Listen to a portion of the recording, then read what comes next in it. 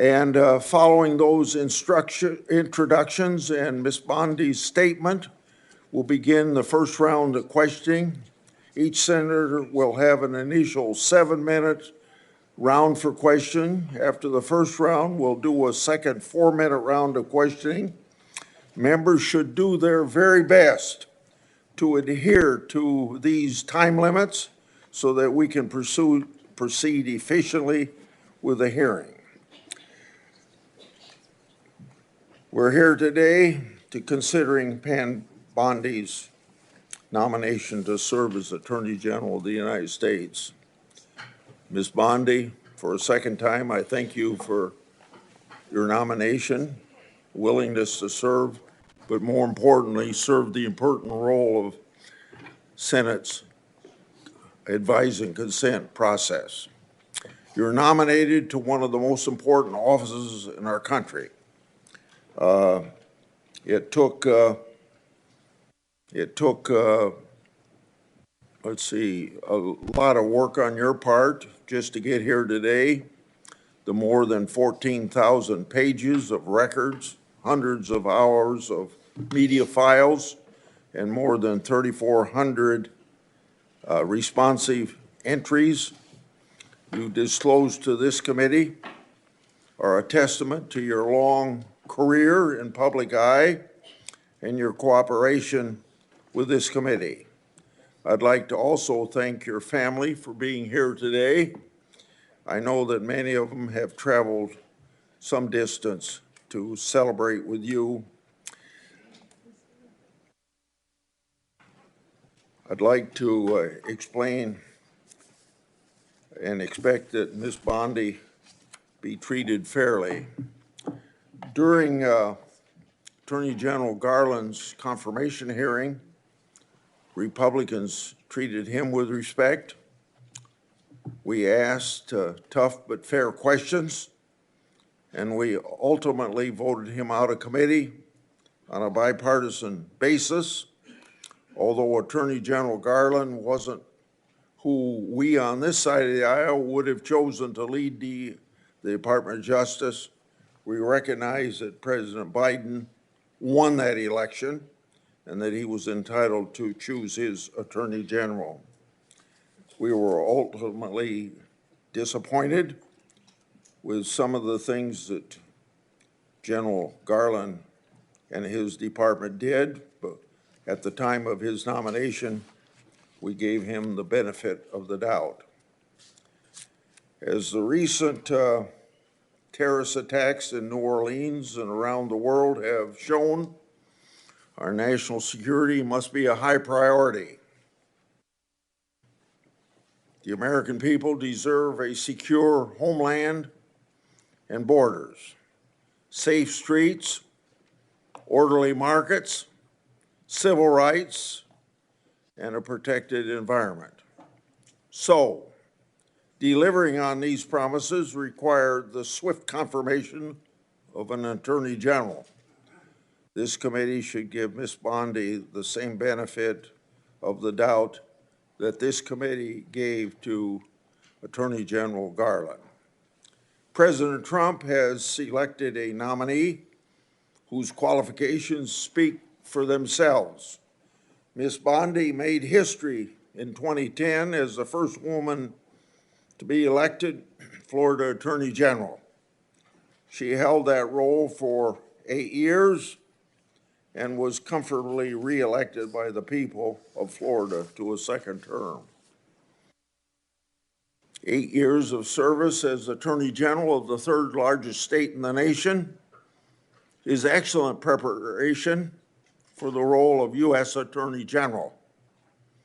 As Florida Attorney General, Ms. Bondi was a member of the Florida Cabinet, chief legal officer of the state, and led a large agency that tangibly impacted people's lives. And by all accounts, Ms. Bondi handled her responsibilities well. As the Florida Attorney General, Ms. Bondi achieved numerous successes. She engaged in key initiatives to fight human trafficking, counter the opioid epidemic and protect consumers and protect the citizens of Florida from violence. She didn't shy away from hard work or complicated problems. She engaged in an aggressive campaign to eliminate pill mills, took a leading role in securing a $3.25 billion settlement following the Deepwater Horizon oil spill, and eliminated the backlog of rape test kits that had accumulated in that state's laboratories. Ms. Bondi experience isn't limited to her service as Florida Attorney General. She also served as a prosecutor in Hillsborough County for 18 years and prosecuted terrible crimes. She sought tough penalties and justice for victims of violent criminals, domestic abusers, and sexual predators. She prosecuted drug traffickers and thus protected her community. She was also active outside of her professional role, serving in the Junior League of Tampa, on the board of Special Olympics Florida, and is well known for her animal rescue efforts.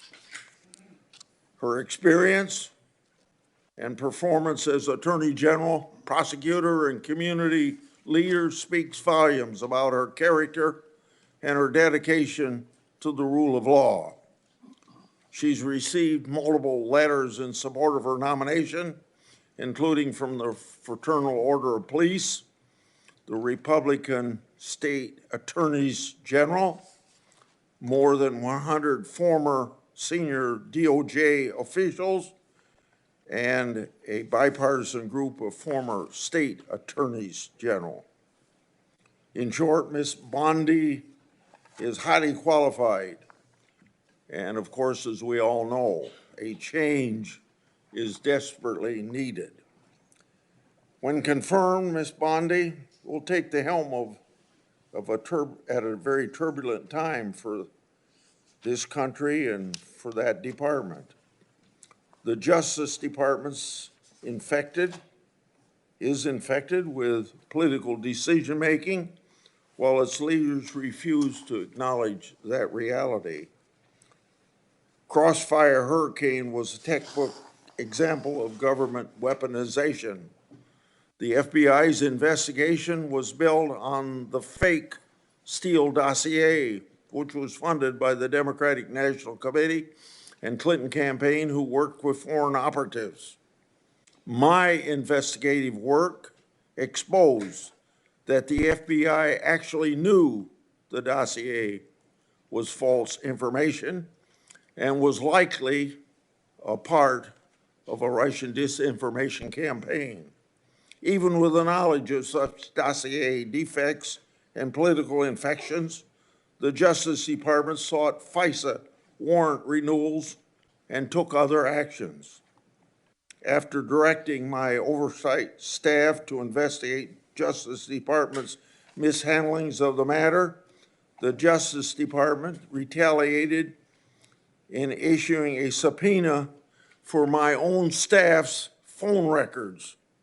That's right, challenging my constitutional rights of doing my oversight duties. Well, what's next? Then a few Democratic colleagues pressured the FBI Foreign Influence Task Force to supposedly brief me and Senator Johnson related to our Biden family investigation. On August the 20th, Senator Johnson and I had that infamous briefing from the FBI. Later, this FBI's briefing contents were leaked to the media, even though the FBI promised confidentiality. That leak falsely labeled our oversight work as, you guessed it, Russian disinformation. To this day, over 4 years later, the intelligence community and the FBI refuse to provide us the intelligence basis for that briefing. The title of this Wall Street Journal's article sums it up, quote, "The FBI's dubious briefing. Did the Bureau set 2 U.S. GOP senators up at the behest of Democrats? Question mark, end of quote. So, I know, as other people on this committee and in and out of Congress know, what government weaponization is. And then we get to Special Counsel Jack Smith and his lawfare operation. It involved an unprecedented FBI raid on Trump's house, including agents that even searched the former First Lady's clothing drawers. Hillary Clinton and Joe Biden certainly did not receive the same treatment by government regarding their records. Indeed, as my oversight exposed, the FBI amazingly agreed to destroy laptop records and records associated with Clinton's staff. This Orwellian conduct should have no quarter. On top of it all, the FBI Special Agent Thibault, the anti-Trump agent that violated the Hatch Act for political activities on the job, started one of Jack Smith's cases. But Jack Smith wasn't the only department official who tried to influence this past election. The Washington Post reported just last August about a previously undisclosed Mueller investigation into Trump that was closed for lack of evidence, and it being, quote unquote, fishing expedition.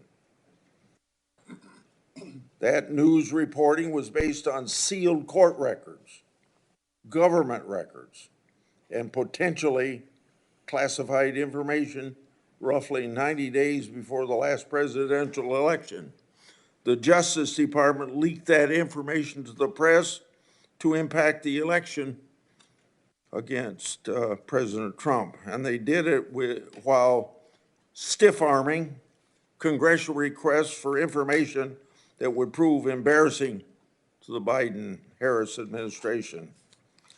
So let us not forget some of the more and other flagrant abuses of power that we've seen from the DOJ and the FBI over the last 4 years.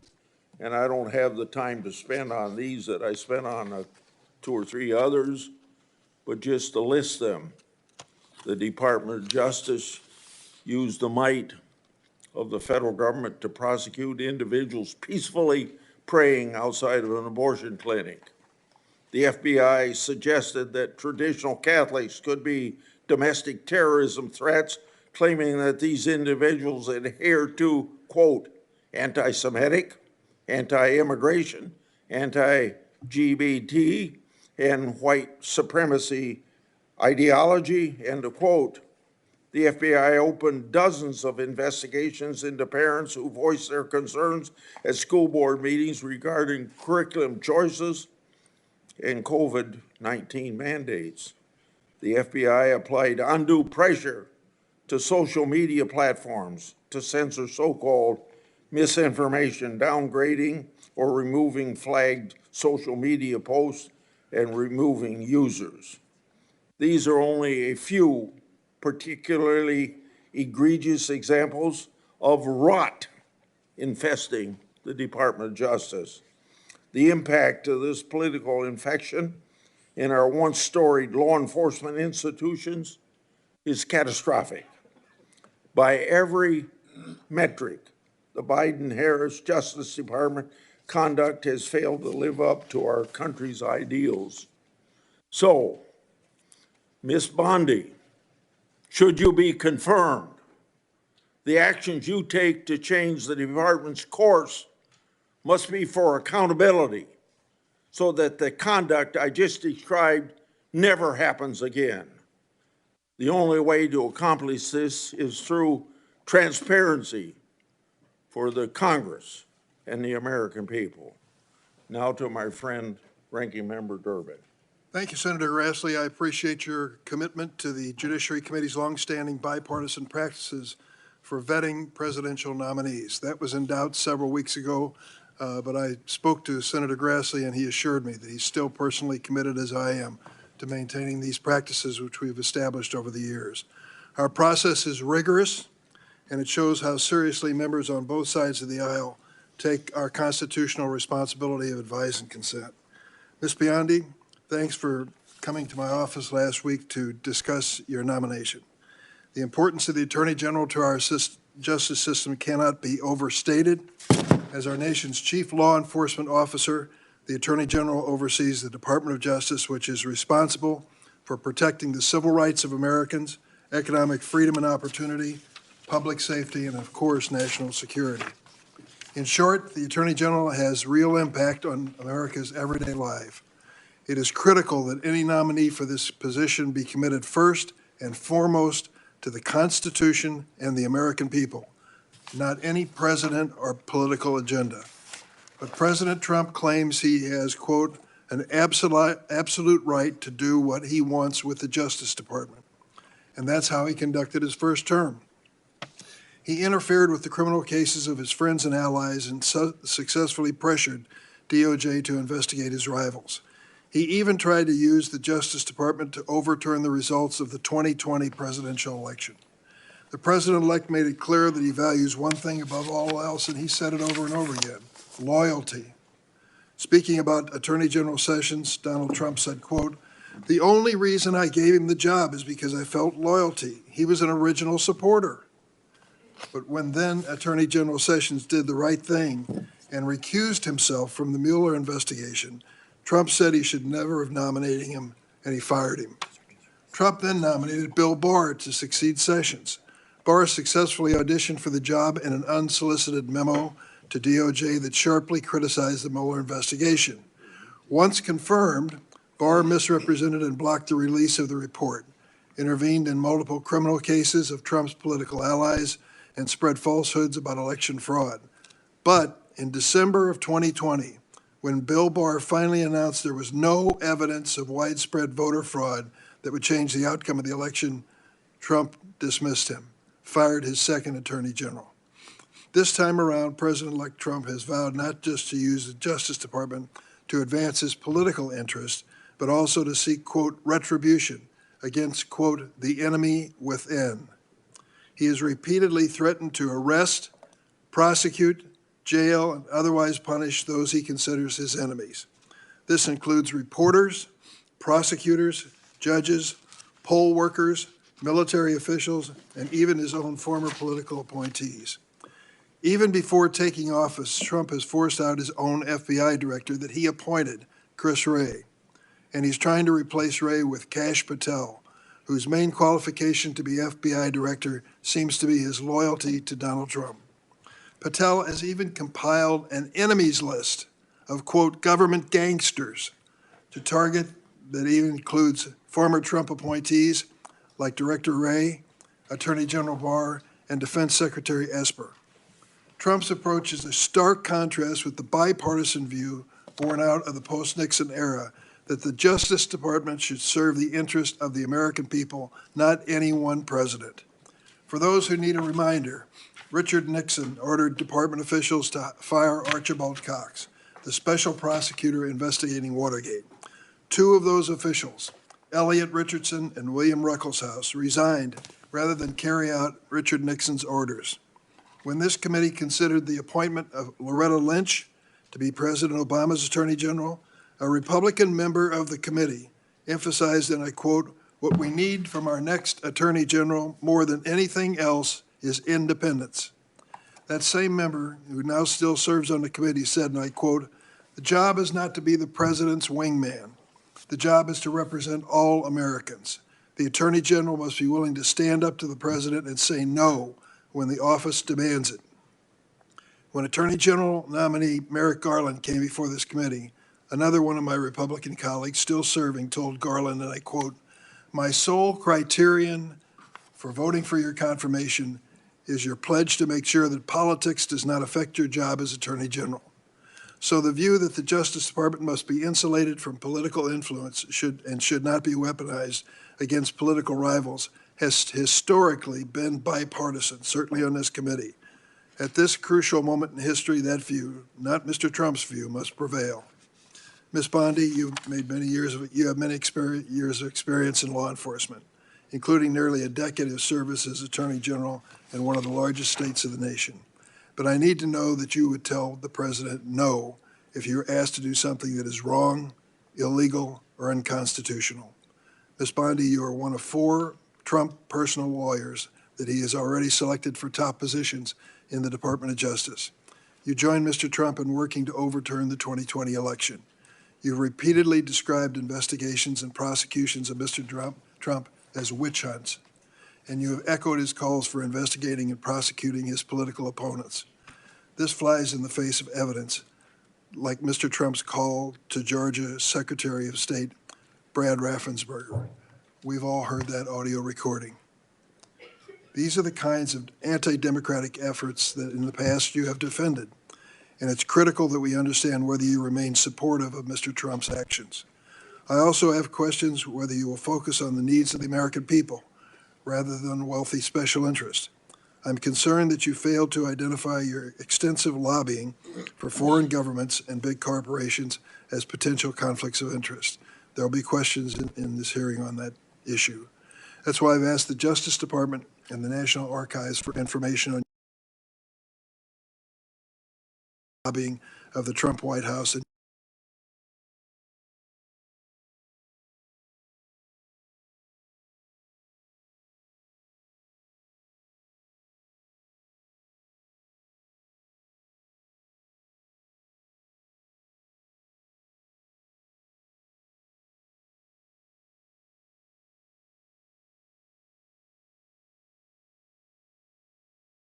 I also have questions about some of your actions as Florida Attorney General. I'm concerned that your office failed to investigate more than 24 complaints about the for-profit Trump University after Mr. Trump donated to your reelection campaign and held a fundraiser for you at Mar-a-Lago. In addition, you have a long track record on the issue of civil rights, reproductive rights, voting rights, and LGBTQ rights that needs to be discussed. In contrast, Ms. Bondi, Merrick Garland didn't campaign for President Biden, never served as his personal attorney, never lobbied on behalf of foreign governments and corporate giants. After years of relentless criticism on Attorney General Garland from many of my Republican colleagues, I hope they're prepared to hold you to the same standard. Thank you, Mr. Chairman. Okay, it's now time for senators to introduce the nominee. The first one will be Senator Scott at the table, as you see, and Senator Schmidt is a member of this committee at his place on the dais. Senator Scott, please proceed. Mr. Chairman, ranking member, and committee members, it is an absolute honor to sit before you today to introduce my good friend, Pam Bondi, for her nomination hearing.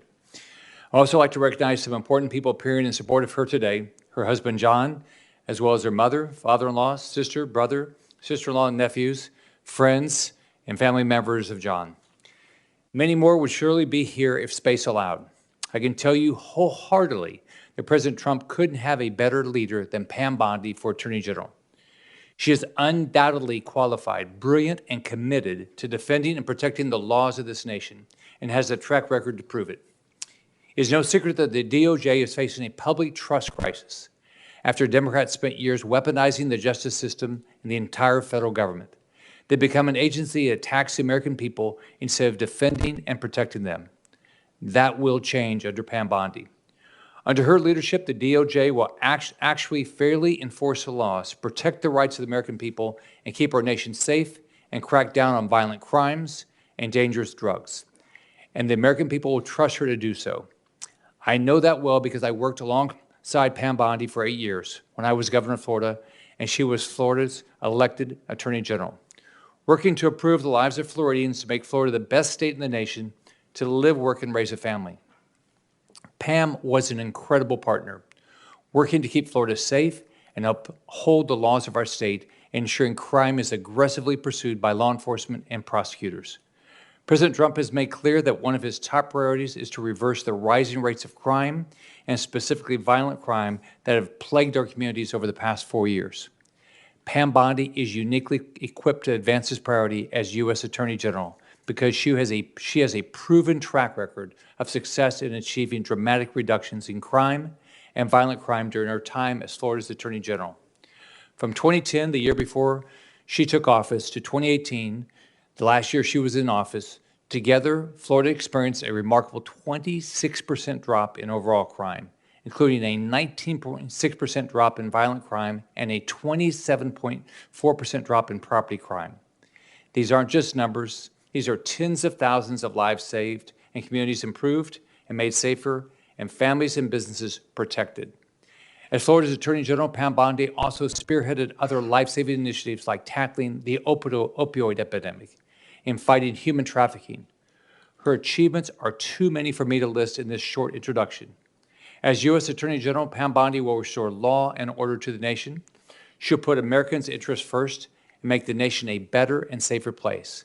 I urge every single member of this committee to support my friend Pam Bondi, and I look forward to voting for her confirmation soon on the Senate floor and help her get to work for the American people. Thank you, Chairman.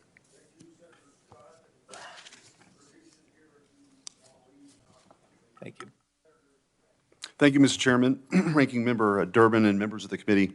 It is an honor for me and a privilege to introduce Pam Bondi, President Trump's nominee to be the 87th Attorney General of the United States. I have known and worked closely with Pam for years, and I'm glad to call her a friend. When Pam was nominated by President Trump, my reaction was, this is a home run.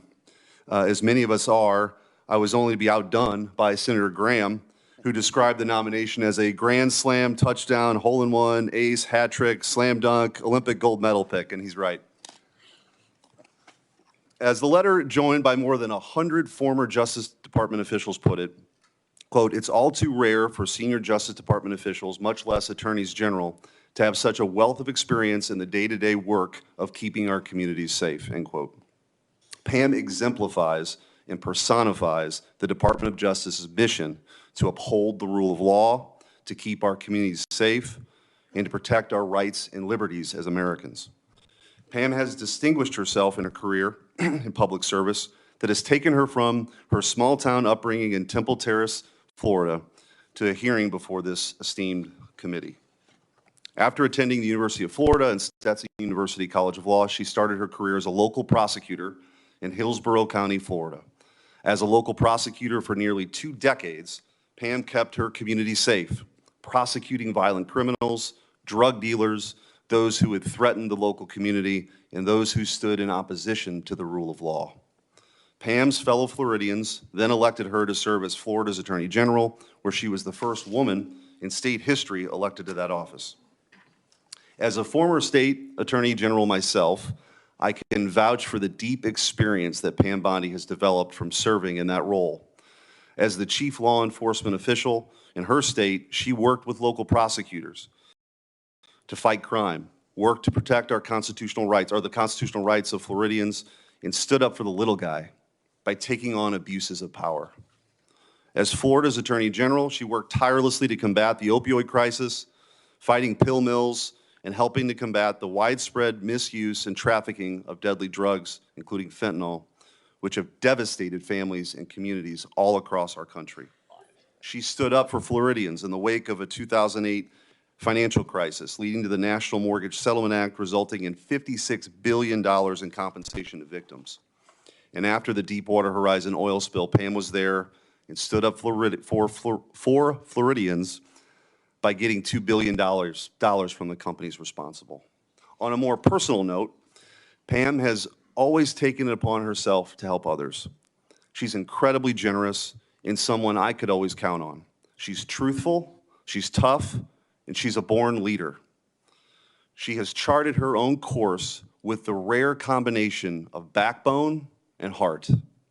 The next Attorney General of the United States must restore trust by reversing the weaponization we've seen the last 4 years and refocusing that department to its core mission, administering justice. The next Attorney General must promote the rule of law, take on violent crime, keep our communities safe, and safeguard the God-given rights that each American has protected in our Constitution. I can think of no one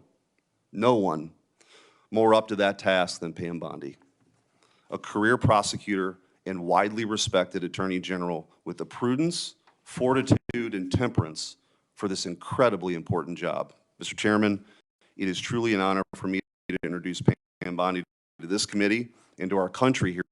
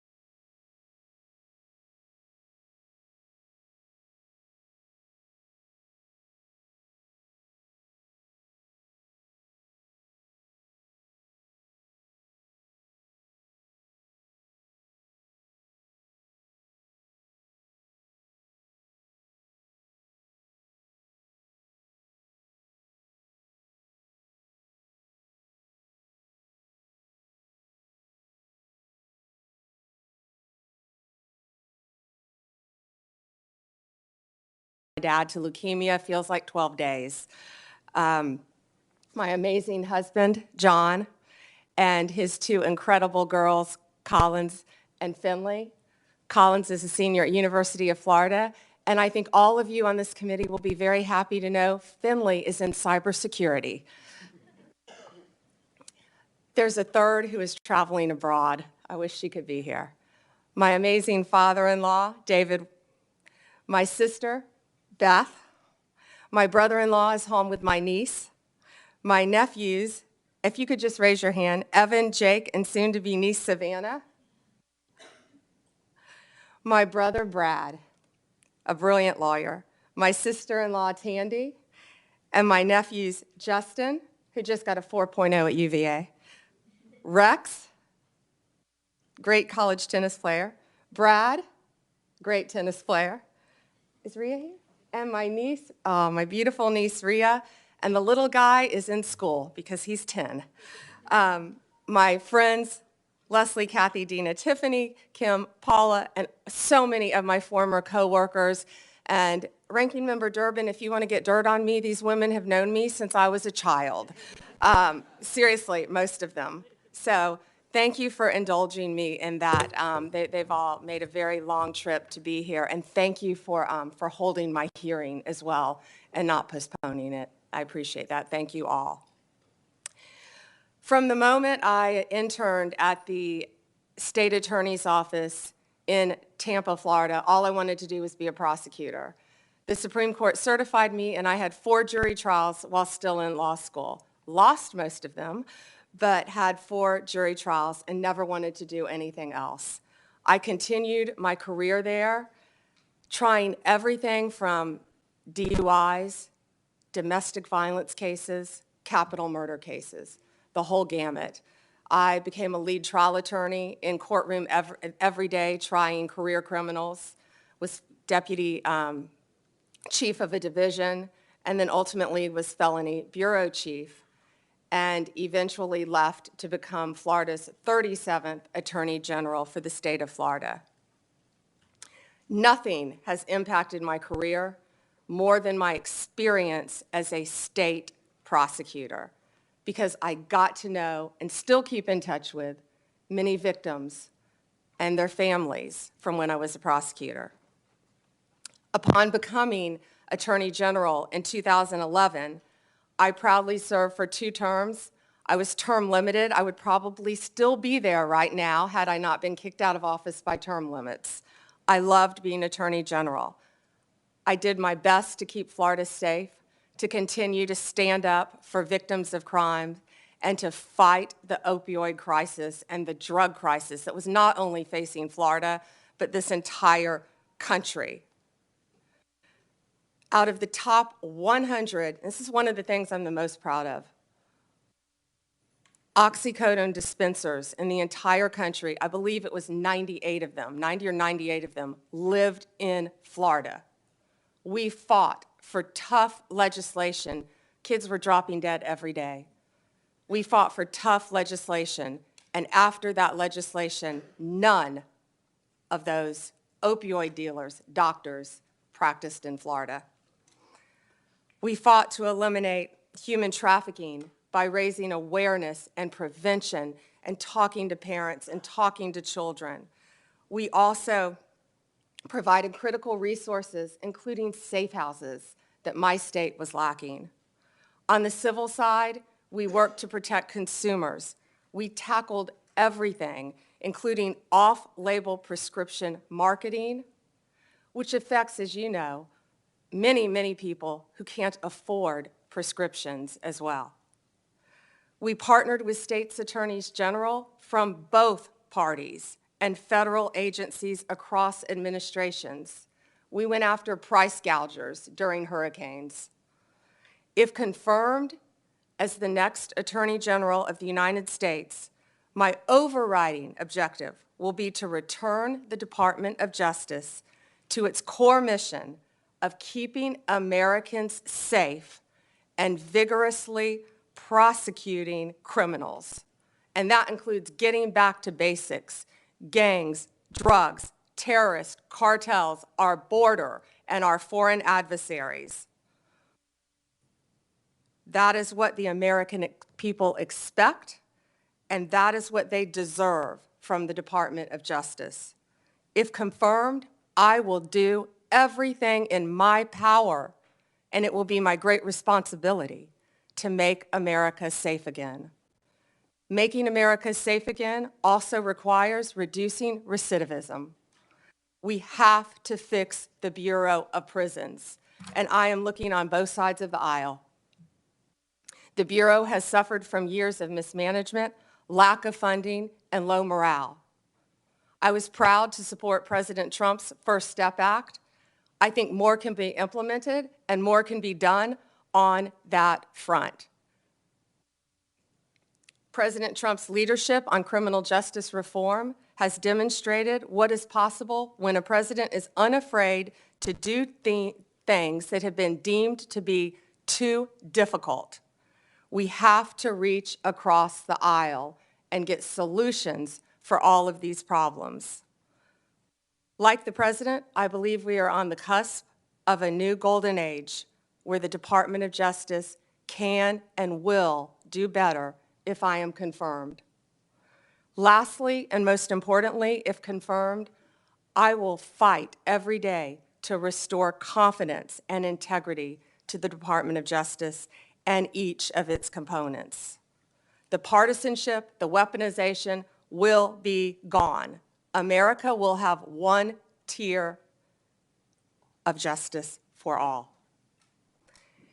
In all this work, I'll collaborate closely with this committee. I will work with all of you, as I've committed to do when I met with almost all of you. And I will partner not only with the federal agencies, but with the state and local officials throughout our great country. I look forward to answering your questions today and working together for this country and our Constitution. Thank you, Senators.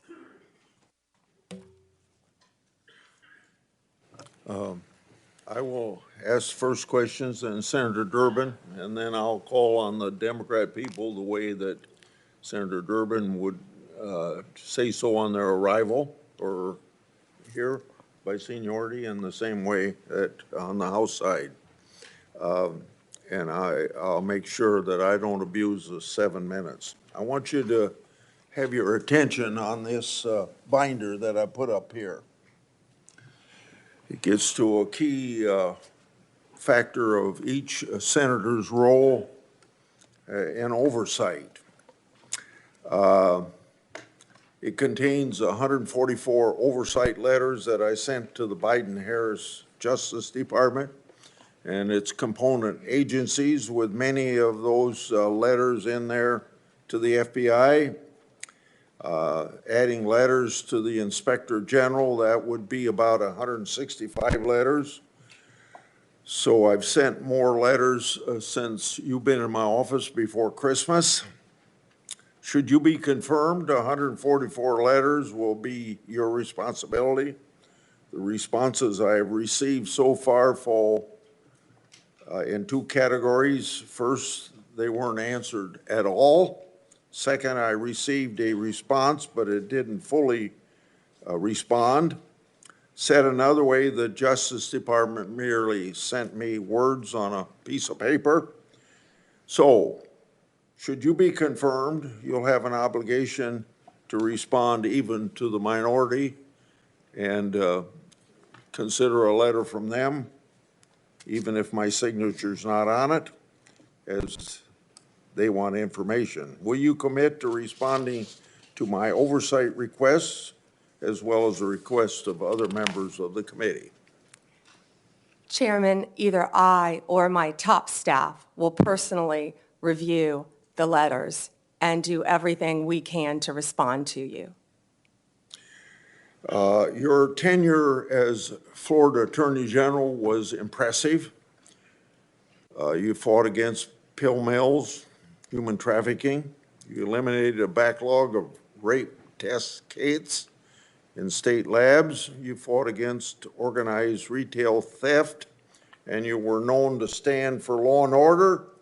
With such achievements, it's easy to see why the people of Florida reelected you in 2014 and why President-elect Trump nominated you to serve as the nation's chief law enforcement officer. So this gives you a chance to tell us on this committee and the people of this country what you're proud of as your record as Attorney General of Florida. Thank you, Chairman Grassley. I was truly honored to serve the people of the state of Florida for 8 years, but it was a team effort. I had great people around me, many of whom are in this room today. And we did a lot. We did a lot to fight crime, and I've been reminiscing a lot since I was asked to take this nomination. Opioids, as I talked about, were a top priority right when I took office. When I was running for office, I went through the entire state of Florida. Parents were walking up to me, handing me pictures of their children who were deceased from opioid abuse. After I was elected, I took those pictures and I framed them in my office as a goal of stopping that fight, which I talked about in my opening statement. And if U.S. Attorney General, I'll bring those pictures back out, and they will be there to inspire me on the further drug abuse we're facing throughout this country. We also learned that something else was happening. Pregnant women were having babies as a result of being opioid dependent. We call it neonatal abstinence syndrome. We fought to educate mothers. We fought that issue as well. Fentanyl was wreaking havoc in our country, but it was just getting started. I actually fought my own party a bit on scheduling fentanyl because at that time people thought it was something you merely got in the hospital on a patch after surgery. Apples and oranges, and boy, do we all know that now, the difference. Fentanyl is raging throughout our country, and I will do everything I can to fight that with the agencies that fall under the Department of Justice. Human trafficking became a top priority for me as Attorney General.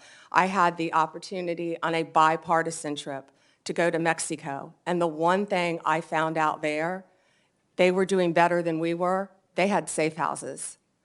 I saw things I never dreamed I would see, and all of these things in my past have formed the person I am right now sitting here before you. I came back to Florida. We started a human trafficking council, and we partnered with others, and we expanded and added safe houses in the state of Florida. I don't know how many are in this country right now, but I would like to partner with both sides, if confirmed, to continue those efforts. I'd like to interrupt you Yes, sir. and go to another question. And I'll have another round so you can finish on that point. I'd like to ask you about something that's central to fighting government waste and fraud, the False Claims Act. I want you to know that Attorney General Garland calls me once a year. He called me yesterday to tell me the success of the False Claims Act. Since 1986, when I got it passed and President Reagan signed it, it's brought in $78 billion as of yesterday, his report, $2.9 billion for the year of 2024. Most of that's because of patriotic whistleblowers who found the fraud and brought the cases forward at their own risk. The Supreme Court has long upheld the law's constitutionality, but I want you to know, in your view, is the False Claims Act constitutional? Before you answer that, one time in the 1990s, one of the attorney generals said it wasn't constitutional, and when that same person by the name of Barr was back 5 years ago to be attorney general, he said it was constitutional. So if confirmed, will you commit, well, answer that first question. Do you think it's constitutional? Would you defend the constitutionality of it before the Supreme? I would defend the constitutionality, of course, of the False Claims Act, Senator.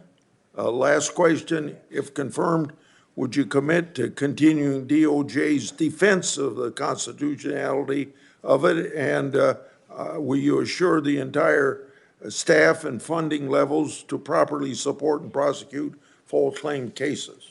Senator, the False Claims Act is so important, and especially by what you said with whistleblowers as well, and the protection and the money it brings back to our country. Yes, sir. Thank you for your answers. Senator Durbin. Thank you, Senator Grassley. Ms. Bondi, if you're successful in your nomination, this Democrat would like to give you 3 words of advice. Answer Grassley's letters. You'll never hear the end of it if you don't. At issue, I believe, in this nomination hearing is not your competence nor your experience. At issue is your ability to say no.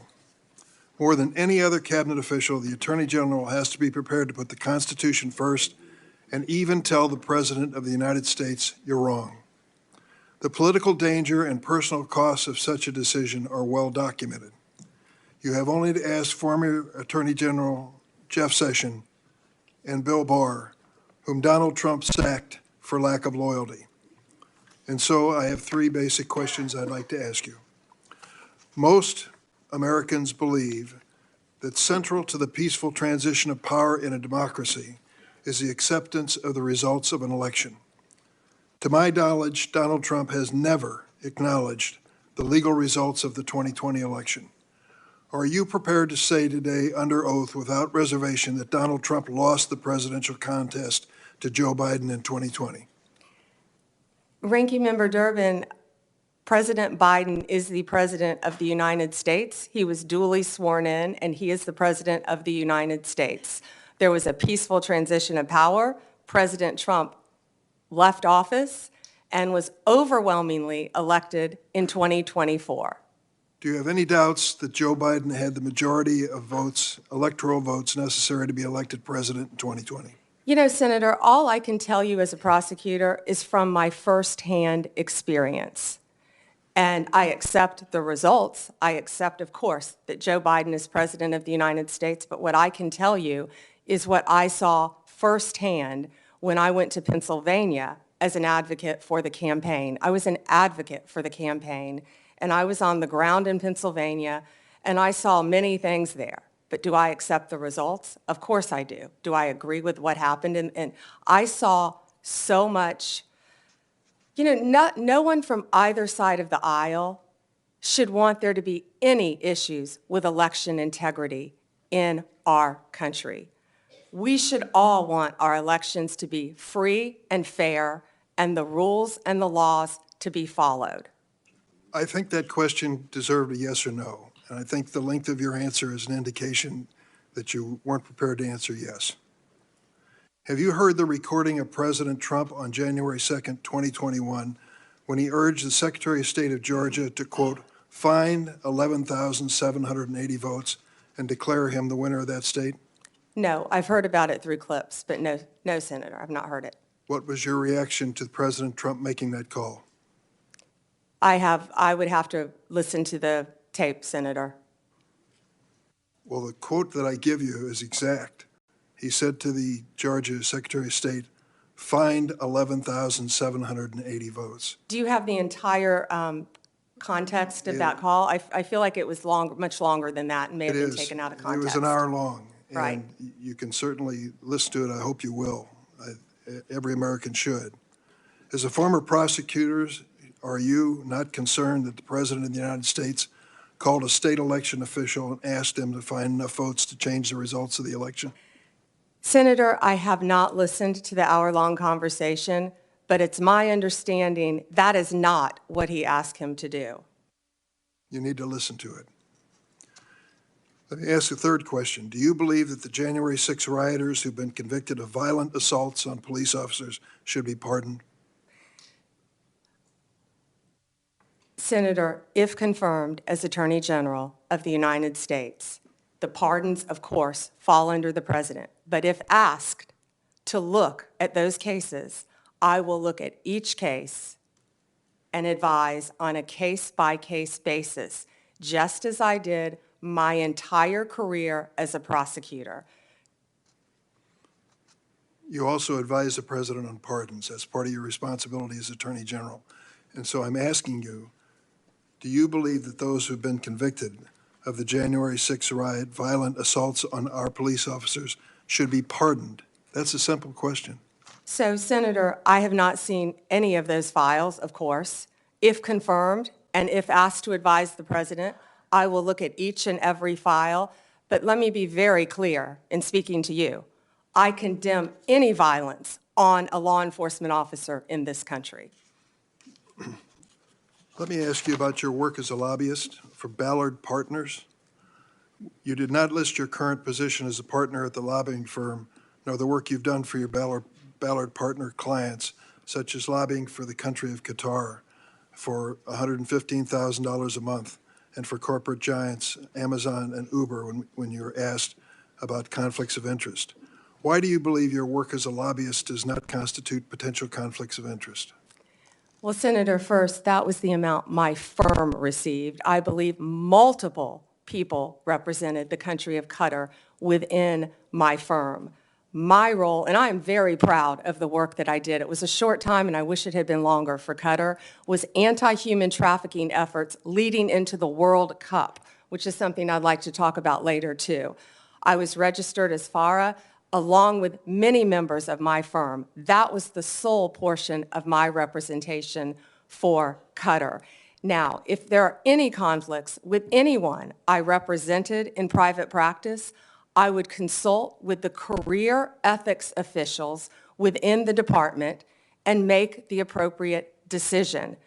I would also like to point out to you, I don't believe that I would be the first Attorney General who has represented and advocated for businesses in their past. Of course not. The question is whether you will recuse yourself from any case involving your Ballard clients. One of those clients was the GEO Group, was it not? GEO, yes. A private prison company you lobbied for. It manages correctional institutions and detention facilities. The GEO Group has faced criticism for safety violations, inadequate health care, and poor management. The U.S. Immigration and Customs Enforcement is GEO's largest source of revenue. Under the Trump administration, GEO stands to earn hundreds of millions of dollars by detaining immigrants if there is this mass deportation. Would you sense any conflict of interest if you're asked to judge the performance of this government contractor? Senator, I will consult with the career ethics officials within the Department of Justice and make the appropriate decision. Thank you, Mr. Chairman. Senator Graham. Thank you. Congratulations. Thank you. You forgot to say that John's family was from South Carolina. The upstate, I'm sorry. Yeah. I'll give you a from Anderson, by the way. So, listen, President Trump asked bunch of us. Who would you pick for Attorney General? How many of you got asked that on our side? Probably didn't ask Dick, but he asked me. I said Pam Bondi. That's like an easy decision. I couldn't think of anybody more qualified that he knew, that he trusted. And it's okay to have, you were his lawyer, right? Yes, sir. I represented him when they tried to impeach him the first time as part of White House Counsel, Office of Special Counsel. Being Trump's lawyer prepares you for many things. So, yeah, you have a longstanding relationship with the president. He trusts you. That's a good thing. That's probably why President Kennedy picked his brother, Bobby Kennedy. I guess you can say no to your older brother. I'm sure he would. But this idea there's something bad is ridiculous. Who do you pick? You pick people you know. You pick people you trust, people that you're qualified. I'm glad he picked you. He knows you, he trusts you, and you're highly qualified. So the idea that there's something wrong with that is just absolutely ridiculous. So let's talk about the job you're about to have here. Do you support making certain drug cartels in Mexico foreign terrorist organizations? Senator, I personally went to Mexico. I personally dealt with these cartels when I was a state prosecutor, and they are a grave and violent threat You to our consider country. Yes, Senator. Advising the president? Good, good. Now, when it comes to Crossfire Hurricane, are those days over if you're Attorney General? Absolutely. Okay. Lake and Riley, are you familiar with that case? Sadly, I am, Senator Graham. Do you know why the man who killed her was released from custody? He was paroled to the detention capacity at the Central Processing Center in El Paso, Texas. Now, that's not your call. You'll be DOJ. But do you agree with me that the statute regarding parole doesn't allow parole to be based on we don't have detention beds? There's nothing in that statute would authorize parole based on lack of capacity. Are you familiar with that statute? Yes, sir, and that's frightening. Yeah, well, it is frightening. Are you going to fix it? I am going to do everything in my power to fix it if confirmed as Attorney You're going to General. advise President Trump we need more beds. Tom Homan's the guy that's going to do this, but would you as Attorney General say we need more bed space so Lake and Riley never happens again? Senator, my job, if confirmed as Attorney General, will be to keep America safe. Do you think we And that need more include- detention space? And that includes having enough space for violent criminals, for people that should not be in this country who Yeah. have committed violent crimes. To the And Lake and public. Lake and Riley is one of many. Yeah, but 41,000 beds in this country to detain people. We got like millions of people here illegally. We let this dude go because we didn't have any place to put him. I hope those days are over. And if, Tom, you're listening out there, I hope you'll create enough detention space to make sure we don't find this dilemma ever again. Do you think we're at war? And if so, who with? Oh, Senator, we're at war on so many fronts. Are we at war with ISIS? Of course, we're at war with ISIS. They're at war with us. Do you agree with that? Absolutely, Do Senator. you think since our withdrawal from Afghanistan, threats to our homeland have gone up from ISIS? Yes. Okay, March 7th, 2024, General Corella. I assess ISIS-K retains the capability and will to attack the U.S. and Western interests abroad in as little as 6 months with little or no warning. That's March of 2024. General McKenzie, ISIS-K has a strong desire to attack the United States after it began to grow in Afghanistan following U.S. exit in August 2021. He also stated the threat to ISIS-K from ISIS-K is growing. Major General Quantock, the U.S. remains target number one for ISIS-K. Do you agree with that? Senator, I don't have my security clearance, but from everything I've read and heard, ISIS is one of the greatest threats. Okay, well, when you get your security clearance, you're going to find out these people are coming after us and they want to kill us. So I would like to have a strategy to deal with the ISIS threat that's beyond just the law enforcement model. Does that make sense to you, that we should use every tool in the toolbox? Senator, that includes wrapping in our state and local officials too, and better cooperation throughout our country and our world. I totally agree. Do you support reauthorizing FISA in 2025? Senator, I believe 702 is up in 2026. Okay, I'm I sorry, believe it's 26. 2026, and we will closely be looking at that. FISA is a very Do you important agree tool. that the 702 provides important intel gathering capability to protect our nation? Extremely important. Okay. So, Pam, you're about to step into a job that's one of the most important jobs in any democracy. Let's go back to pardons. If I'm a lawyer for somebody in jail, would you promise to listen to the application and read it before you made a decision? Yes. Okay, no matter who you are. Good. That's the way it works. People want to bargain with you up here. Will you do this? Will you do that?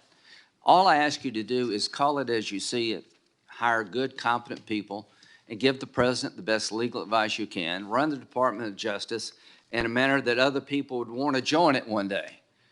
Growing up, I had a fondness for the FBI. I watched the show, I think it's every Sunday, wanted to be an FBI agent. Right now, the FBI needs an image overhaul.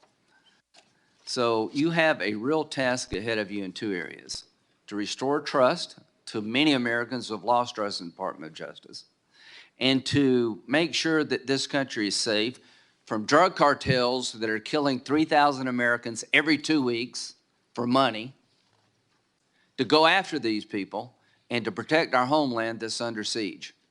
I think you're the perfect pick at one of the most dangerous times in American history, and I look forward to supporting you. Thank you, Senator. Senator Whitehouse. Thank you, Chairman. Welcome, Ms. Bondi. Thank you, Senator, and thank you for meeting with me. I greatly appreciate that. It was a pleasure. Ms. Bondi, you were a courtroom prosecutor for a great many years. As a courtroom prosecutor, did you ever have an enemies list? No, Senator. And you went on to be Florida's Attorney General. As Florida's Attorney General, did you ever have an enemies list? No, Senator. As Florida's Attorney General, you were responsible for hiring into the Florida Department of Attorney General, correct? Senator, the Attorney General's office in Florida is the third largest in the state, approximately 1,400 employees and approximately 400 lawyers. Only California and Texas are our bigger offices. And you were So, responsible yes. for hiring into that office while you were Attorney General? Yes, Would you Senator. have hired someone into the Florida Attorney General's office who you knew had an enemies list? Senator, to cut to the chase, you're clearly talking about Kash Patel. I don't believe he has an enemies list. He made a quote on TV, which I have not heard. I saw your sign, or Senator Durbin's sign, about Kash. But I know that Kash Patel has had 60 jury trials as a public defender, as a prosecutor. He has great experience in the Intel Department, Department of Defense. I have known Kash, and I believe that Kash is the right person at this time for this job. You'll have the ability to question Mr. Patel. And I'm when- questioning you when right you now do. about whether you will enforce an enemies list that he announced publicly on television. Oh, Senator, I'm sorry. There will never be an enemies list within the Department of Justice. Thank you. The FBI's, what is the FBI's role in national security and counterterrorism, and how important is that role? You know, Senator, I believe now more than ever, counterterrorism is so important and vital in our country. We are facing such incredible threats here and abroad. I'm sure many of you saw former FBI Director Wray's interview on 60 Minutes. He talked about the threats that, frankly, again, I don't have my security clearance, Yeah, but the but threats given that- facing us, Senator, from China right now that are so great. With Given the that- sleeper cells within our country. Given that importance, is it responsible to call for shutting down the FBI's counterterrorism and national security work? And will you, as Attorney General, impede or shut down the FBI's counterterrorism and national security work? Senator, questions. Senator, I believe that national security is vital right now for our country on so many fronts. I could continue to discuss And the many FBI's others. role in that? And the FBI plays a vital role in counterterrorism Which you throughout will our or will world. not shut down? I will look at each agency. I have no intention of shutting anything down right now, Senator. I am not in that office yet, and if confirmed, I will look at each individual agency and how it should be managed, but counterterrorism right now in our world is vital. You have said that Department of Justice prosecutors will be prosecuted in the Trump administration. What Department of Justice prosecutors will be prosecuted and why? I said that on TV. I said prosecutors will be prosecuted, to finish the quote, if bad. Investigators will be investigated. You know, we all take an oath, Senator, to uphold the law. None of us are above the law. Let me give you a really good example of a bad lawyer within the Justice Department, a guy named Klein Smith, who altered a FISA warrant, one of the most important things we can do in this country. So will everyone be held to an equal, fair system of justice if I am the next Attorney General? Absolutely, and no one is above the law. Under what circumstances will you prosecute journalists for what they write? I believe in the freedom of speech. Only if anyone commits a crime. It's pretty basic, Senator, with anything, with any victim. And this goes back to my entire career for 18 years as a prosecutor and then 8 years as Florida's Attorney General. You find the facts of the case, you apply the law in good faith, and you treat everyone fairly. And it would not be appropriate for a prosecutor to start with a name and look for a crime. It's a prosecutor's job to start with a crime and look for a name, correct? Senator, I think that is the whole problem with the weaponization that we have seen the last 4 years and what's been happening to Donald Trump. They targeted Donald Trump. They went after him, actually starting back in 2016. They targeted his campaign. They have launched countless investigations against him. That will not be the case if I am Attorney General. I will not politicize that office. I will not target people simply because of their political affiliation. Justice will be administered even-handedly throughout this country. Senator, we've got to bring this country back together. We've got to move forward, or we're going to lose our country. Yeah, I think the concern is that weaponization of the Justice Department may well occur under your tenure, and we want to make sure that that's not the case, that you remain independent, that you remain able to and willing to tell the president no when that's necessary to protect the Constitution and the integrity of the department. So that's where I'm asking these questions. We talked in the meeting about the contacts policy that has prevailed really since Senator Hatch sat in that chair and demanded it of the Clinton Justice Department through all the administration since then, with the exception of a brief period under Attorney General Gonzalez, which he corrected and which did not end well for him. There has been a contacts policy that limits contacts between the White House and the Department of Justice to a very few senior officials on each side. In your role as Attorney General, if you are confirmed, will you maintain, defend, and enforce that longstanding contacts policy? Senator, yes, I will meet with White House counsel, and I will meet with the appropriate officials and follow the contacts policy. My time has expired. Thank you, Ms. Bondi. Senator Cornyn. Ms. Bondi, your testimony is music to my ears. Thank you. One of the things that I have been most concerned about over certainly the last 4 years and extending back during President Trump's administration is the weaponization and politicalization of the Department of Justice, which together with the FBI is one of the most important institutions in this country. If people don't trust that their elected officials will faithfully enforce the law or administer equal justice under the law, they've lost faith in America. And that That disturbs me greatly, and I know it does you too, based on what you said. So I'm delighted to hear you say what you have said.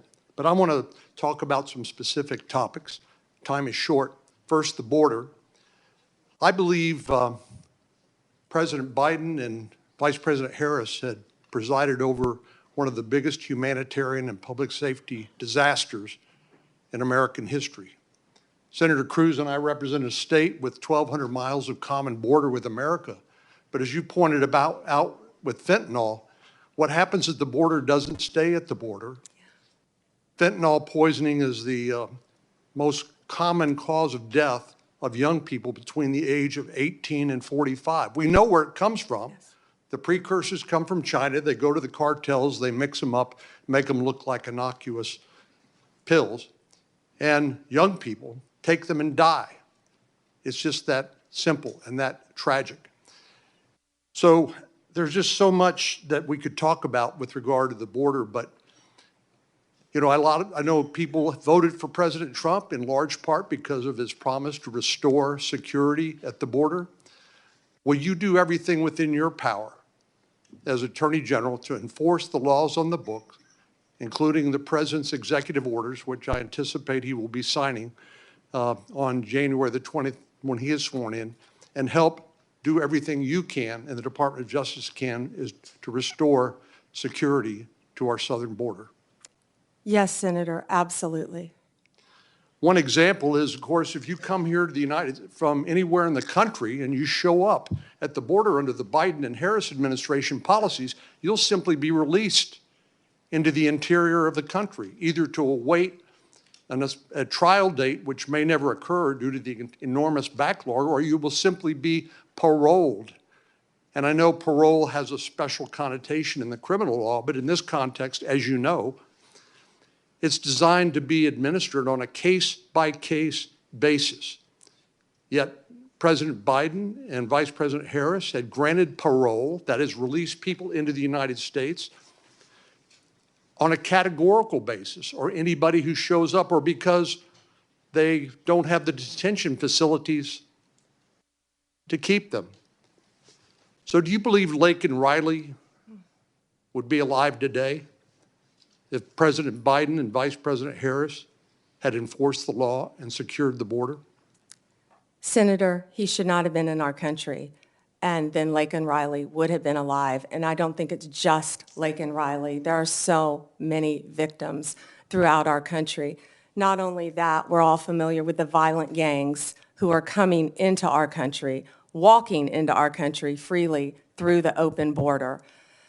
The cartels, the gangs, Venezuela's let people out of their prisons. It's been reported. I don't have the security clearance yet to see what's happening, but I know, we all know, there are criminals throughout our country, and it is my commitment to you on both sides of the aisle that I will do everything in my power with the agencies that fall under me, if I am confirmed, to make America safe again. We have to do that, Senator.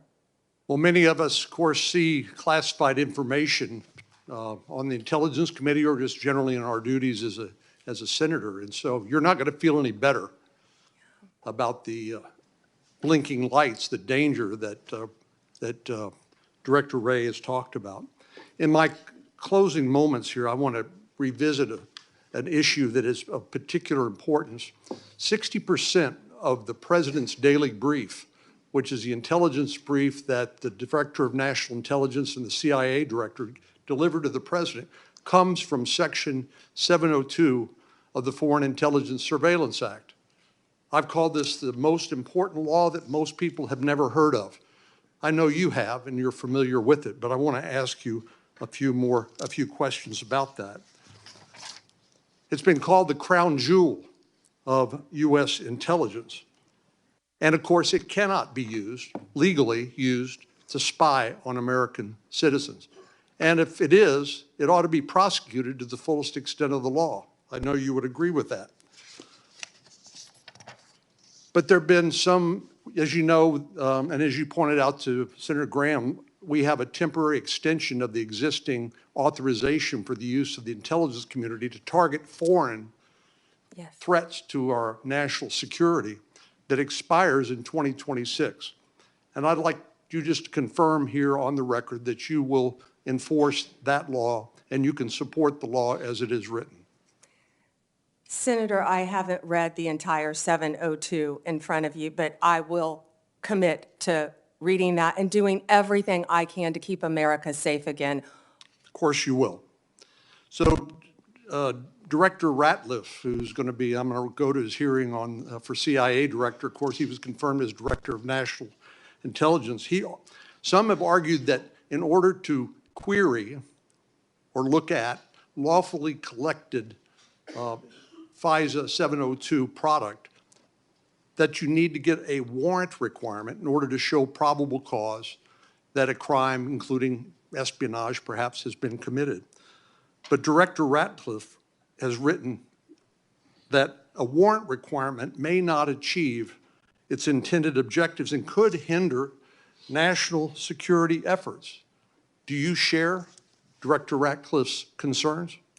I would read his memo, and I will speak to you after I read his memo, Senator. Well, we need to have I hope you and I can continue this conversation after this, because I think there's a lot of misinformation with regard to how Section 702 works. I'm happen to be one of the members of the Senate Intelligence Committee. We read that product on a regular basis, and it is not used to spy on American people.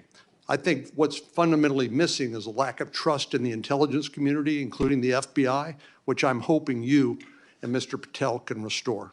Thank you. Thank you. Senator Klobuchar. Thank you. Thank you, Mr. Chair. We had a good meeting this week. Thank you for that. And I appreciated your priorities on human trafficking that you mentioned today, that work, as well as fentanyl and some of your other prosecution experience. We had some similar backgrounds in doing that.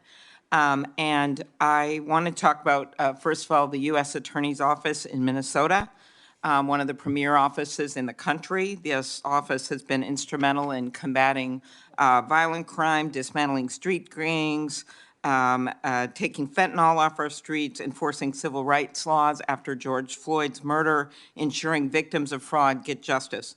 Do you agree that it should be a priority to support U.S. attorneys, frontline prosecutors, and case agents who work hard every single day on our streets? Senator, I think that is one of the most important things in our country right now, and there are so many good men and women within the Justice Department throughout our country, as well as all the law enforcement agencies. Yes, they work very hard, and they will be supported.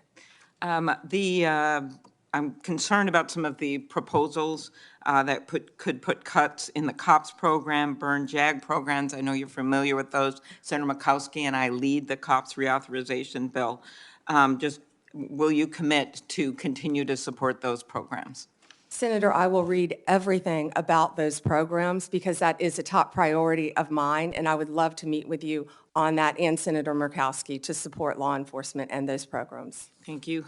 Independence from political interference is vital to the legitimacy and success of the Department of Justice. I was honestly troubled by some of the answers to Senator Durbin's questions. We will continue that discussion, I'm sure, on the committee about the election. But I want to focus on the investigation, charging decisions. As a prosecutor, I'm sure you had this experience. I would get calls from people, hey, that's just a kid, give him a break. And I remember one answer I gave was, he's 40 years old, he's not a kid.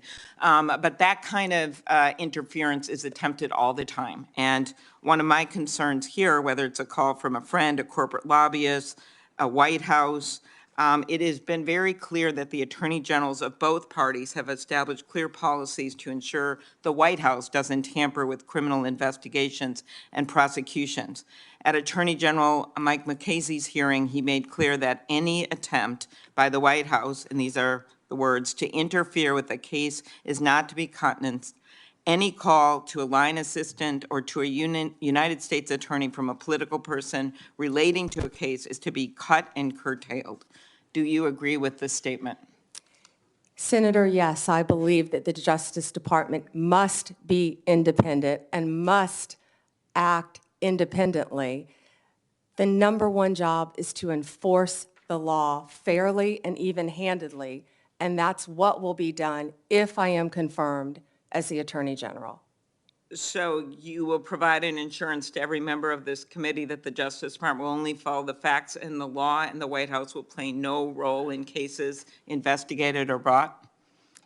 Senator, it will be my job, if confirmed as Attorney General, to make those decisions. Politics will not play a part. I've demonstrated that my entire career as a prosecutor, as Attorney General, and I will continue to do that if you confirm me as the 87th Attorney General of the United States of America. In an earlier question, with some of my colleagues talked about China and the risk, yet you have a nominee from this incoming administration, Kash Patel, the pick to head the FBI, have serious concerns about him, has referred to the FBI's Intel Division, which is responsible for protecting us from foreign adversaries like China, as, quote, the biggest problem the FBI has had, and he said that he wants to, quote, break that component out of the FBI. Do you agree? I have not seen those comments from Mr. Patel. I would review them, but we have to do everything we can to protect our country. Again, Mr. Patel would fall under me and the Department of Justice, and I will ensure that all laws are followed, and so will he. Okay. There are many decisions made by the FBI director, having seen a number of them do their work, that can be made. While I agree you would be the boss of Kash Patel, I'm not sure that you would be able to intervene with every decision or position that he had or know what he's doing.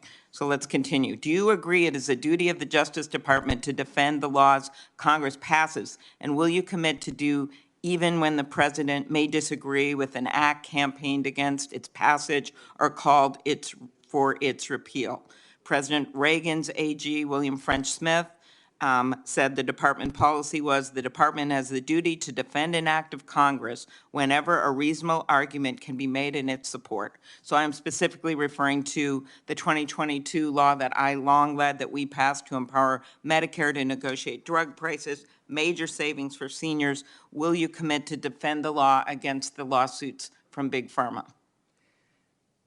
Senator, I was involved in big pharma cases when I was Attorney General of the state of Florida, and I will commit to protect the laws of the United States of America. Okay, thank you. That would also, same question, with the Supreme Court is going to be hearing a challenge to the Affordable Care Act's coverage of preventative services. And despite the fact that you twice joined suits to have the entire Affordable Care Act invalidated, will you commit to defending this law? Yeah, I believe this is very different. It's a very isolated, it's different. It's not the entire Affordable Care Act, but I will, it's pending litigation, of course, within the department. Since the 1990s, the Freedom of Access to Clinic Entrances Act has protected patients, providers, and facilities that provide reproductive health services. Will you commit to continuing to enforce the FACE Act to address violence and threats against those providing reproductive health care services? Senator, the FACE Act not only protects abortion clinics, but it also protects pregnancy centers and people going for counseling. The law should be applied even-handedly. Yes, Senator. So you'll uphold the enforcement of that law? I'll uphold the enforcement of the law, Senator. Okay, and I will ask my antitrust questions in the next round. We had a good discussion about that, and I do appreciate the nominee that has been put in place for the antitrust division, and there's incredibly important work that has to be done in that division. So Gail thank Slater you. is remarkable. Thank you. Thank you. I thank all of my colleagues for abiding by the 7-minute rule. Before I call on Senator Lee, I want everybody to plan on our first break would be about 11:50, and that would be 30 minutes for lunch. Senator Lee. Thank you, Mr. Chairman. Thank you, Ms. Bondi, for being here today. I, too, share the assessment that Gail Slater is great. Had a great meeting with her yesterday. Just thrilled that you're here and that you're willing to serve. I'd like to talk to you as a longtime lawyer and one who has handled a variety of criminal matters about the Fourth Amendment. What can you tell us about the Fourth Amendment's warrant requirement and why it's so important? Well, the warrant requirement is so important, which I've dealt with that since I was in my 20s as a state prosecutor. A warrant is so important because it protects citizens' rights, and that's why it's so important. And it does that specifically because under the Fourth Amendment, you're required to go to a judge, and you're required to show a judge evidence providing probable cause, and based on that probable cause, you can describe with particularity the things or persons to be searched or seized. And on that basis, the judge may issue or not issue the warrant, but without it, you can't get it. Now, this is time-consuming, no doubt, right? Oh, I've done many of them, yes. It's very time-consuming, Senator. And there's probably not a law enforcement officer anywhere in the world who wouldn't acknowledge that they could save time if they didn't have to go about it. And yet we require it. Why is that so important that we do it?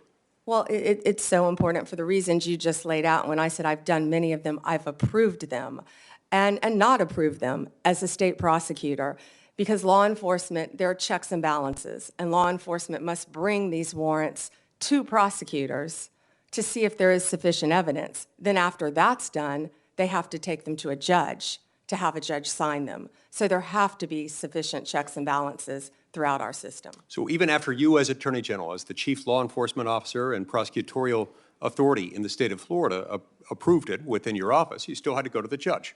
And if it was late at night, early in the morning, didn't matter when, you had to find a judge.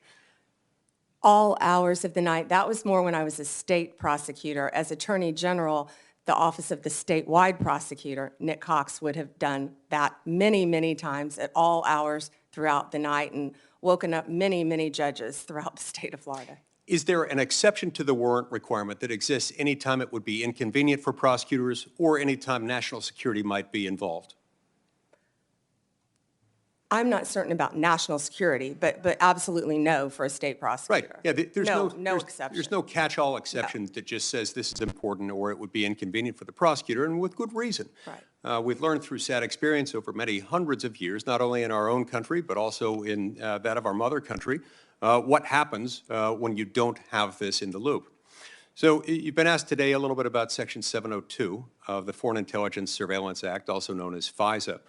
There are those who have repeatedly assured members of this committee, including myself, that don't worry, content of phone calls or electronic communications involving American citizens, sometimes resulting in the quote-unquote incidental collection of American citizens' private conversations.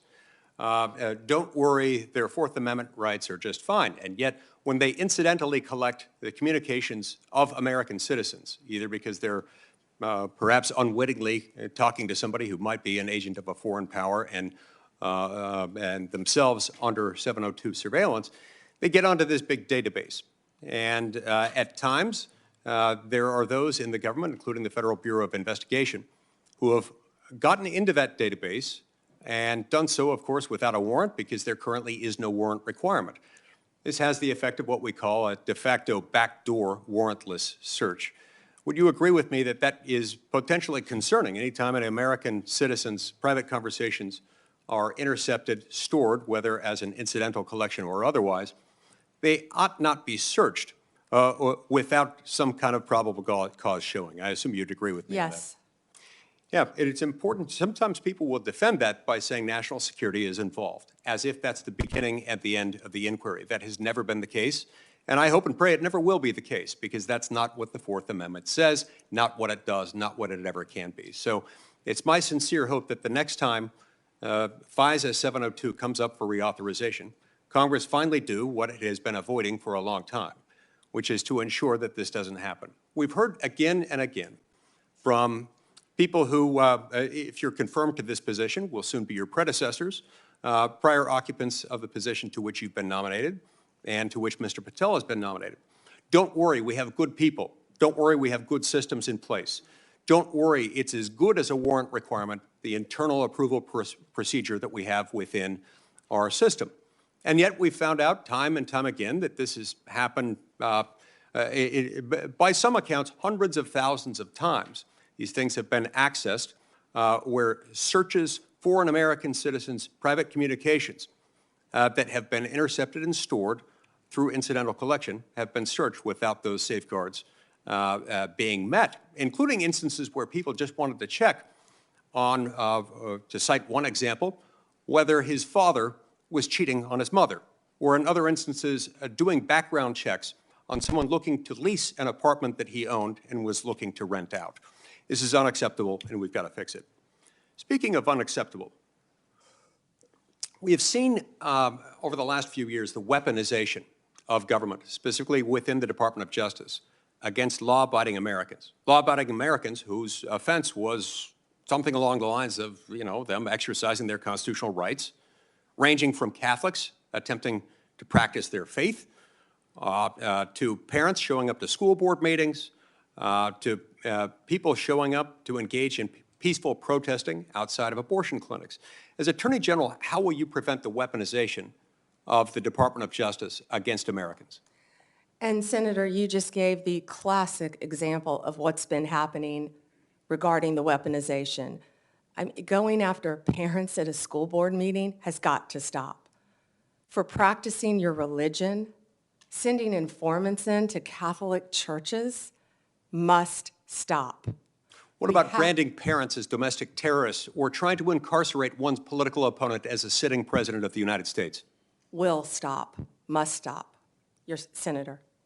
It is exactly the sort of answer I was hoping and expecting to receive from you, and I look forward to doing everything I can to help get you confirmed. I've been pleased with your answers thus far. I've enjoyed knowing you, considering you a friend for many years, and look forward to the great things you will do as Attorney General of the United States. You have my emphatic support and my vote.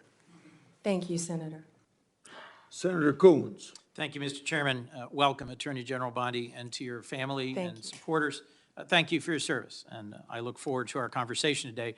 I have a simple three-factor test when considering the executive branch nominees before us. Do you have the qualifications and experience to do the job, policy views to do the job in the best interest of the American people, and the character and integrity to conduct your job, and yours in particular, with the independence that the role requires? You demonstrably have the relevant experience. I understand we will not see eye to eye on some or even many policies, but we had a constructive conversation last week about our shared interest in fighting the opioid epidemic, countering human trafficking, criminal justice reform, and supporting law enforcement.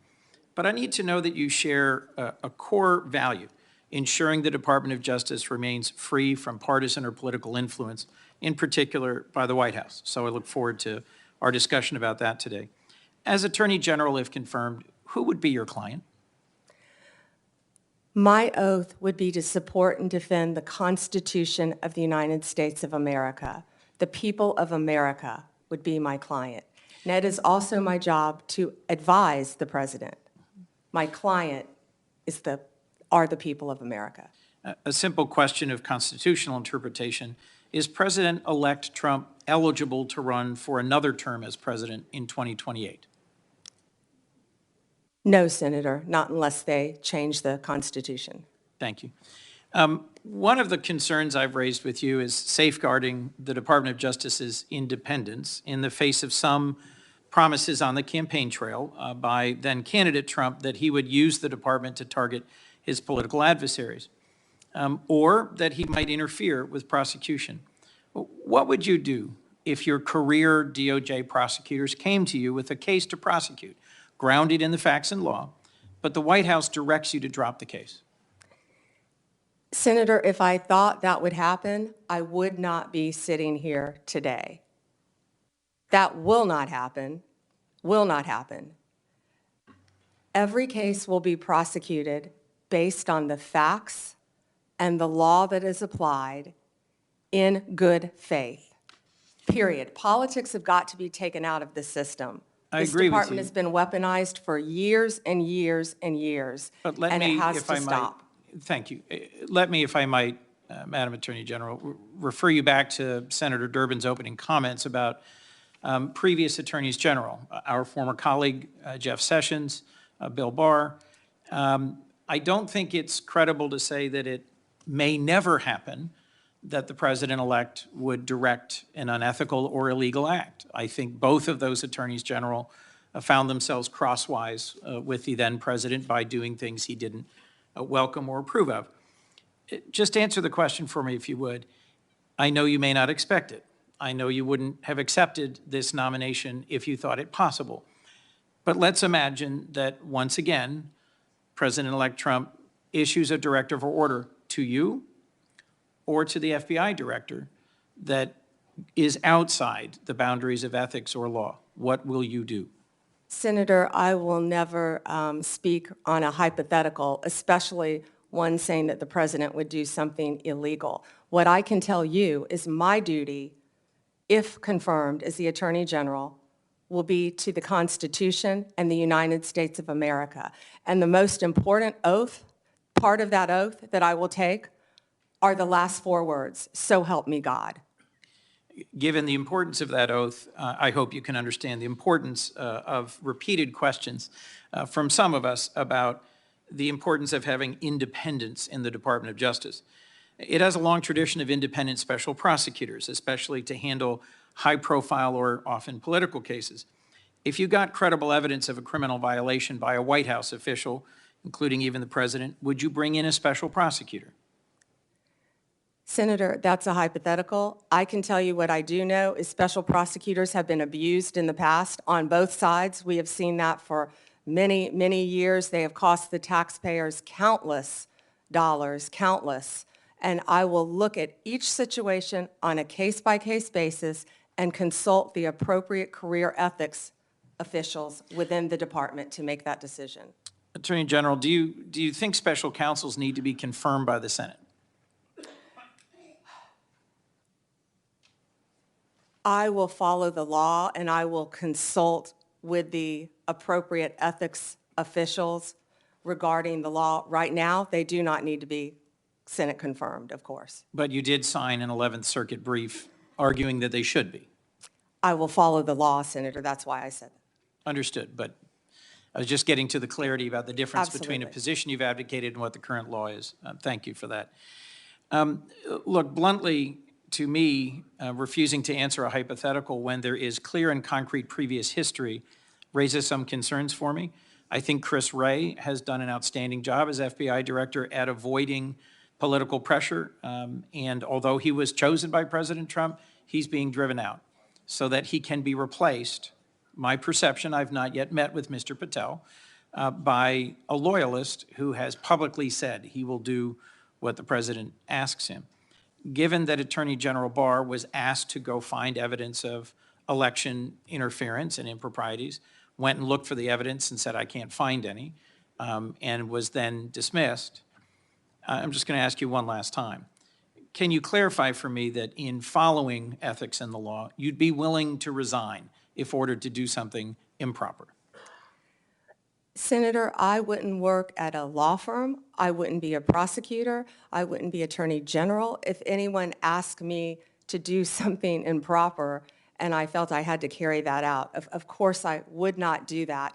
That's one of the main things you learn when you're a young prosecutor is to do the right thing. And I believe that has continued with me throughout my very long career. As we discussed, protecting American invention and innovation, American intellectual property, is a real concern of mine and of several others on this committee. I look forward to talking with you about that pressing concern. But the most important question I had for you today is whether you will be willing and able to stand up to politicization and interference in the Department of Justice. And I look forward to further clarification from you about the specifics of that. Thank you, Mr. Chairman. Thank you. Thank you. Senator. Senator Cruz would be next, but he's not here, so I call on Senator Kennedy. Thank you, Mr. Chairman. Ms. Bondi, welcome. Congratulations. Can we agree that legitimacy is important to America's criminal justice system? Yes, Senator. Can we agree that legitimacy is important to the Department of Justice, which in part administers our criminal justice system? Yes, Senator. And if Americans come to believe that our criminal justice system or our Department of Justice is acting illegitimately,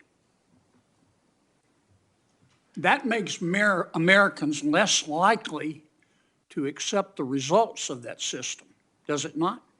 Yes, Senator. And that makes Americans less likely to follow the substantive laws that we pass that are administered by the Department of Justice. Isn't that true? Yes, Senator. And if that happens, we have chaos, don't we? Chaos. And the social contract is breached, isn't it? Yes. Do you remember a person by the name of Michael Avenatti?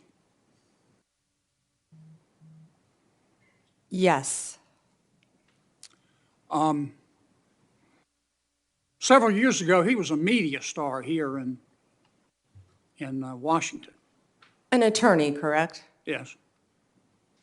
He was a media star. And many members of our media loved him because he persistently bashed Donald Trump. And he was on TV every day. He was on CNN more than Wolf Blitzer.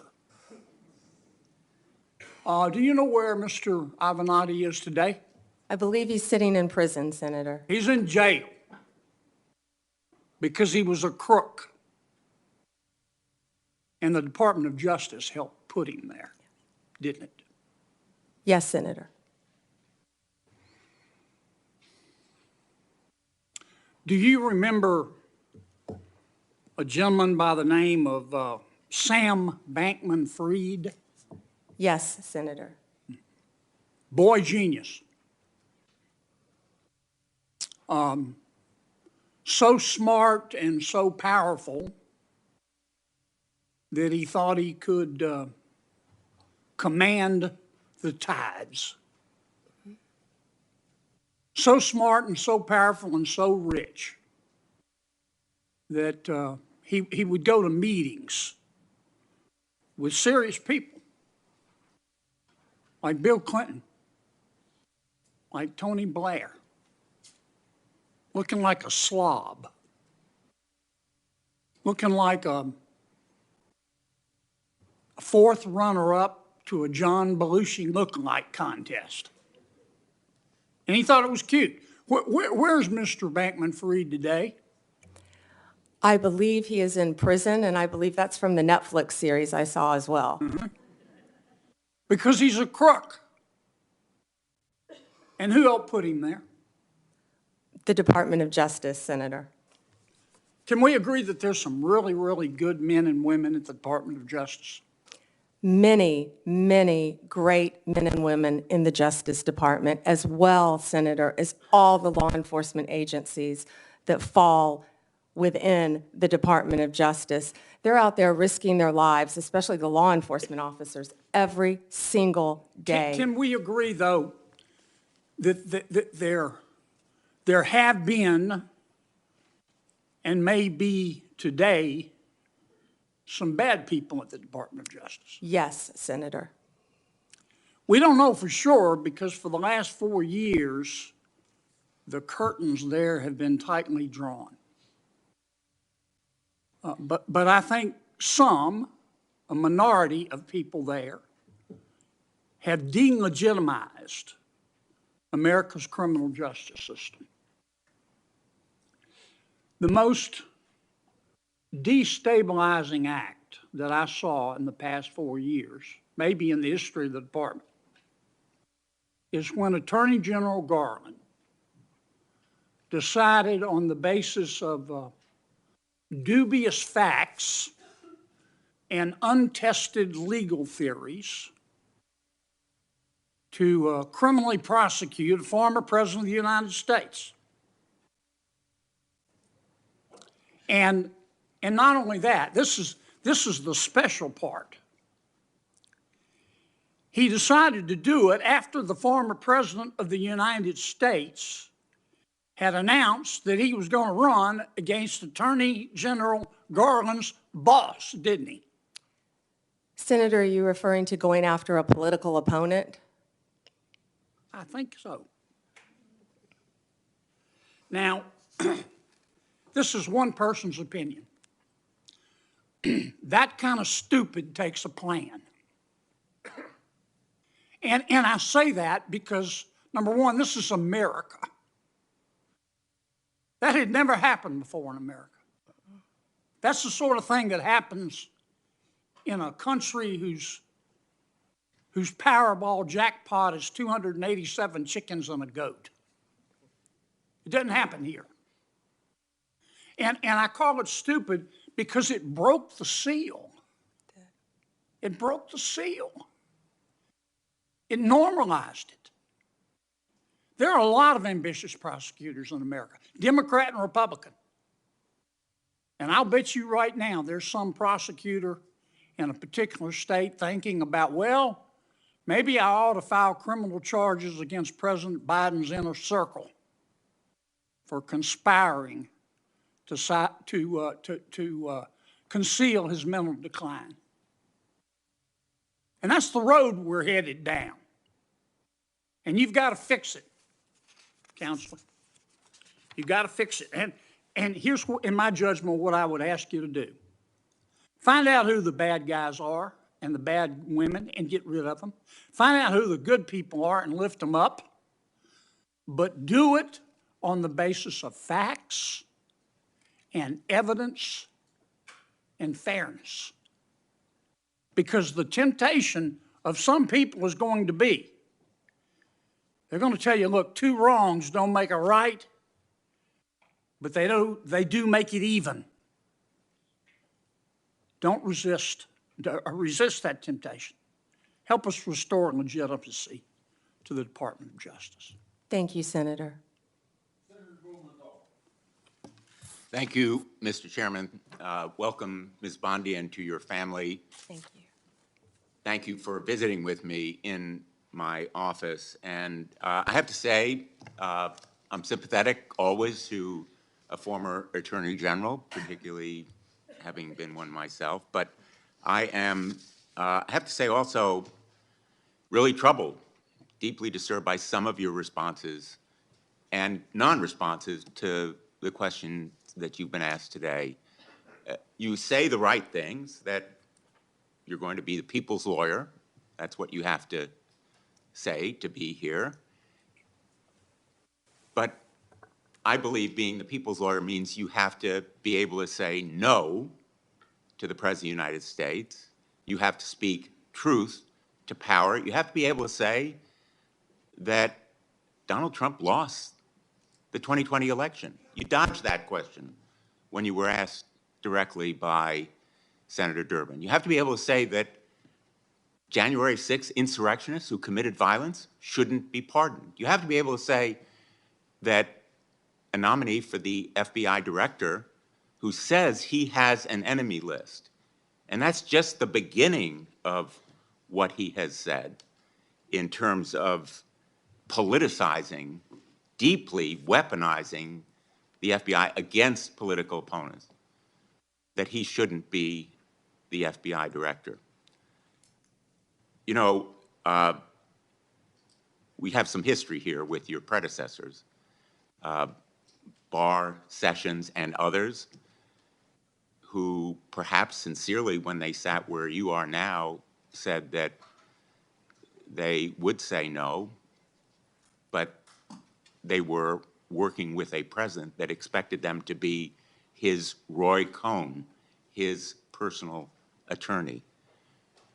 Do you really think that you can avoid the disgrace that they encountered or the repercussions from the White House if you say no to the president? And so my question to you is, can you say no to the President of the United States when he asks you to do something unethical or illegal? Senator, first, I need to clarify something that you said, that I have to sit up here and say these things. No, I don't. I sit up here and speak the truth. I'm not going to sit up here and say anything that I need to say to get confirmed by this body. I don't have to say anything. I will answer the questions to the best of my ability and honestly. Let me ask you, an individual who says that he is going to, quote, come after, end quote, people he alleges, quote, helped Joe Biden rig the presidential elections, that he has a list of people who are part of this deep state who should be prosecuted, that he's going to close down the FBI building on his first day in office. Is that a person who appropriately should be the FBI director? Aren't those comments inappropriate? Shouldn't you disavow them and ask him to recant them? Senator, I am not familiar with all those comments. I have not discussed those comments with Mr. Patel. What I do know Well, is I'm Mr. asking you Patel, for your excuse view. me, what I do know is Mr. Patel was a career prosecutor. He was a career public defender defending people, and he also has great experience within the intelligence community. What I can sit here and tell you is Mr. Patel, if he works with running the FBI, if he is confirmed, and if I am confirmed, he will follow the law if I am the Attorney General of the United States of America, and I don't believe he would do anything otherwise. Well, let me just submit that the response that I would have hoped to hear from you is that those comments are inappropriate and that you will ask him to disavow or recant them when he comes before this committee, because they are indeed chilling to fair enforcement and the rule of law. Let me ask you on another topic. When we met, I welcomed your support for the goals of the Kids Online Safety Act. And Senator Blackburn and I have spent a lot of time, devoted a lot of effort to the passage of the Kids Online Safety Act, which happened by an overwhelming vote of 91-3, 72 co-sponsors, including Vice President-elect Vance. I appreciated our discussion and your support for protecting kids online when we met last week. I'm hopeful that this area is one where we can work together. Can we count on your support in working together to protect kids online? Senator, absolutely, and thank you for that legislation, and Senator Blackburn. I believe in this world right now, we have to find the things we have in common, and that is certainly one of them, Senator, protecting our children from online predators. You've done so much on that front, and I thank you. I attempted to do that as well when I was Attorney General, but I am committed to working with you on anything we can do to protect our children throughout this country. When I was Attorney General, we started something called From Instant Message to Instant Nightmare, and educating parents about online predators. And that also, Senator, is one of the core functions of the FBI, the cyber unit.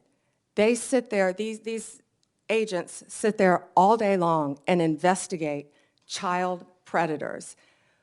We tell parents constantly, you think you're Ms. Bondi, talking to another I child, apologize. and you're I'm not. going to interrupt you. I welcome Sure. your positive response. I have Oh, one go ahead. more question that I'm going to try to fit into Sure. this round. TikTok will be banned unless it is sold, because it has become a tool for the Chinese to collect information and do surveillance and endanger our national security. Can you commit that you will enforce that law promptly and effectively? And I ask this question because President Trump's pick for your Solicitor General in the Department of Justice went to the United States Supreme Court arguing that the ban should be delayed. Will you commit to enforce that law on your first day when you are, if you are confirmed? Senator, as I discussed with you during our meeting, that is pending litigation within the Department of Justice. Well, it's pending litigation, but will you enforce that law? I can't discuss pending litigation, but I will talk to all the career Well, again, prosecutors who are handling the case. Absolutely, Senator. Discuss with them. Thank you, Mr. Chairman. Senator Tillis.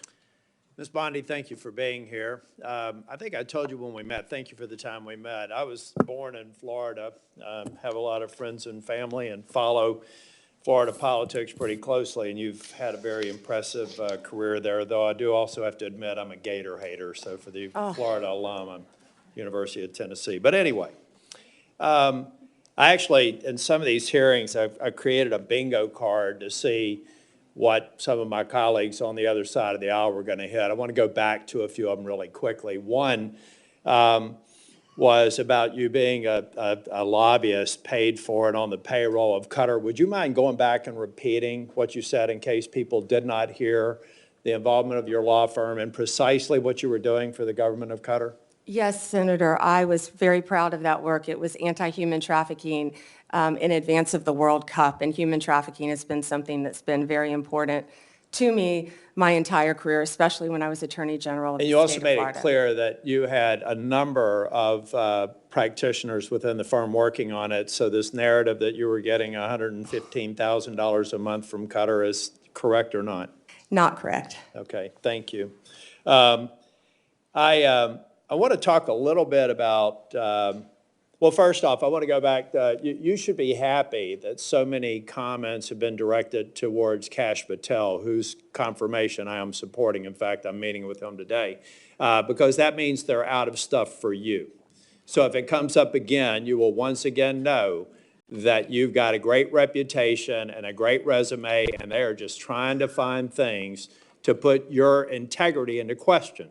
You have answered the question repeatedly that that you will be loyal to the Constitution and you will live up to the oath to the Constitution and to protecting the American people.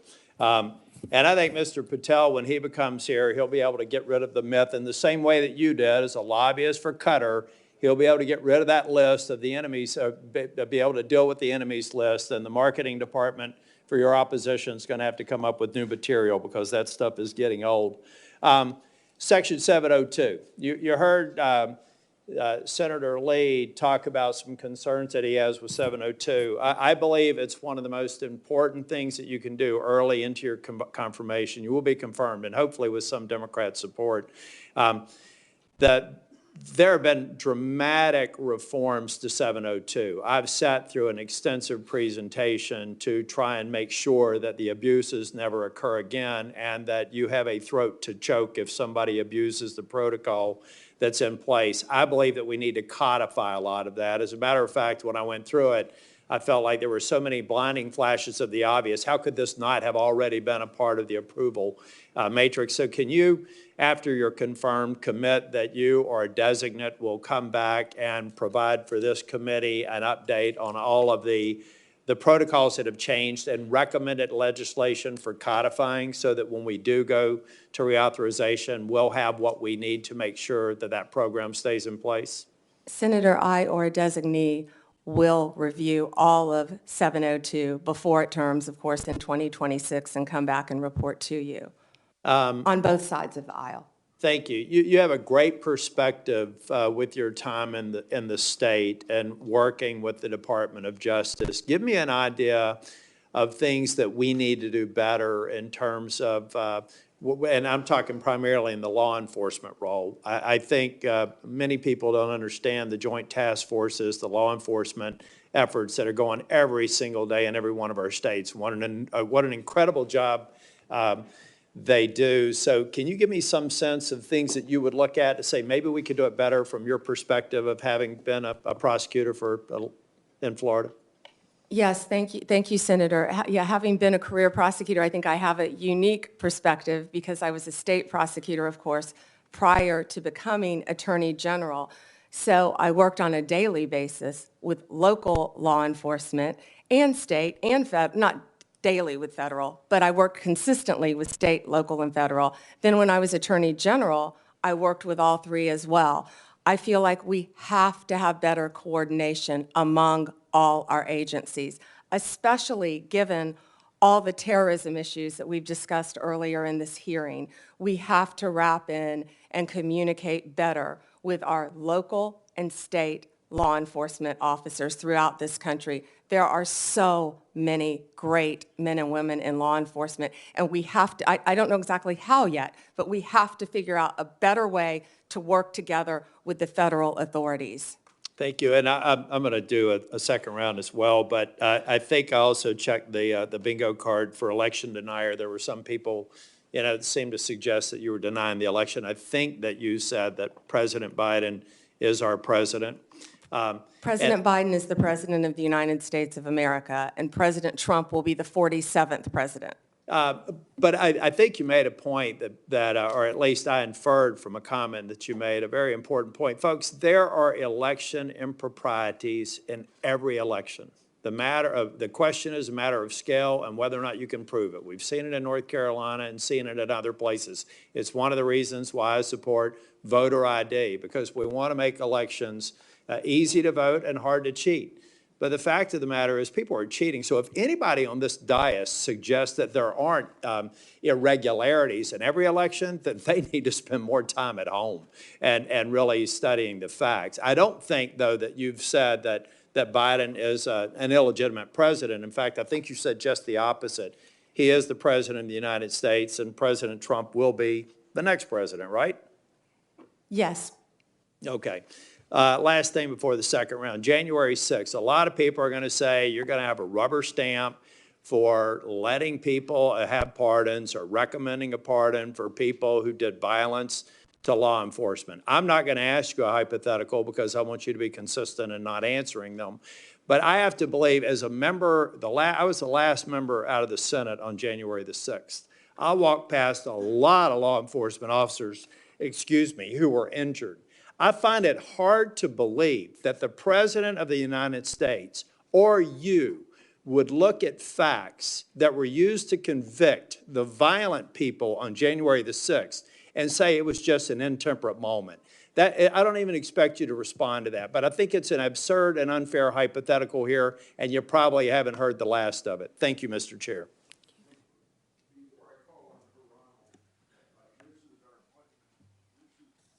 Before I call on Senator Hirano, after her and Cruz's testimony, then we'll take a lunch break, and that break will be for 30 minutes.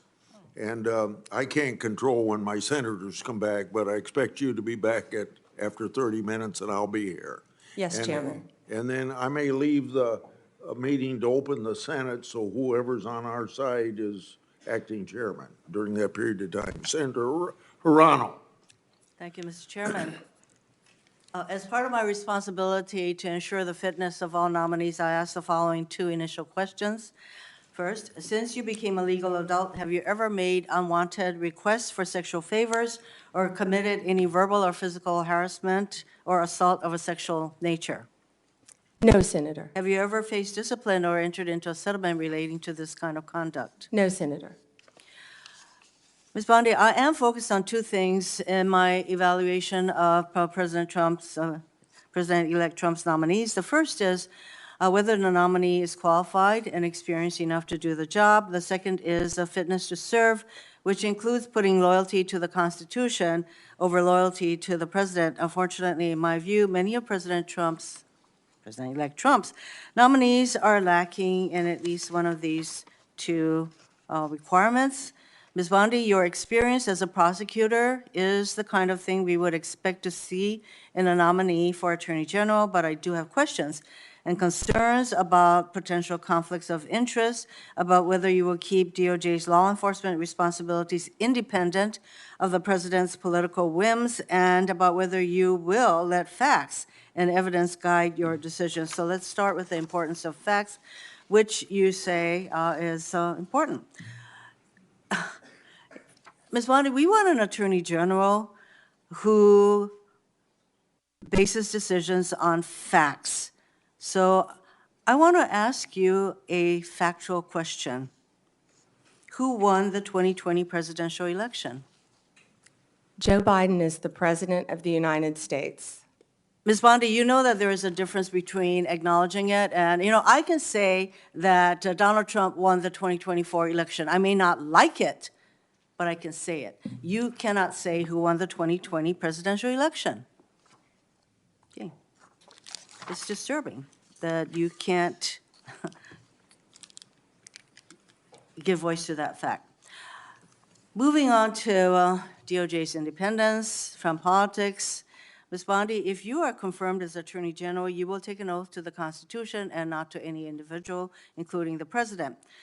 To start, I'd like to know whether you agree with some of the statements President-elect Trump made during the election, during the campaign. First, are the felons convicted of breaking into the Capitol on January 6th hostages or patriots, quoting Trump, as President-elect Trump has said repeatedly? Do you agree with his characterization of the felons that I referred to?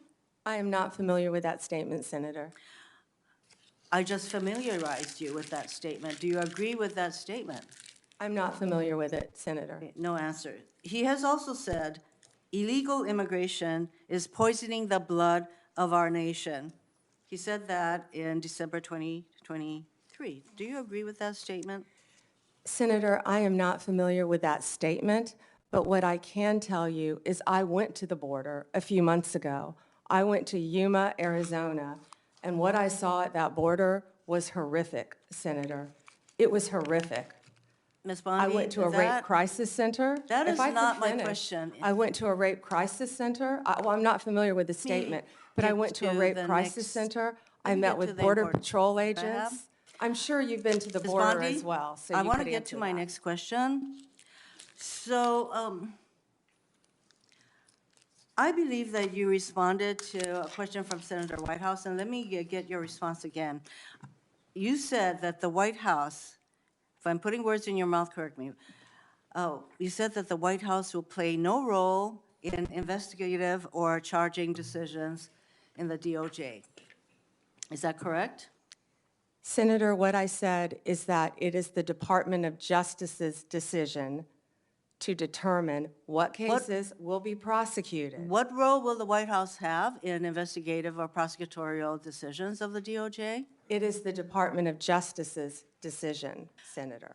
So that sounds to me that you're saying that the White House will not have any kind of role. Meanwhile, though, you have an incoming president who said, I have the absolute right to do what I want to do with the Justice Department. And in fact, President-elect Trump considers the DOJ to be his law firm.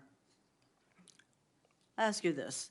If President-elect Trump asks, suggests, or hints that you as Attorney General should investigate one of his perceived political enemies, would you do so? Senator Hirono, I wish you had met with me. Had you met with me, we could have discussed many things and gotten to know. I am You could listening have to you gotten to now. know me. Could you respond to the question? Yeah, you were the only one who refused to meet with me, Senator. But what we would have discussed is that it is the job of the Attorney General to I'm very follow happy to the listen to law. your responses under oath, Ms. Bondi. So I think it's really important to us that the Attorney General be independent of the White House. And you have a president-elect who considers the AG's office his law firm.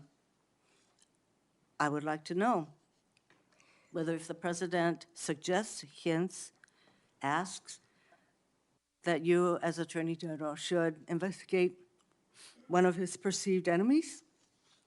Senator, I do? certainly have not heard the president say that, but what I will tell you is 2/3 of Americans have lost faith in the Department of Justice. And it's statements like that, I believe, Ms. that make Bondi. people continue to lose faith. If I am confirmed as Attorney General, it will be my job Getting to on not to my only next keep question, America you're not safe, responding. but restore integrity to that department. don't we And that's move what on I to plan something on that doing you said? every single day as Attorney General. On August 25th, 2025, on Fox News, you said, when Republicans take back the White House, the Department of Justice, the prosecutors will be prosecuted, the bad ones, the investigators will be investigated. Ms. Bondi, is Jack Smith one of those bad prosecutors that you will prosecute as AG? Senator, you hesitated a bit when I said the bad ones. Every decision will Sometimes be badness made in the eyes of the beholder. I'm just asking whether you would consider Jack Smith Senator, to be one of the people. How about Liz Cheney? Senator, How about Merrick Garland? I am not going to answer hypotheticals. No one has been prejudged, or nor will I anyone am be asking prejudged whether if I am these are the confirmed. kind of people, these are in fact the people that you would prosecute. I'm not getting an Your answer. time is up. Would you like to? My time is, Would you like to Mr. respond? Chairman, she is clearly not going to answer that question, so let me get on to, Would you like to? I do have I'd love questions to for respond. the second round. You'll have a second round. Would you like to speak before I call on Senator Cruz? No, sir, thank you. Okay. Senator Cruz. Thank you, Mr. Chairman. General Bondi, welcome. Thank you for Thank you. your long career in public service, and thank you for your willingness to take on this incredibly important office. You know, I have to say, I don't know that there is a more important position in this new administration than the position to which you have been nominated, Attorney General of the United States. I thought the exchange just a moment ago with Senator Hirono was illustrative. She asked you how you would respond if the president asked you to target his political enemies. It's rather striking because it's not a hypothetical. It has happened over the last 4 years. And I think perhaps the most tragic legacy of the Biden-Harris administration has been the politicization and the weaponization of the United States Department of Justice.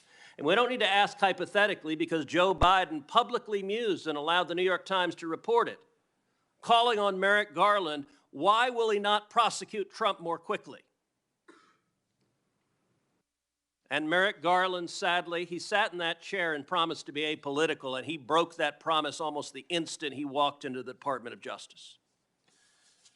If you look on the west pediment of the Supreme Court of the United States, just above the entrance, there's a simple yet profound four-word phrase, equal justice under law. We have seen over the last 4 years a Department of Justice that systematically targeted the political opponents of Joe Biden and Kamala Harris, and that systematically protected his friends and allies. And it is tragic to see the loss of confidence in the American people, in the Department of Justice, and in the FBI. I would note, I don't think there's an institution in America who has lost more respect from the American people than the FBI has in the last 4 years. That is a grotesque violation of the obligation of the Department of Justice and the FBI. So I want to start with just a very simple question. If you are confirmed as Attorney General, will you pledge to fairly and faithfully uphold the law regardless of party? So help me God. Amen. Look, and I want to be clear for folks at home. I don't want a Republican Department of Justice. I don't want a Democrat Department of Justice. I want a Department of Justice that follows the damn law. And I think the American people do too. That shouldn't be too much to expect. Now, I'm grateful to President Trump for nominating you. I think on any objective level, you're clearly qualified for this position. You have been a prosecutor for decades. You have been the elected Attorney General of the state of Florida, the third largest state in America, for 8 years. Let me ask you, in terms of your practice, how many criminal cases over the course of your career have you personally handled? Handled thousands. How many of those were before a jury? Hundreds. I don't want to overstate, but hundreds. I was in a courtroom for many years. I tried 4 when I was an intern, jury trials. I think you had to try at least 20 in misdemeanor before you went to felony. Then you were in court every day, and I was also lead trial attorney for many years trying many cases, so. And how many of those cases would have been before a judge? Oh, hundreds and hundreds as well, but hundreds before a jury, I would assume. And as Attorney General of Florida, how many lawyers did you supervise roughly? Approximately 400, Senator.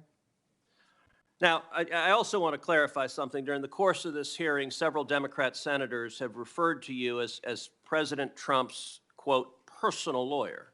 Now I don't believe that is an accurate characterization. As I understand it, you represented President Trump as a White House special advisor during his first impeachment trial. Is that correct? Within Office of White House Counsel, yes, Senator. And is working within the White House counsel's office different than representing Donald J. Trump individually as his personal lawyer? Absolutely. How's it different? You're working for the government. You're working for the Office of White House Counsel. You're not representing him in his personal capacity. And so you have not represented him in his business affairs, in his personal life, or in any of the criminal trials he has faced? No, Senator. And you know, when it comes to weaponization, it's worth noting that in more than 2 centuries of our nation's history, no president had previously been indicted, no president had previously been prosecuted until the Biden-Harris White House came along. And in the last 4 years, we've seen Donald Trump indicted and prosecuted not once, not twice, not 3 times, but 4 separate times. And 2 assassination attempts, Senator. I have to say, Javert from Les Mis would be chagrined at the efforts of Democrats to do anything possible to take him down. And I believe the real target in this was not President Trump, but it was the American people, that these prosecutions were brought because partisan prosecutors were terrified that the American people would do exactly what they did in November of 2024 and vote to re-elect Donald J. Trump. By 77.3%.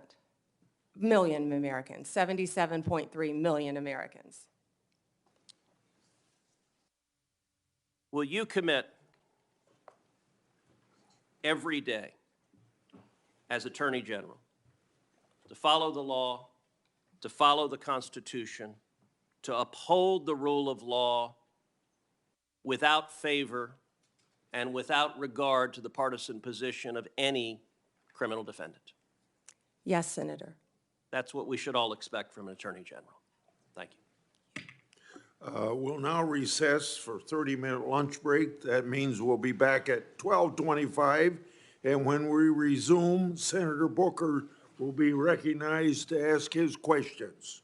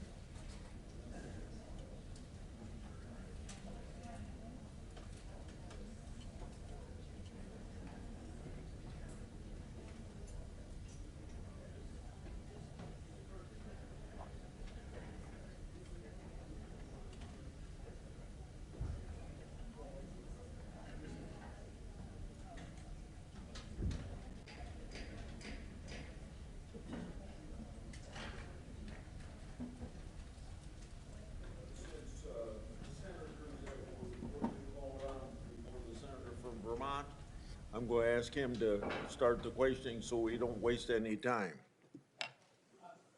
Mr. Chairman, thank you very much for this hearing. Ms. Bondi, thank you so much for the visit to my office. A couple of things. First of all, congratulations on the nomination. And number two, a couple of Vermont things that we talked about.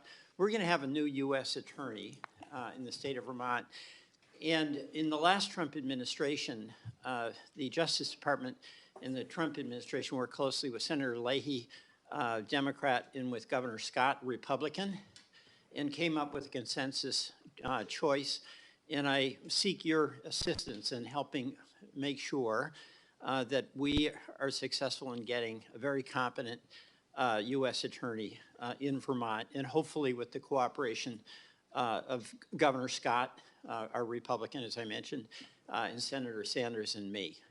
And Senator, as I discussed with you in our meeting, I look forward to working with you and cooperating with you and learning about many of the issues you have in Vermont. And thank you. And then on that, by the way, one of the issues we talked about, we are one of 2 states that does not have a residential reentry program. That is outrageous in my mind. I know you worked on the First Step Act, but our federal judges, our federal prosecutors, our federal public defender are all in support of a residential reentry program. Our state and Hawaii are the only 2 states without it, and our justice system and officials believe that we need it. And I seek your energetic assistance in helping us get that residential reentry program. Can I address that, Senator? Yes, I'd like you to. Thank you. Senator, I didn't realize that you were the only 2 states without a reentry program.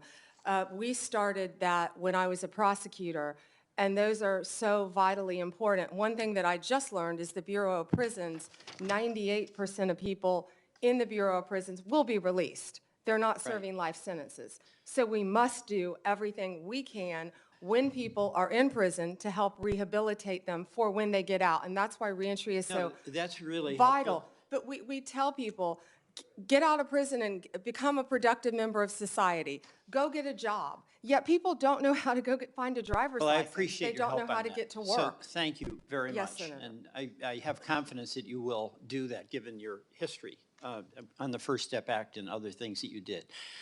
The next, I do have some concerns, not so much about you, but what President Trump has said about a desire on his part to go after what he considers to be political adversaries. You know, he's his own words, for instance, says that if he's elected, he'd seek to appoint a special prosecutor to go after Joe Biden. I assume you've had no discussion with President-elect Trump about that? Absolutely not. And he Nor has against Senator Schiff. I'm looking at your next one. well, my colleague, Senator Schiff, who I think did an incredibly good job. President Biden had different points, or pardon me, President Trump had different views about that, where he said on a number of occasions that he should be prosecuted, that everybody on the January 6th committee should be prosecuted for their lies and treason. No discussion about that. No, Senator. And Liz Cheney also, he's said that she should be prosecuted for lies and treason as well. We have had no discussions about Liz Cheney. All right, and you've satisfied me that this is not an agenda you have. President Trump has satisfied me that when he says things that are pretty provocative, he's often serious. And as Senator Cruz wants, I want, and that is to have a Justice Department that is not going after people on the basis of them being political opponents. And my understanding, in listening to your answers to the questions along this line, is that you have no intention of pursuing people on the basis of them being a political opponent. No one will be prosecuted, investigated because they are a political opponent. That's what we've seen for the last 4 years in this administration. Well, People will be prosecuted based on the facts and the law and fairly, All Senator. right, that's good. You I have my word. disagree about the characterization of the past 4 years, but we don't have to discuss that with your assurance that the next 4 years, there'll be no effort on the part of the Justice Department to pursue political adversaries, right? Every case will be done on a case-by-case basis. No one should be prosecuted All right, for just to- political purposes. Thank you. Absolutely I not. just have a couple of other things. One is the False Claims Act. Senator Grassley, thank you for that False Claims Act. In Vermont, there are incredible challenges for folks trying to get health care. It's really expensive. And there was a shocking report in the Wall Street Journal about a major insurer that is ripping off taxpayers by overbilling, overprescribing on Medicare Advantage, billions of dollars. And the report indicated that insurers are adding diagnosis basically to make money, not to help the patient, that insurers sent nurses to find diagnoses that doctors didn't find, that insurers got paid to cover patients who were already getting your coverage through the VA, and it adds up to billions of dollars, and Vermonters are struggling under the weight of incredibly expensive health care. The False Claims Act, Senator Grassley authored, is an area where the Attorney General can protect consumers against ripoffs. I'm not asking you to comment on this particular Wall Street report, but I want your assurance that in addition to fighting crime, and we're all for you doing that, you're going to be there protecting consumers and taxpayers from ripoffs. Absolutely, Senator. When I was Attorney General, we went after a pharmaceutical company. It was Medicaid fraud. I can't remember the settlement value. It may even be ongoing, but it was a large number. And that, you know, people don't understand that's hurting the taxpayers of Florida, of Vermont. So use that False Claims Act that we can thank Senator Grassley for. It's cold out there in Vermont. We need vigorous enforcement to protect taxpayers and Vermonters from ripoff charges. Thank you. I yield. Senator Schmidt. Thank you, Mr. Chairman. And it's good to see you. Thank you. And I meant every word of those introductory remarks. I have the greatest deal of respect for you personally and professionally. This is a great pick by President Trump. You're going to do a great job. Thank you. Thank you. I do want to say, though, that it appears as though Trump derangement syndrome is alive and well. The focus of these questions today are disturbing. I don't think my Democrat colleagues learned very much from the November 5th election. The American people rejected all this. Their obsession with President Trump didn't bode well for them electorally, and I think if they stay on this path, they'll be in a permanent minority. But that's up to 112 electoral votes, Senator. the landslide. But that's up for them. That's up to them to decide. I do want to comment a little bit, I guess, on this newfound religion on independence from the Attorney General. I will remind my colleagues that the last 3 Democratic attorneys general for the United States of America were perhaps the most biased, politically biased AGs we've had in modern political history in the United States. And there are some receipts. Eric Holder described himself as Obama's heat shield and wingman. This committee moved forward, and one of my colleagues referenced that the Attorney General shouldn't be the wingman of the president. Eric Holder's bragged about it. He bragged about it. Loretta Lynch met with Bill Clinton on the tarmac in a private meeting while she was investigating Hillary Clinton. And Merrick Garland probably gets however many gold stars you want to give for the most politicized, weaponized Department of Justice we have ever seen. And I think it's worth exploring that, and I want to get your comment on it. To just sort of take a step back, I think part of leadership is understanding the moment that you're in and the landscape. We've never seen anything like this. And there is a story to be told. The arc of this story begins when Joe Biden gave a speech demonizing half the country, calling them threats to the republic, threats to democracy, these MAGA Republicans, and I'm going to do everything I can to make sure President Trump ever gets back into the White House. Miraculously, these zombie cases are resurrected. And let's talk about a couple of those. You've got, of course, Jack Smith, the overzealous and disgraced special prosecutor who time and time again has been slapped down by courts for overcharging and taking an overtly political position. He, by the way, in his postmortem this week, even acknowledged that it was unusual for him to be tasked with going after the political opponent of the President of the United States. It didn't stop him, though. The Supreme Court did, thankfully. But you had Jack Smith take on these unprecedented actions. You had a raid at Mar-a-Lago, staged photos at Mar-a-Lago for boxes of documents, which, by the way, boxes of documents were in Joe Biden's garage from his Senate days. And by the way, somebody who didn't register like you did under FARA, Hunter Biden was staying in. We don't know if he's compromised or not because that investigation was dropped. And give me a break that justice was meted out fairly for Hunter Biden. It wasn't. The Department of Justice went out of its way in documents to try to get him absolved of all potential crimes in the plea deal. It was only when the judge asked questions that unwound that. And they got back to the gun charge, but then President Biden did the dirty work himself. It was always going to be Plan B. You had Jonathan Sue, Biden's deputy White House counsel, coordinated with the DOJ and Jay Bratt on those classified document cases. Matthew Colangelo, who's that? The number 3 guy at DOJ goes to where? Alvin Bragg's office. Alvin Bragg then resurrects a zombie case in lawfare at a local level. Why would the number 3 person go do that?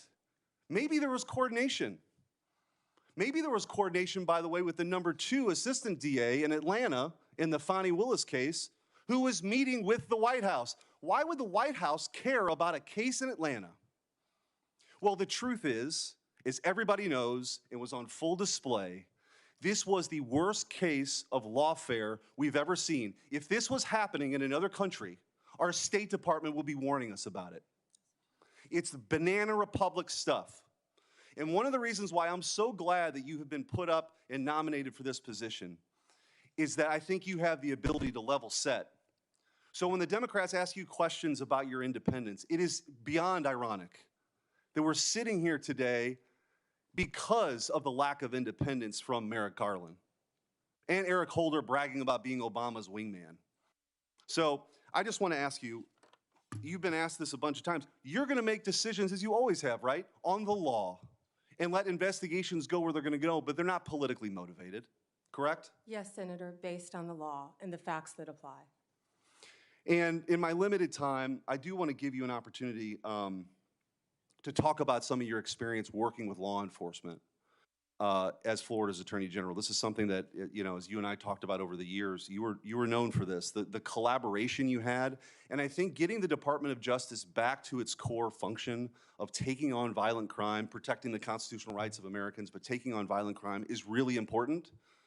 And how you went about doing it, you've gotten bipartisan praise for that over the years. You've got the support of all these law enforcement agencies. That's something that you're going to continue and take forward into this office. Is that right?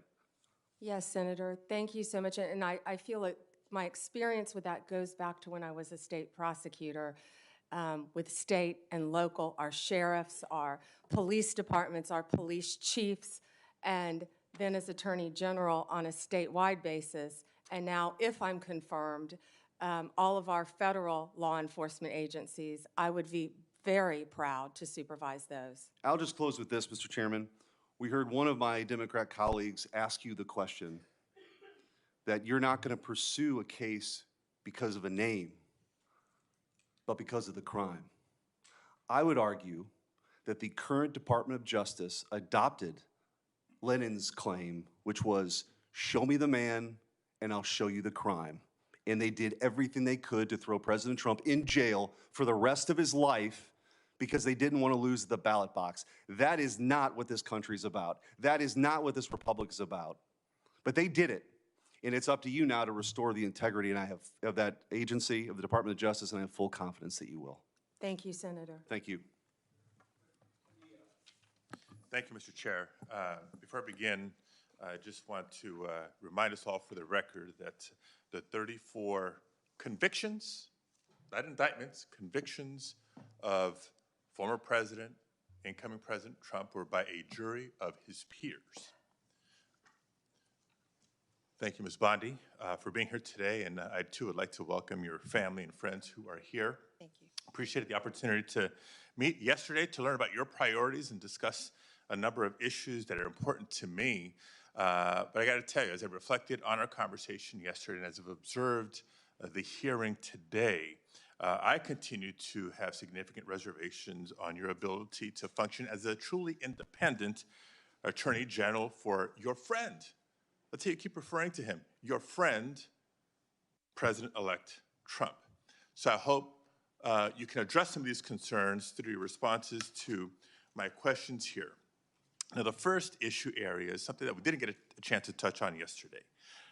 So I actually want to follow up on some of Senator Durbin's questions from earlier about the 2020 election. And to be specific, on the day after the 2020 presidential general election, you traveled to Philadelphia to appear alongside President Trump's then attorney, Rudy Giuliani. And together, you falsely asserted that President Trump had, quote, won Pennsylvania in that election. Now, I want to be clear, at that moment, there were still at least 1 million ballots left to be counted in Pennsylvania. Of course, President Biden went on to win the state by more than 80,000 votes. But in the following days, even after the results were clear, you continued to double down on the big lie, promoting falsehoods about election fraud and cheating without offering any actual evidence. And I remember it clearly because I served as California Secretary of State at the time, and I invited anybody associated with the Trump campaign who was making these claims to come forward with evidence of irregularities in the election or massive voter fraud. 4 years later, I still have seen none. So I ask you today, do you have any evidence of election fraud or irregularities in the 2020 election? So, first, Senator. Yes or no? It's a yes or no question. First, Senator. Do you have evidence, yes or no? First, Senator. I'm so sorry about the fires to you and Senator Schiff and what you're going through in your states. I have to say that. I And appreciate think that, all but of my our, clock is I'll ticking, answer and I your want to question. All hear of our your answer. hearts go out to everyone in California for what you're facing right now. I'm glad you asked the question about Pennsylvania. It's I a was yes or no hoping question. I was Do you hoping have evidence, someone yes or would. no? Senator, I was hoping you'd ask the question. Do you have evidence, yes or no? I traveled to Pennsylvania. Do you have the evidence, yes or no? I traveled, Senator, to Pennsylvania. Okay, you're not answering my question. If you have no evidence to offer, let me ask you this. Will you now retract your previous statements that Trump won Pennsylvania in the 2020 election, yes or no? Oh, Senator, I traveled to Pennsylvania, and let me tell you what I saw firsthand. Yes or no? I didn't talk about California because I was not in California. I talked about... Yes or no? Last time I'm going to ask. I talked about Pennsylvania because Mr. I Chair, was there. I'm going to move on because she's got a clearly not court answering my order questions. And to I want to note, observe. colleagues, for everybody, members of the committee and everybody watching, that the attorney who stood beside Mr. Giuliani was making very similar statements. And he has since been disbarred from multiple jurisdictions for making these false claims about the 2020 election in court. And like Mr. Giuliani, as you've noted today, you've taken an oath to uphold the Constitution just as an attorney.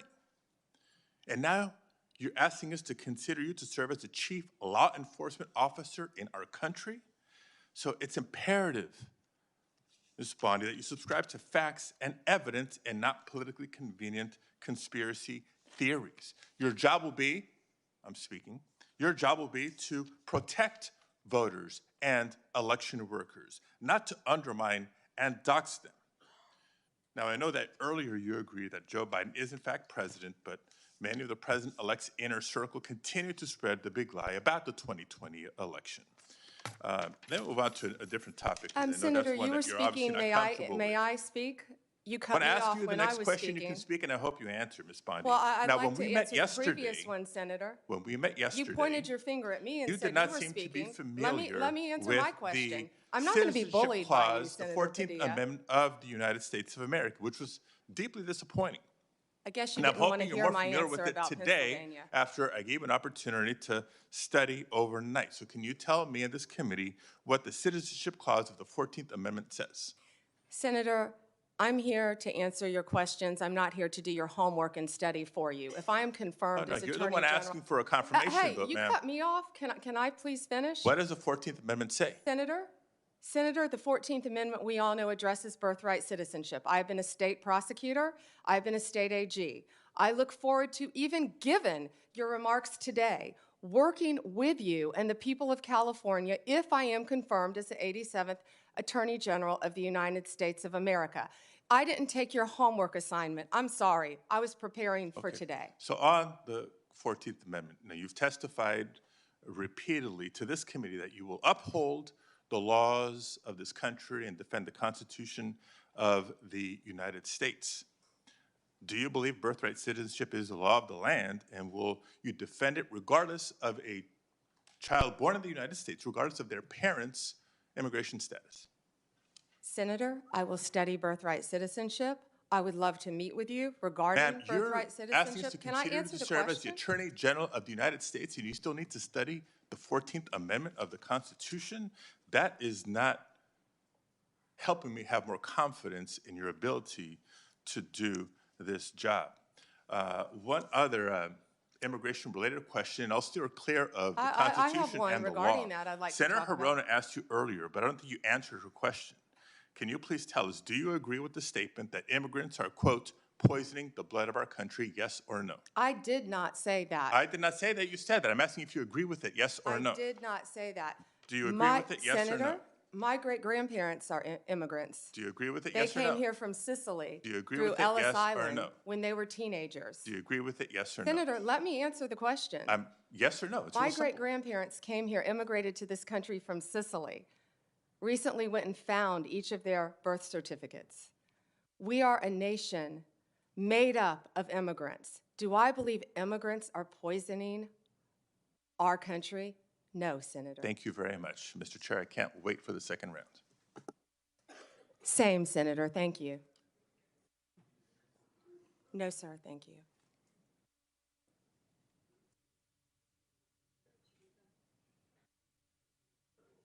Suggestions about unfair statements about the 2020 election. I thought I'd remind people that Senator Schumer and former Senator Casey raised questions about the Pennsylvania Senate race just a few months ago. In 2018, numerous Senate Democrats, some of them on this committee, claimed that the Georgia governor's election was stolen. In 2016, Hillary Clinton and a host of Democrats claimed the election was stolen or illegitimate and blamed Russia for the loss. And every one of my Democrat colleagues voted last month to confirm Judge Anthony Brzezinski. He engaged in lengthy litigation regarding his loss of the 2020 congressional election and did not concede until 3 months after the election. I think we all agree that our elections can be more secure and better run, but I find these lines of attack against the nominee very partisan. Senator Brett. Thank you, Mr. Chairman. And thank you so much for being here today, and really glad to see your family. I had the opportunity to help them find where to come back in. Thank you, Senator. They are all so excited, and rightfully so, and so proud of who you are and the work that you've done. And speaking of, I think it is absolutely, completely ridiculous that anyone on the other side of the aisle would ever say that you are anything but immensely qualified for this job. From your time as a career prosecutor to then a two-time Attorney General of the third largest state with regards to all of the people that operated underneath you, with what you were able to achieve. It is truly remarkable.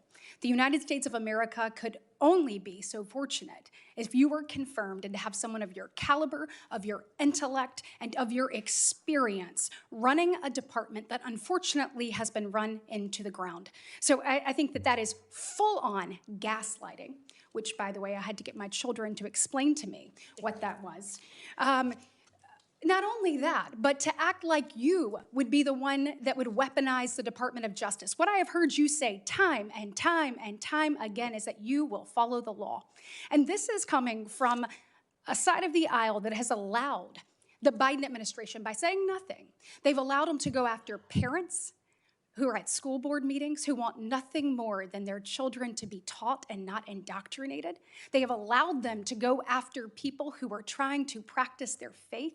And they have sat idly by while the weaponization of the Department of Justice has undermined the credibility and credence that Americans believe that they should have in equal justice under the law. So I know that you will, as you have said here, you will follow the law and you will return this department to where it should be in the eyes of Americans. So thank you. And I wish the gaslighting on the other side of the aisle would stop, because from my perspective, I'm over it. And I believe that's exactly what the American people have said too. And speaking of, my distinguished colleague, who I have a great deal of respect from on the other side of the aisle, just said, tried to make you answer a question about immigrants and, quote, poisoning the blood of America, when actually the previous question by our colleague from Hawaii was illegal immigration. We are a nation of immigrants, but we are also a nation of laws. And the lawlessness under the Biden-Harris administration has made every single state in this nation a border state.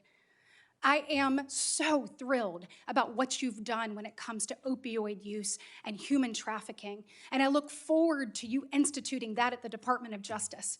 Your credentials speak for themselves. When opioid and fentanyl overdoses are the leading cause of death between the ages of 18 and 45 in this nation, we need someone who takes it serious. You not only take that serious, you have a track record of proving to the American people you've done it for the people of Florida, and I look forward to what that means to the families that I have met. You talked about the families you met across Florida that showed you pictures of their loved ones that they lost, their brother, their sister, their cousin, their friend, their mother. And I know that there will be more lives that are saved as a result of your service when you are confirmed. So on that, I say thank you. And when it comes to illegal immigration, which we need to put a stop to, I want to ask you a question that you and I had an opportunity to discuss a little bit. You share my desire, I know, to not only get away from the weaponization and wokeness that we are seeing in the department right now, but really prioritizing safety and security. And I want to say thank you for that commitment and your commitment to blind justice. When we are looking at illegal immigration, the Executive Office of Immigration Review within DOJ, there have been a number of things that we have talked about with that, and I know, as you are aware, some people call it EOIR, some people call it EOR, but it houses our nation's immigration courts. Over the course of the Biden administration, the immigration court backlog has grown from 1.4 million at the end of 2021 to 3.5 million at the end of 2024. Over that same period, the Biden administration pursued policies both at DOJ and DHS to foster a culture within EOR of failure to adjudicate cases. As an example, between FY25 and FY24, immigration judges failed to adjudicate over 340,000 asylum claims. That is compared to just under 13,000 non-adjudicated asylum claims in the previous 6 fiscal years combined. Between cases dismissed, terminations, administrative closures, and failures to adjudicate, EOR during the Biden administration has allowed around 1 million illegal aliens to remain in the United States on an indefinite basis. Now, I've heard Laken Riley brought up multiple times today. Having talked to her parents, no parent should have to go through the heartbreak and tragedy that they have, and we are working diligently to rectify that and ensure that we are keeping Americans safe and secure. But a House Judiciary Committee report on this issue appropriately called it, quote, quiet amnesty, what we're talking here with EOR. Will you commit to me that if confirmed, you will make it a priority to reform the way that EOR operates and put in place measures to ensure that immigration judges actually adjudicate these claims and cases? Yes, Senator, thank you for meeting with me in advance, and I learned so much from you about this topic, and I look forward to learning more and working with you to do everything we can to make sure that functions properly. Thank you. If I am confirmed, Senator. Thank you. Well, you are going to be confirmed because America needs you. As a part of this effort, I hope that you will consider a number of things, including reinstating the performance metrics for immigration judges, similar to that were in place during the first Trump administration, and a reevaluation of the Biden administration's decisions and policies that have encouraged the use of administrative closures. And I assume I have your commitment to examine those issues thoroughly. We'll closely examine those, Senator. Thank you. Thank you. Senator Booker. Mr. Chairman, thank you very much for the time. Ms. Bondi, thank you very much. Thank you, Senator. And thank you for being willing to meet with me in my office. I really value that time that we had together. If there's anything that's been demonstrated in this hearing thus far, is there is a serious crisis of faith in our judicial system in America. And we are at a time where, as Judge Learned Hand reminded us in his writings and speeches, that the power of the Constitution is only strong as long as it is believed in and had faith by the American people. And that faith is shaken by so much of the political tumult. And as we have a new administration coming in and a lot of the protestations about retribution or going after political opponents, I know you could expand your empathy enough to understand why there are many that really worry about your independence. But I've heard you over and over again in this hearing, as much as I've tried to focus on it as I've gone back and forth between Senate Foreign Relations and another Floridian, Marco Rubio. But I am hearing from you that you understand that the Attorney General's guiding star is the U.S. Constitution and her client is the American people, that there can be no argument about that. Yes, Senator. Yes. And more than that, though, I hope that you, should you be confirmed, understand that there is an urgency in not just demonstrating through your actions that independence, but beginning to heal this country's lack of faith and shaken faith in that independence, in the U.S. Constitution. History may not long remember what any of us individually do here, but for the sake of our democracy, what you do to restore and repair the American faith, whether they be Democrats, Independents, or Republicans, is vital. I want to switch here to say publicly that when Donald Trump appointed Craig Carpenito as the U.S. Attorney in New Jersey, it was over the objections of myself and then Senator Menendez. I was wrong in my anticipation that he would not do good things in our state. He partnered with local leaders like those in Newark, New Jersey, to dramatically drive down crime. He was good for the safety of the city in which I live and the one that I led. Part of his strategy was to focus his resources on the most violent criminals. But that also meant that he used something that you know of called prosecutorial discretion. His strategies aligned with that of local leaders and was able to create historic drops in our murder rate. You know, through your experience, and you're intimately familiar, that enforcement decisions prosecutors must make every day, which charge to bring, which plea deal to offer, or what sentencing recommendation it makes, it's very important that local prosecutors understand that. Given this enormous discretion our legal system gives them, that they are best determined to make decisions about public safety. I'm very concerned that many people are starting to call for a time in our country where the Department of Justice should prosecute state and local prosecutors who exercise that prosecutorial discretion. As Attorney General, will you commit to respecting the autonomy of state and local prosecutors? Senator, we have to work together with state and local prosecutors. That's what I did my entire career. And if confirmed as Attorney General, I will continue to do that. They serve a vital function in our justice system. And you understand, like in my state, that sometimes they will decide not to go after certain low-level offenses in order to use their scarce resources to focus on the strategy of pursuing more dangerous people. Yes, Senator, I completely understand And that. those decisions shouldn't be politicized if they're part of a larger public safety strategy. No, Senator, when I was a state prosecutor, we used to sit down with the U.S. attorneys and talk about cases and work together. And that's what I'm discussing about bringing back the cooperation between state and local Thank you, Ms. Bondi. governments. I just want to continue. One of the most stunning hypocrisies I've found since I've been down here in Washington is every politician gives lip service to driving down gun violence.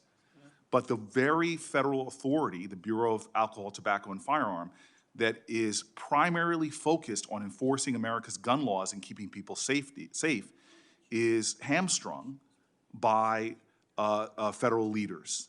The ATF's core responsibility is assisting in local law enforcement. When I was a mayor, I detailed local law enforcement to the ATF, but I'm stunned at how they have been stripped of resources, of their budget, and all of their capabilities to go after illegal gun running. When I was mayor of the city of Newark, we couldn't find one gun crime that was done with a legally purchased gun. But when I turned to the ATF leader at that time told me in private, we don't have the resources, support, or legal ability to go after these crimes. I am concerned about our ability to fight gun crime in America that threatens our law enforcement officers as well as people in communities from red counties to blue cities. Will you commit to doing everything you can to making sure the ATF has its resources and the legal power to pursue illegal gun runners in our country? Senator, I will do everything in my power to prevent illegal gun runners in our country. When I left being a state prosecutor to run for Attorney General, I almost didn't run because I was working on a wire case involving illegal gun runners. The DOJ issued in 2022 a use of force policy for its federal law enforcement officers. It was approved by the heads of the DEA, FBI, U.S. Marshals, and ATF, and many of them said it is actually a use of force policy that actually protects law enforcement officers as well as protects others from having their rights violated. It was also endorsed by the Fraternal Order of Police and NAPO, the National Association of Police Organizations. This policy is considered best practices in law enforcement. Will you commit to continuing this policy? Senator, I have not read the policy. I will review the policy, and I will report back directly to you if I am confirmed as Attorney General, and consult with law enforcement, absolutely. And I would appreciate if you looked at the policy and I submit questions for the record, hoping that you can elucidate maybe more of your thoughts on this. Certainly. And then I will also say, as my last question, because I see my time has run out and I look forward to a second round, the DOJ issued a policy regarding chokeholds, which limited the use of no-knock warrants and chokeholds. It's worth noting that Florida has outlawed no-knock entries altogether since 1994. Would you commit to continuing the 2021 DOJ policy on these issues? I'm familiar with the policy. I have not read it. I'm committed to reading it and studying it and reporting back to you on that policy once again. Thank you. Mr. Chairman, thank you. Senator Hawley. Thank you very much, Mr. Chairman. Ms. Bondi, welcome. Congratulations on your nomination. I'm so glad that you've been nominated, as we discussed when we had the chance to meet. Thank you. It was a pleasure to work with you as a state attorney general for a number of years, and I'm delighted to see you here today before the committee. I look forward to your confirmation. You will be confirmed. I, too, have taken note of the number of times you have been asked about weaponization of the Department of Justice as if it was a theoretical possibility that might happen in the future. One of my colleagues on the other side said, weaponization may well occur under your tenure. We all know that weaponization has occurred like we've never seen before in American history under this administration. And I want to get even more specific. In the last 4 years, this administration has carried out an unprecedented attack and campaign against people of faith. If you look at the numbers, we've never seen anything like it before in American history. It has been one of the most disgraceful chapters in the history of the Justice Department and in the history of the FBI. And I hope that you will reverse this and do right by every American citizen, including especially people of faith. Let me give you some specifics. After the Dobbs case was decided by the Supreme Court, over 100 pregnancy care centers and over 300 churches in this country were attacked, vandalized, firebombed. Do you happen to know off the top of your head how many prosecutions Merrick Garland's Justice Department brought in those cases? I do not, Senator. It's a stunning number. It's 2. Hundreds of churches, hundreds of pregnancy care centers. And I might just add, these pregnancy care centers, the attacks on them, which were violent, which were gruesome, were egged on and encouraged by rhetoric from members of Congress, including members of this body, who have said that pregnancy care centers aren't real medicine, that they're not real doctors. They have legitimized these attacks. And the same thing was true of churches. And this Justice Department couldn't lift a finger to defend these Americans. But at the same time, they used legislation, a law known as the FACE Act, to prosecute at least 53 different pro-life demonstrators, including people like Mark Houck from Pennsylvania, to whom this Justice Department sent a SWAT team to his door in the early morning hours. He has, I think, 7 children. In the early morning hours, an FBI SWAT team shows up at his door to take him into custody and prosecute him. By the way, he was acquitted. This kind of outrageous, disparate treatment has to end. So here's my question to you. Will you protect churches and pregnancy care centers when they are targeted for violence, when they are targeted for intimidation, when their members or parishioners are threatened with violence or other acts of illegal behavior? Yes, Senator. Will you stop the disparate treatment of Americans on the basis of religious faith? Yes, Senator. Will you stop the deliberate persecution of pro-life Americans for nothing more than their pro-life beliefs? Yes, Senator. Will you ensure that nothing like the Mark Houck case happens again, that Americans do not have SWAT teams arriving on their front doors with armed weapons to terrorize their children and their spouses, only in the end, of course, to have the case lost because there was nothing to it? Will you put an end to that kind of deliberate intimidation of the good American citizens on the basis of their religious beliefs? Yes, Senator. I'm glad to hear you say that because we need it. We need it. Ms. Bondi, we need a new chapter at the Justice Department, and we need it quickly. And I'm glad you're committed to it. Now, I also have heard you've been asked about your comment that you thought that in some cases we need to investigate the investigators, the ones who were bad. You know, I have to say I'm glad to hear you stand by that. We need to do that. You need to do that. And I'll give you another example. I'm sure you've read about this memo, which I now hold in my hands, this memo that was developed by the FBI field office in Richmond, Virginia, 23rd January 2023, targeting Catholic parishes for spying, for recruitment of infiltrators. I mean, the memo goes on and on and on about the FBI's plans to put assets into Catholic parishes, into choirs. This is an unbelievable, unbelievable assault on Americans' First Amendment rights, and we only know of it because of a brave whistleblower who came forward and released it to us. And I will tell you, I have never been misled and lied to like I was by the current Attorney General and the now former FBI Director when they sat right where you're sitting now and told this committee, oh, we don't know anything about it. Oh, only one field office was involved. It was the single work of a single field office and a very few individuals. As it turns out, that's not true. Multiple field offices were involved. Multiple individuals were involved. Under your leadership, will you put a stop to the use of FBI or Department of Justice resources to try and recruit informants and spies into Christian churches or any church or house of worship in this country on the basis of nothing more than faith? Of course, Senator. Let me just say this. To our knowledge, no one who was involved in the writing and performance, execution of this memo has been disciplined or fired. Will you conduct an investigation like you talked about, Ms. Bondi, that will get to the bottom of abuses like this? And to be clear, this is an outrageous abuse. It is an outrageous abuse. One of the worst abuses of Department of Justice and FBI authority in our history. Will you conduct an investigation to find out who signed off on this, who approved it, who advocated for it within the Department of Justice? Will you open the books on these abuses so that the American people can have confidence in their DOJ?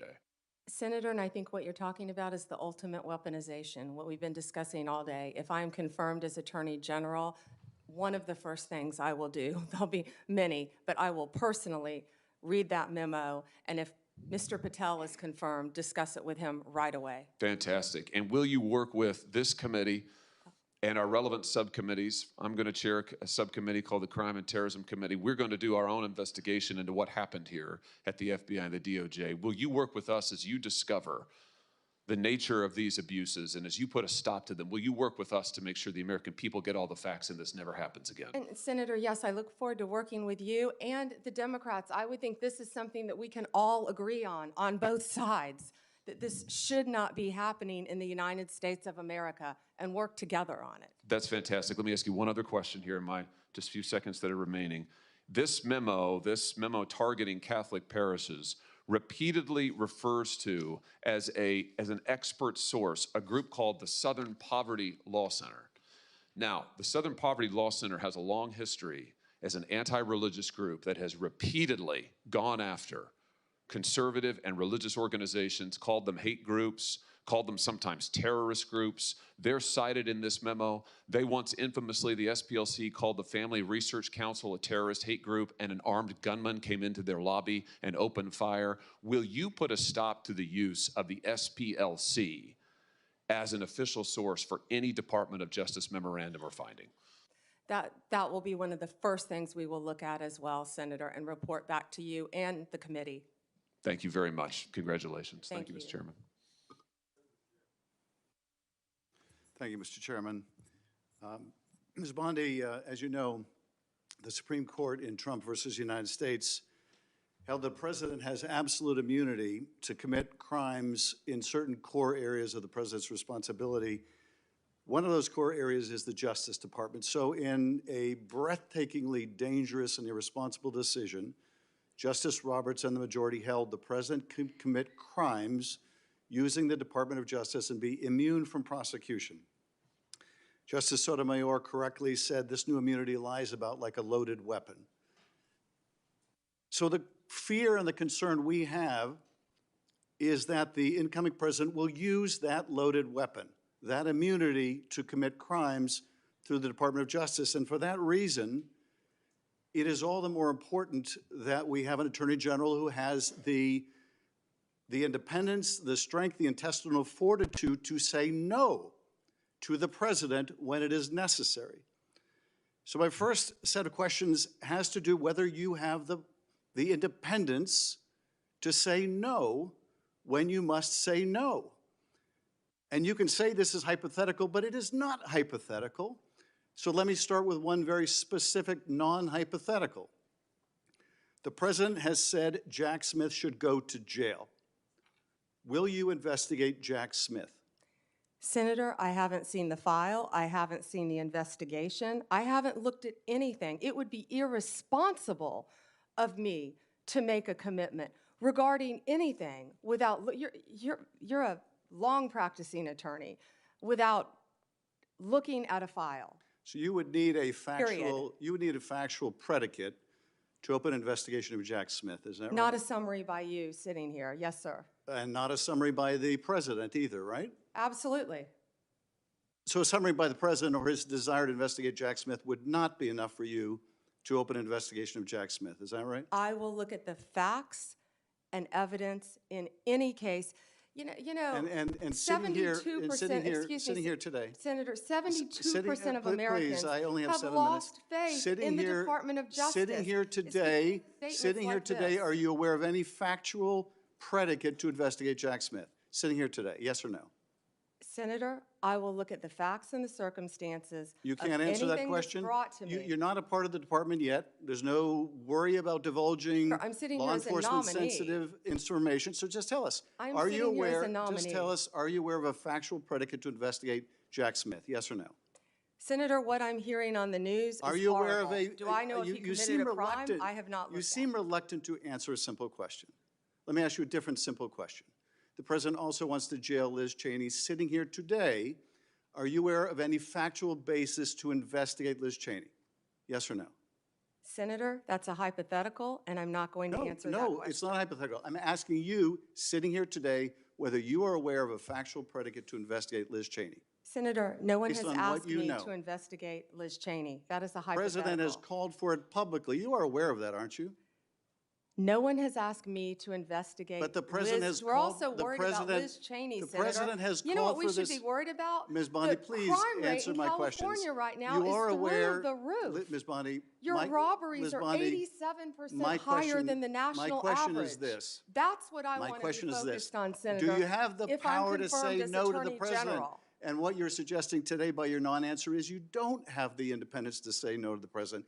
So let me ask you a different question. It also requires you, if you're going to be a good Attorney General, to be able to tell hard truths to the president. So my questions now are, can you tell hard truths to the president? So let me start with an easy truth that you could speak to the president. Can you tell us, can you tell him that Donald Trump lost the 2020 election? Can you say that? Do you have the independence to say that? Do you have the gravitas, the stature, the intestinal fortitude to say, Donald Trump, you lost the 2020 election? Can you tell us that here today? Senator, what I can tell you is I will never play politics. You're trying to engage me in a gotcha. I No, won't I'm just do it. asking you a simple I question. won't play If you can politics speak truth with any to ongoing power. So let me ask you investigation, another. like you did let me- leaking your let me ask colleague you- Devin Nunes's if- memo. If you can't answer the question, let me ask you a different, what should be a simple truth, not a hard one. Was there massive fraud affecting the result of the 2020 election, yes or no? Senator, I'm glad you asked that question, if you'll let me answer what I saw in Pennsylvania. No, I asked a simple question about massive fraud. I can only tell you what I saw in Pennsylvania. I know you want to answer a different question, but my question is, can you tell us whether there was massive fraud affecting the results of the 2020 election, yes or no? Was there I or can was there tell not? you what I saw when I went as That's an not my, advocate that's to not the my campaign. question. So you can't answer that question. You can't speak that even easy truth to us, let alone to the president. So let me ask you a different question. It will also be important that you give good advice to the president. Are you prepared to advise the president not to pardon people who beat police officers? Senator, as I said, the pardons are at the direction of the president. We will look and we will advise. I will look at every case on a case, so you let me look at- finish, on a case-by-case Okay, basis. okay, good. And I abhor violence to police officers. Follow up with that. So will it be your advice to the president, Mr. President, I know you said you want to issue hundreds of pardons on day one. Will it be your advice to the president? No, Mr. President, I need to go over them on a case-by-case basis. Do not issue blanket pardons. Will that be your advice to the president? Senator, I have not looked at any of those files. If confirmed, I will look at the files And for will the you be able to pardons, as do, well will as you the be able to ongoing review investigation. hundreds of cases on day one? I will look at every file I am Of course asked you to won't. look So at. will you advise the Hey, president? can I will answer you- the question? Well, my question I is- would have plenty of staff. You said, of course you want. You'll be able to review Listen, I'm hundreds not of going to cases on the first day? mislead this body nor you.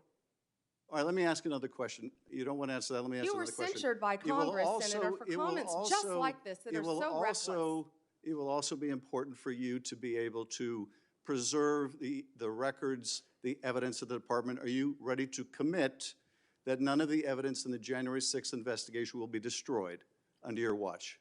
Senator, I will follow the law. I will consult with ethical officials in the Do you department. see any ethical basis to destroy evidence in the January 6th investigation? Then why can't you answer the question? Why can't you say, I commit to this committee, we will never destroy the evidence in the January 6th investigation? Why can't you give this committee and the American people that assurance? Are you frightened because evidence was destroyed against President Trump that was false? Is that why you're Why do frightened you now? have I can't difficulty? believe this is even. Why do you have difficulty answering that question?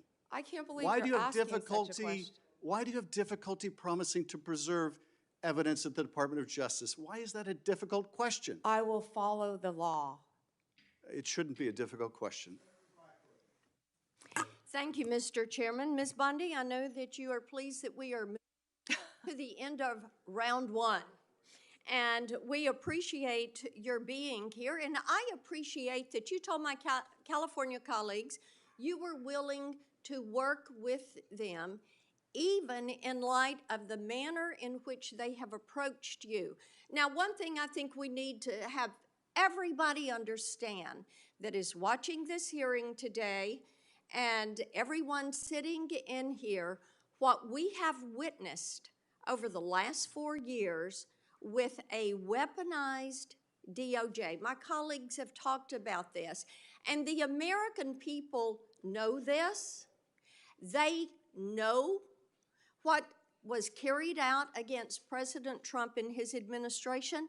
And in November, they voted to see an end to 2 tiers of justice, 2 tiers of treatment, 2 tiers of access, because they have absolutely had it with the lies, with the accusations, and with the attacks that have come against so many people who were just seeking to live their lives. And then all of a sudden found the FBI or another federal agency or the DOJ knocking at their door. You know, Ms. Bondi, it would make you believe that my colleagues have learned nothing from the elections in November. They don't see this as a movie script that someone may have liked to write. What they see is this is real life. And they want a restoration to equal justice, equal access, equal treatment, abiding by the rule of law. Many of us have talked today about making America safe again. And in Tennessee, I hear a good bit about this. And as we've discussed your nomination, one of the things I've mentioned to people is your career as a prosecutor. And you have touched on that some today. And you are bringing that insight of being a prosecutor to bear. And I do appreciate that. Now, one thing that I think is noteworthy, and in preparation for the hearing, I looked some of these numbers up. During President Trump's first term, violent crime in this country actually fell. Yes. It fell by 17%. And in the first 2 years of the Biden administration, it soared by 43%. This is crime that is taking place in all of our communities. We've seen a rise, whether it's California or Tennessee, we have seen a rise. So I want you to talk to Tennesseans, to Californians, to all Americans about what you're going to do to get this crime rate down in this country. Senator, thank you for that question. And despite the questions from Senator Schiff, I look forward to working with you and the state of California to do everything we can to fight violent crime in California. And you know as well as I, that crime is only going to go through the roof now after these forest fires. You're going to have looting. You're going to have price gouging. You're going to have so many things that I have dealt with in the state of Florida, and I am committed to working with California just as much as I am committed to working with you, Senator Kennedy, in the tragedy that just took place in Louisiana, given all the human beings that were murdered in your state. And we have the Super Bowl coming up in less than 3 weeks now, I believe, Senator. I've been a little busy. But we've got to ensure, if I'm confirmed, that everyone in this country is safe. And I will work with you. I will work with you, Senator. I will work with all of you in this country. For everything that Senator Blackburn said, we have got to reduce violent crime, and we have got to restore integrity to our law enforcement officers. Donald Trump, we keep saying he won this election by 77.3 million votes and 312 electoral votes. Look at the map of California, Senator Schiff. It's bright red, the popular vote, for a reason. People want law and order. They want to be safe so they can go to take their children to school, so they can go to church, Senator Hawley. People want safe streets. Of course we care about our economy and what's happening in this world, but if we're not safe, none of that works. We have got to come together. We have got to work together to make America safe again, and that in turn will make America great again, and I don't know where that phrase has become a bad word because I think that's a great one. Making America great again. Let me move on with you to something else that's about law and order, and that is Section 1507.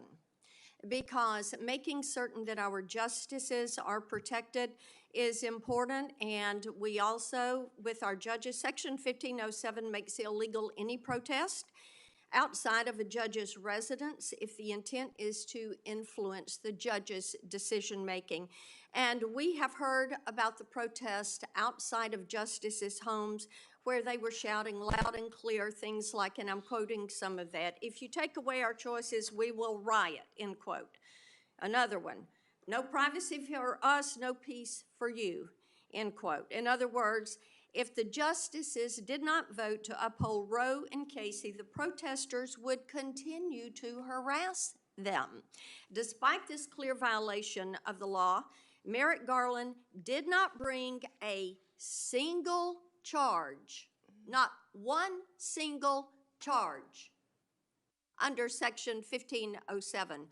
Will you commit to faithfully enforcing Section 1507 as Attorney General? I will faithfully enforce that law and all laws that I am asked to review. And Senator, I watched that on TV and it horrified me, the protesters outside their houses. You can't do that for a reason, because our justices have to remain safe and unbiased and protected from threats, as do we all. But they do enjoy a special protection, and yes, that should be enforced. And thank you, Ms. Bondi. Thank you, Mr. Chairman. We'll now have our second round that I announced earlier. We'll each have 4 minutes. When we were talking in my office, I brought up the importance of your listening to whistleblowers. And about 30 or 35 investigations I've got underway of the executive branch, and not just because of a Democrat president. Some of them are probably carryovers from Republican presidents. It's very important that the executive branch understand the cooperation that you must have with us to carry out our responsibilities to see that the president faithfully executes the laws. And I think that too often whistleblowers, being patriotic people they are, wanting government to do what government's just supposed to do, and find something wrong, they want to report it, and they want to report it within the agency. They don't come to Congress unless they don't get any help in the executive branch. It seems to me that it's very important that you respect whistleblowers, but I've seen them treated like a skunk at a picnic by the agency they're in. I've seen them ruin themselves professionally. I see themselves, one time an FBI agent came to me, was escorted out of headquarters with his gun and badge taken away from him, just because the laboratory there was not using science to make sure that crime was actually committed. So now we have a new $40 million head or science lab so that people are protected and get their constitutional rights. So will you protect whistleblowers from retaliation and promote a culture? And I think that last thing, promote a culture, is more important, that values the important contribution of whistleblowers. Yes, and Senator, I think so people fully understand the importance of whistleblowers. They have to be able to tell the truth and come forward without fear of retaliation. And that's the purpose of the whistleblower statute. And when there's retaliation, the taxpayers' money's paying for that retaliation in most cases.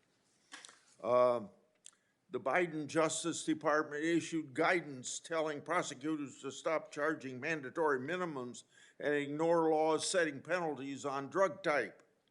It also allowed folks to pay civil and criminal fines to politicize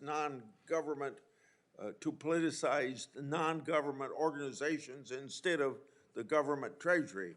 I put together a list of their guidance. I find it very concerning and unfair to the taxpaying public, and I'd like to have you review those policies very soon after you're confirmed. Absolutely, Senator. In regard to antitrust, enforcing antitrust laws is extremely important to ensure that markets are fair and that consumers are protected, I've been active in making sure that the Justice Department and the FTC carefully scrutinize mergers and that they look out for anti-competitive behavior and predatory practices.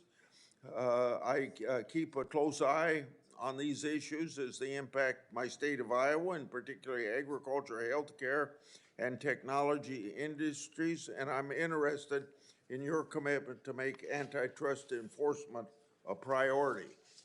Antitrust enforcement was a priority when I was a state AG, and it will be a priority if I am confirmed as Attorney General.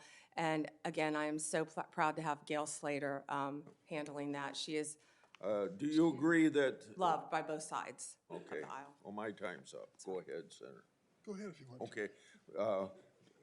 This is the Civil Rights Division in your department, if you're head of it, supposed to enforce laws against race and sex discrimination, but under the Biden administration, the Justice Department has arguably promoted discrimination and turned a blind eye to racist hiring practices.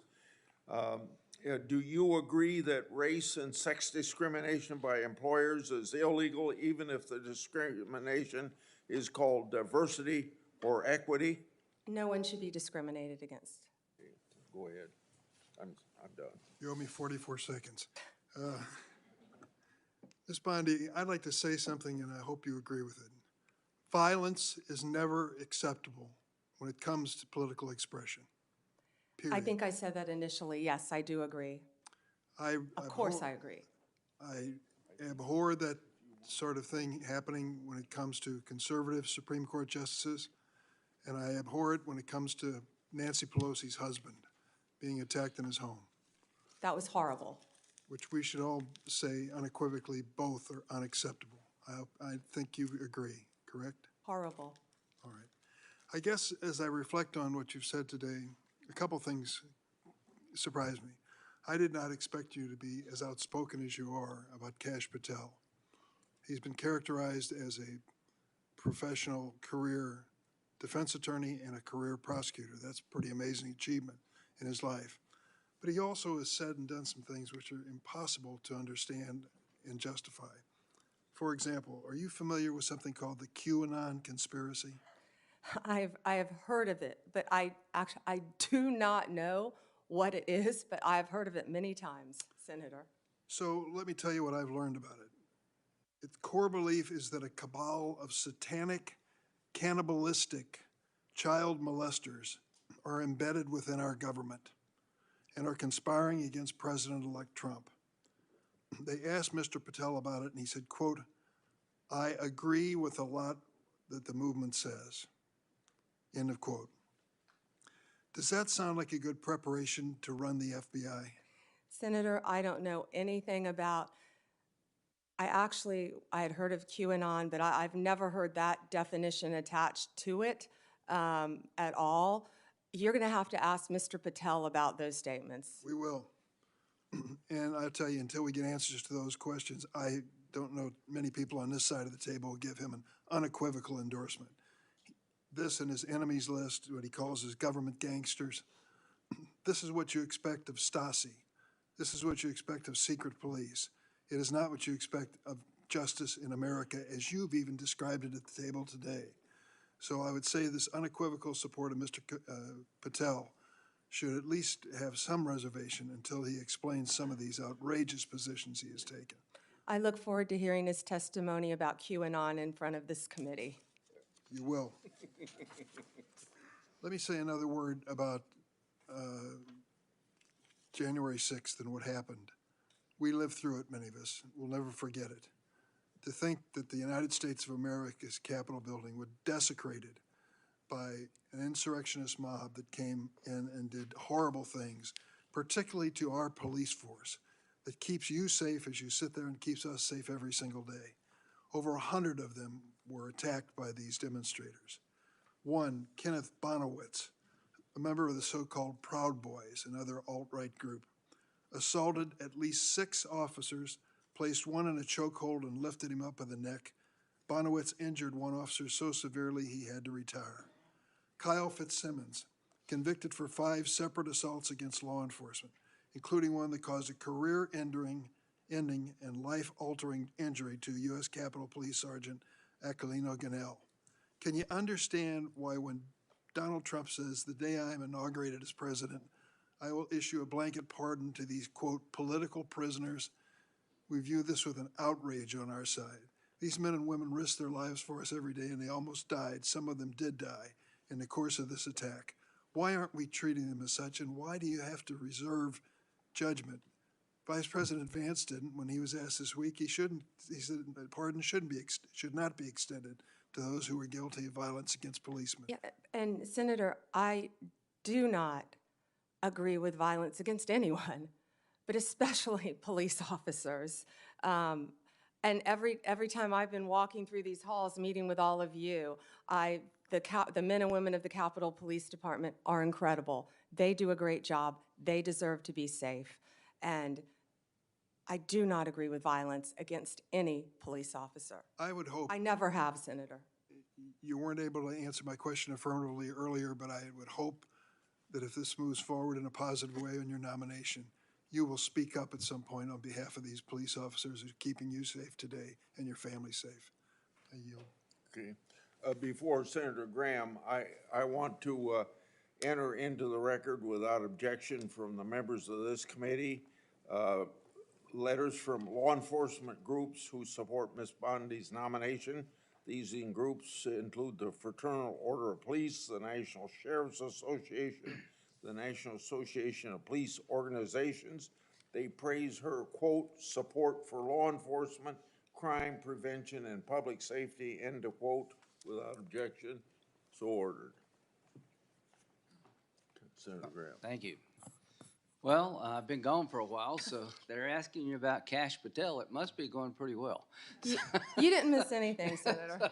So that's just an observation. So anyway, thanks to my colleagues on the Democratic side. It's been a good hearing. And a couple things. Pardons. If somebody applies for a pardon, you'll give the president legal advice as to whether or not he should grant it. Is that the way the system works? Yes, Senator. Okay. So rather than prejudging what you would do, you would look at the application and give him your best advice, and you don't like people who beat up cops. Correct. I hope no one does. Yeah, okay. Fair enough. So let's just get back to the process. I'm not going to speak for the president, Yeah. but the president does not like people that abuse police officers either. Yeah, well, the hope is that through this pardon process, you'll make a rational decision based on the applicant rather than deciding the outcome in a Senate hearing. That's all I'm asking. That's what I would want if I represented somebody. I'd want at least to be heard. Now, Section 230, are you familiar with it? Yes, Senator. One thing that unites this committee is protecting children and society at large from social media abuse. We passed online privacy legislation. Senator Durbin's been great to work with. Everybody, Klobuchar, we're all trying to find out how to empower people who may be victims of social media. To empower a parent whose child's been bullied, when you call the social media platform and they blow you off, you go to court and they kick you out of court because of Section 230. Sexual exploitation of children on the internet, we've heard stories that make us just break our hearts. We're united of trying to give people a say. If they take your content down, you're appealing to the people who made the decision to take your content down. So what I want to do, along with Senator Hawley, everybody, is repeal Section 230 or replace it with a system that empowers consumers who may have been hurt. Do you agree with that? Senator, I would love to look at that with you. I'm not familiar with what you want to do on the issue. I've talked to Senator Klobuchar. I think Senator Durbin and I may have even discussed it, but I'm committed to looking at that with you. There are so many issues online that's one of the things. We have to find things that can bring us together now, and this has to be one of them. Well, just protecting our children. Here's what FBI director said. Ray, where you agree with him or not, I agree with this. I see blinking lights everywhere I turn regarding the national security threats. Does that make sense to you? Yes, Senator. I was looking at that, the date of that. That was a year ago. Yes, Senator. I also heard about, I haven't seen it yet, his 60 Minutes interview that was very troubling to me for our So- country. Right. We know we found 8 guys from Tajikistan that were released, caught again because they were tied to ISIS. So the point I'm trying to make is, January 20th, we own this. I just urge you, to the extent you can, to urge the president to secure that border. We need money. The idea of moving money around from defense is not going to cut it. We need a lot of money for bed space, to finish the wall, do technology, hire ICE agents to accelerate deportation of people who are criminals and gang members.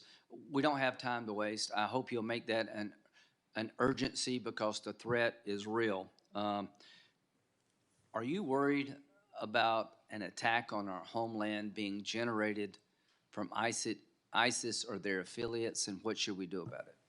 Senator, I don't have a security clearance yet, but only from the public reporting that I've seen, I'm terrified. Senator Whitehouse. Thank you, Chairman. I'm going to try to fit in 2 questions in my 4 minutes. Lindsay, stick around because I'm going to say something nice about you.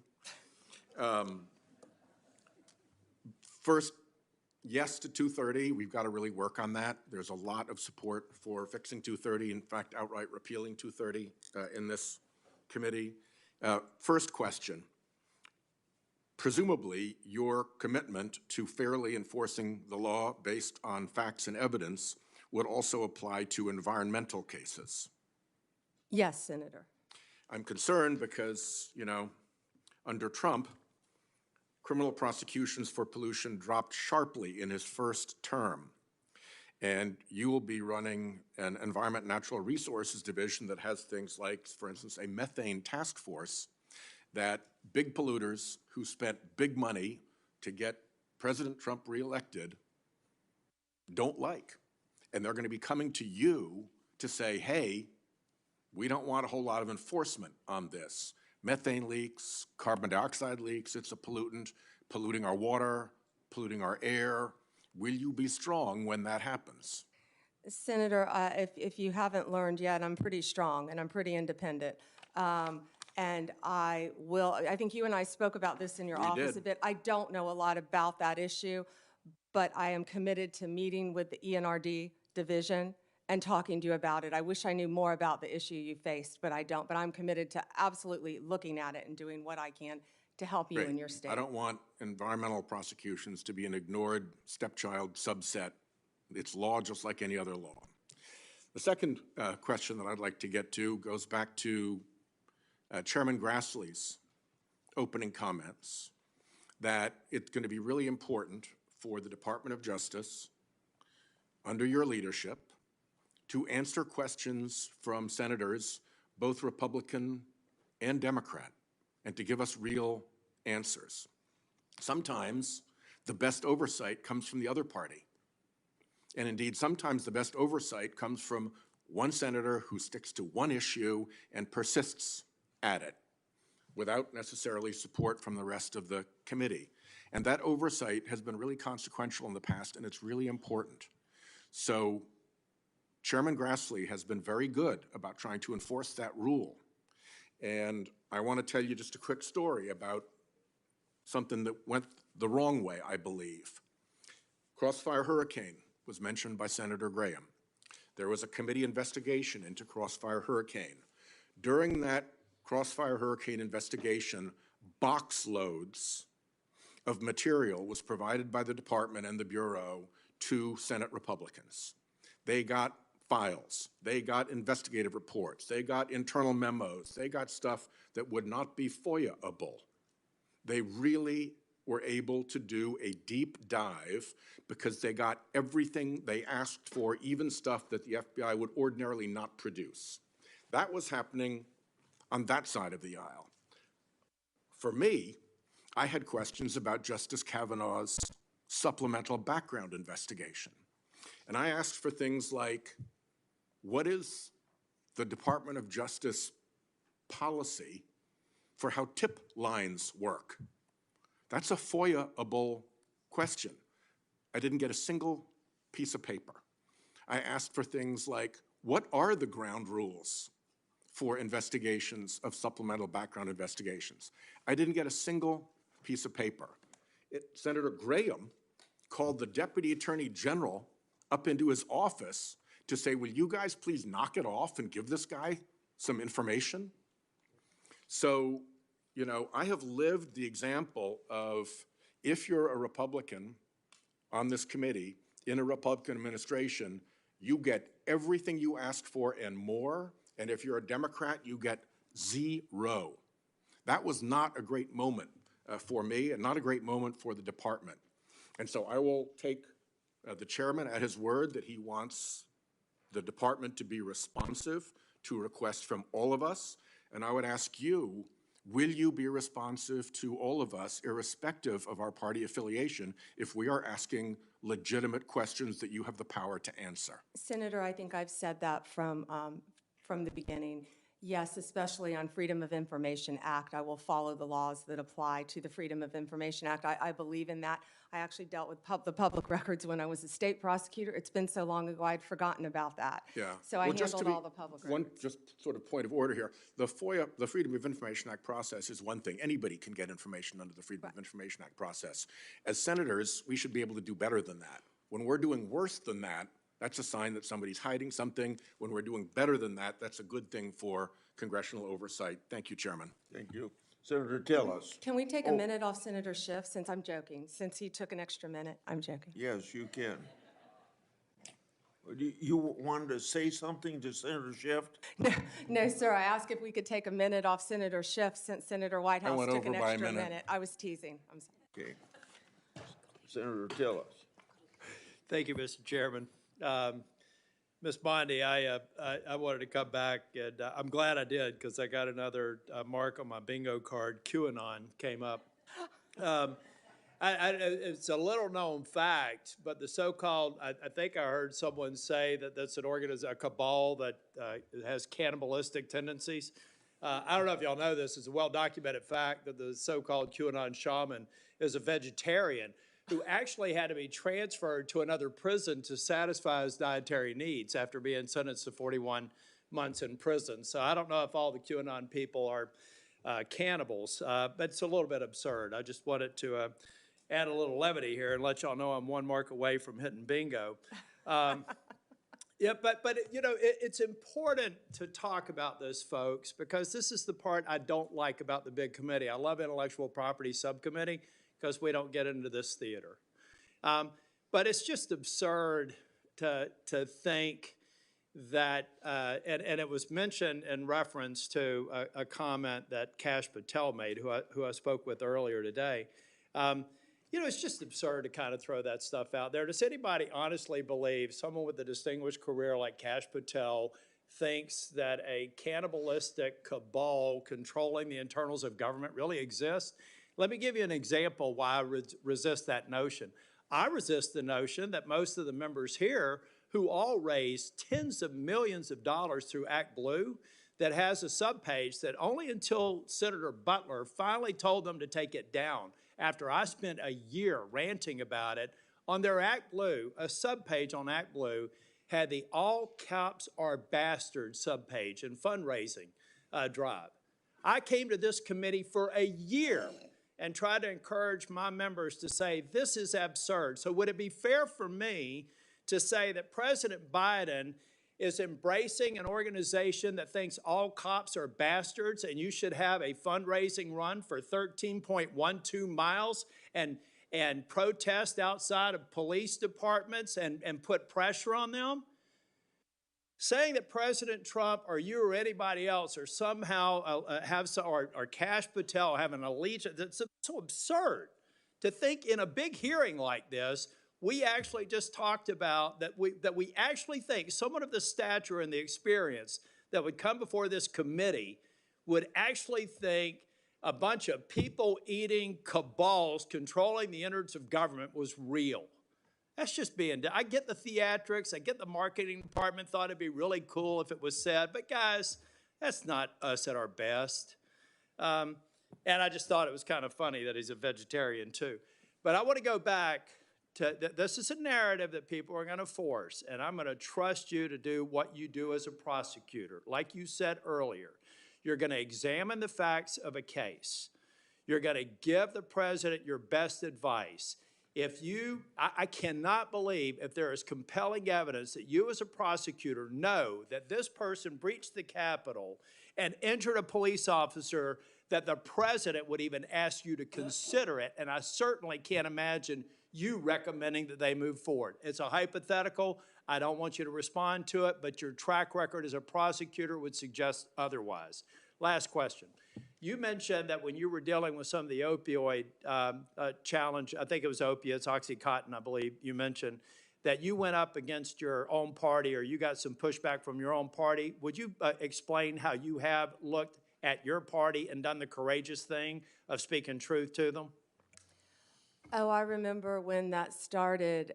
Several of my former colleagues are behind me. They're probably smiling, but I remember when that started, I said, "Ooh, I'll never get elected to a second term," because yes, I fought for what I believed in based on meeting these victims' families and seeing the need, and I fought the industry. Whew, that was a And big you were in an industry, elected and position. the doctors. You were in an elected position with a lot of people with a target on you, and you stood firm. Thank you. More than once, Senator. Thank you. Senator Coons. Thank you, Chairman Grassley. Attorney General Bondi, in our previous conversation, we talked about criminal justice reform, and in particular, your contribution to the enactment of the First Step Act in the previous Trump administration. And I just want to talk with you about a couple of bipartisan initiatives in this area. Senators Cornyn, Lee, Durbin, Tillis, Booker, and I have introduced a bipartisan bill called the Safer Supervision Act.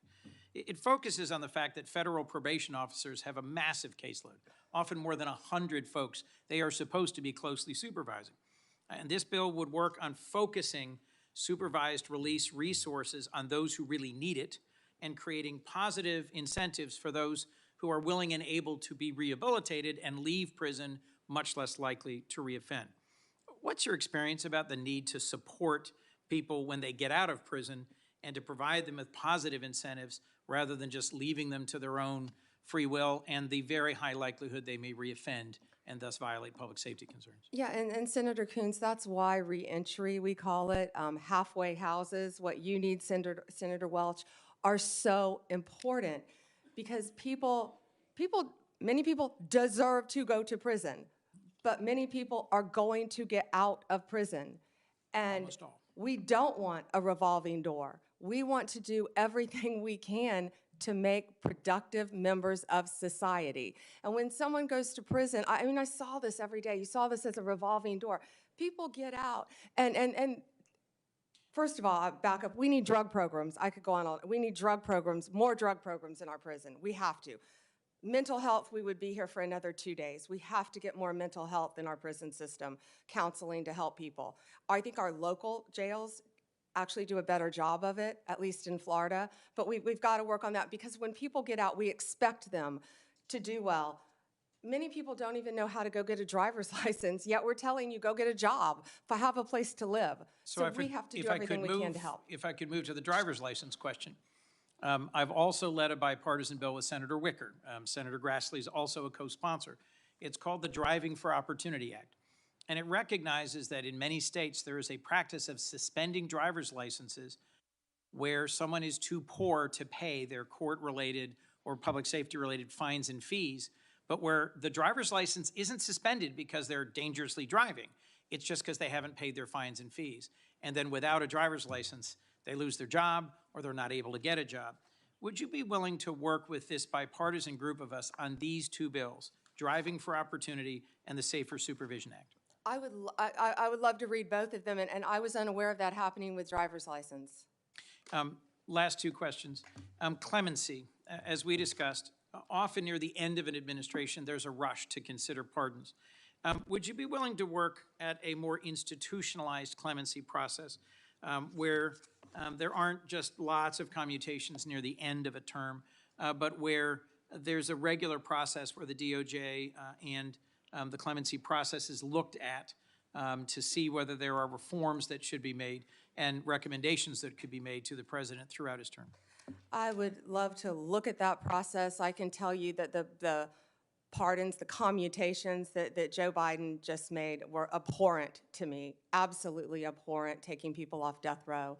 I looked at the facts of many of those cases, and they were so troubling to me. I don't know what process you intend to implement, but I would love to study that with you. Well, we talked positively about your experience and mine with drug courts, veterans courts, mental health courts. There are some things we will continue to disagree about, and other things I hope we can work on together. Thank you. Thank you, Senator. Senator Lee. Thank you, Mr. Chairman. Ms. Bondi, as you're aware, criminal justice reform has been an important part of my role on this committee. I worked for the better part of a decade with Senator Durbin, Chairman Grassley, Senator Whitehouse, Senator Cornyn, Senator Booker, and a bunch of others to eventually pass the First Step Act, which President Trump signed into law in December of 2018. The First Step Act, as the name implies, was intended to be the first of multiple steps. Much remains to be done, including with the implementation of the First Step Act. The credits available under the First Step Act are still being implemented and need more. I assume you'd be willing, if confirmed, to help us continue to implement the First Step Act. Yeah, yes, Senator. And also, I just learned, it's my understanding, I don't know for fact, but it's my understanding that a lot of those beds for halfway houses, for reentry, have not been filled under the First Step Act. So if that's true, I want to look at that right away and figure out why. Right. And I think other reforms like the Safer Supervision Act, of which I'm a co-sponsor, can also be helpful on that front. It's always important to make sure that we're running, although ours is not the largest criminal law enforcement institution in the country, meaning the states themselves have far more criminal cases, far more prisoners under their jurisdiction collectively than the United States government does. And nonetheless, it is a significant presence. And states often look to the federal government, sometimes for good, other times for ill, on leadership as to where they should take their own criminal justice system. And so it's important that we get this right, and especially given that we've been wrong at times in the past. I also think it's important to address the topic of overcriminalization. A few years ago, a few of us on this committee decided that we wanted to find out how many federal crimes are on the books. We reached out to the Congressional Research Service, the CRS, whose job it is to answer such questions like this when members have these questions. The answer that came back was stunning. The answer that came back was to the effect that the answer is unknown and unknowable, but at least 300,000. A lot of the reason for this is that there are a lot of instances in which federal regulations impose criminal penalties. Impose criminal penalties often without Congress independently enacting anything, just using some sort of delegated lawmaking authority from Congress, which ought not be okay, but incorporating elements of a criminal offense into a criminal regulation, which we add to the Code of Federal Regulations at a clip of around 100,000 pages a year, give or take, depending on which parts of the Federal Register that you add to the CFR at the end of each year. This seems highly problematic to me for multiple reasons. Reason number one, of course, are that Article 1, Sections 1 and 7 make clear that you cannot make a federal law or change a federal law without Congress, without both houses of Congress passing the same text, submitting it to the President. Reason number two, oftentimes when this happens, you end up with an either absent or hugely ambiguous mens rea, meaning the standard of intent with which one must have acted in order to commit the criminal offense in question is often absent or at least so murky that nobody can tell what it means. Both of these things, of course, lead to huge problems for defendants and for the liberty interests of the American people. So I'd ask that you, if confirmed, help work with us on these things and share any thoughts you might have on them. Yes, Senator, and I wasn't aware of the mens rea issue, yes. Senator Klobuchar. Very good. Thank you very much, Mr. Chairman, and thank you for mentioning antitrust. I'm really proud of the work you and I have done together, as well as Senator Lee and I. And I know we discussed with you, Ms. Bondi, the work on allowing state AGs, a bill that Senator Lee led, and I was the Democratic lead on letting state AGs keep the antitrust cases involving tech in their states. And Senator Grassley and I successfully passed our bill to finally update the merger fees, which have allowed larger mergers have to pay in more, smaller mergers less, and that has led, along with other reasons, to beef up the antitrust division of antitrust during the last few years. And I want to make sure that you are committed to continuing a strong antitrust division with adequate personnel. And if I am confirmed, I intend on bringing in Gail Slater. She is amazing, and I think bipartisan support for her, and did a lot of antitrust. Well, I had someone who knew antitrust much better than I when I was state attorney general, and it's very important. But how Very about important. the resources for the division? It has been, under this administration, the current outgoing one, they have added lawyers and others to it. And my question was, is if you'll continue that? Yes, I was actually looking at the structure of that unit, and if I am confirmed, I've been a little busy, I plan on working with Gail Okay. Slater and all the lawyers in that unit. Okay. And then just you and I discussed some of the important cases, the Google case, Live Nation, Ticketmaster, the Apple case, I don't know if we talked about that one, but RealPage. And will you commit to continue these cases and to pursue remedies that will fully protect consumers from anti-competitive conduct?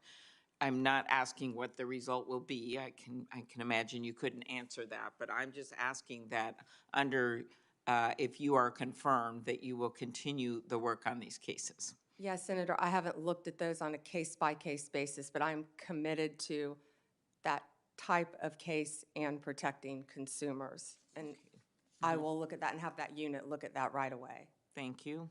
At its founding in 1870, the Justice Department's priority was to enforce civil rights. That's what was founded, the reason guaranteed by the 13th, 14th, and 15th Amendments during Reconstruction.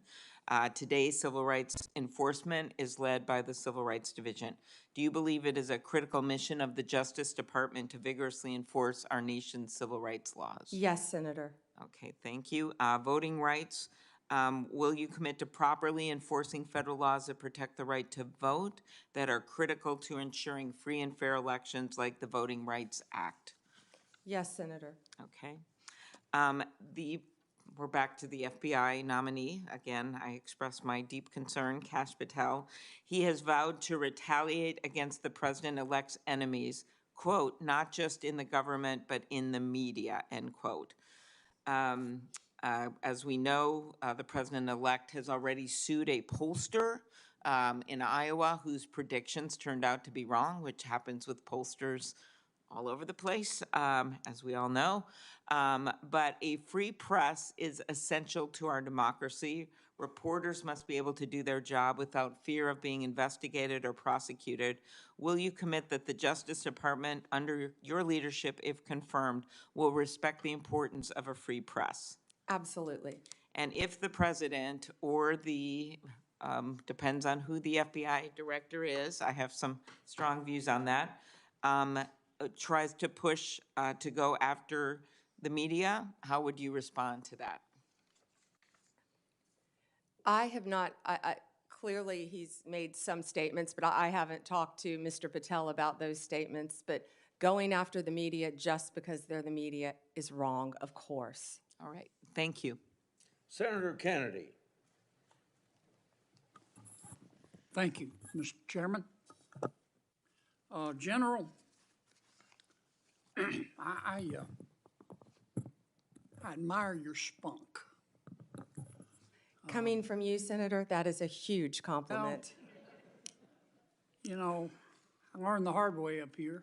You may know it already, but up here, if you turn the other cheek, you just get it in the neck.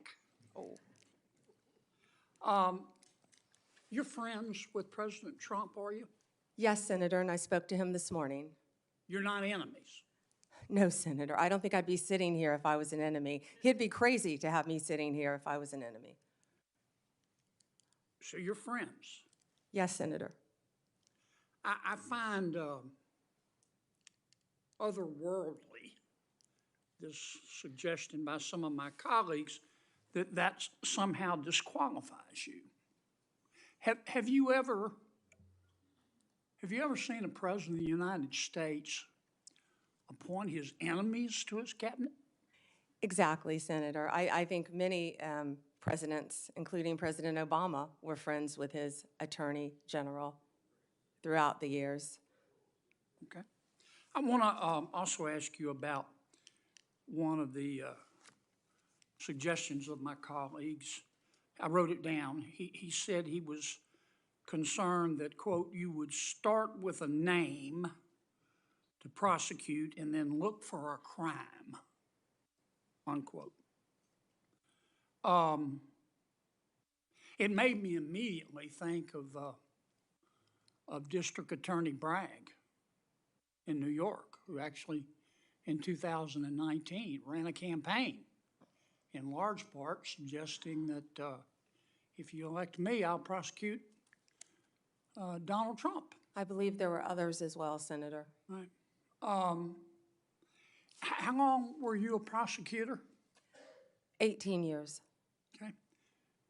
Is there anything in your background to suggest that my colleague's suggestion that you would start with a name and then look for a crime, is there anything in your background that would give him basis to say that? No, Senator. Okay. Have you ever done that? No, Senator. And I Ever think I have a lot of former colleagues sitting behind me who would back me up on that as well. Do you plan to do that as Attorney General? Of course not, Senator. I hope no Attorney General going forward would ever do that. Well, I thank you for your time today. One need not be clairvoyant to see that you're going to be confirmed. And you talked a lot about bringing us together today. I'll make this suggestion. Senator Durbin talked about it. You can bring us together if you will just answer Grassley's letters. That will be a really good start, because you'll never hear the end of it, nor should you. The man he's like a dog on a bone. Thank you, Senator.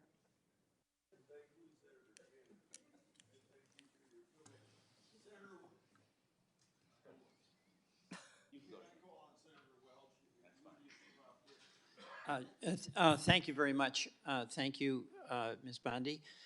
Three things. One, I do have some concern that whoever is the Attorney General, you or anyone, is going to be presumably, will be under a significant amount of pressure at some point from the President. Attorney General Barr was, Attorney General Sessions was. And you've made it very clear your client is the Constitution. I think that's very reassuring to us. But the President does have now a Supreme Court provided immunity. And I just want to express to you my concern, and it really does align with what Senator Schiff said. You have what I regard as a very bad decision by the Supreme Court. The President should not be above the law, never has been. And my concern, on the basis of statements that President-elect Trump has made, is that he does identify people as political enemies, including Senator Schiff, and there may come a day where there is pressure on you. And I'm just going to express my hope that that independence that you've had throughout your career when it comes to the Constitution or pressure from a higher official, that you're going to choose the Constitution. So you don't even have to answer that, but it's a concern I share, I think, not just with colleagues here, but with many Americans. My colleagues have made the case about weaponization in this administration. We can have a debate about that, but there's been a universal statement here that we want the rule of law to be the basis of going forward. So thank you for allowing me to say that. Second, I'm really interested in your focus on how do we cut down on recidivism. I was a public defender. That's how I got started. You started prosecutor. In Vermont, prosecutors and defenders were good friends. We each had a job to do. But my experience with my clients, and I'm accepting folks who just, they're really dangerous, you've got to lock them up, you've got to throw away the key. But the vast majority of people had a substance abuse problem, oftentimes had very limited education, oftentimes face these incredible dilemmas that Senator Coons was talking about, where they get fines and they get their license suspended, so the job they had now they lose. So can you just elaborate a bit on what you want to do to inject some energy into dealing with cutting down on recidivism?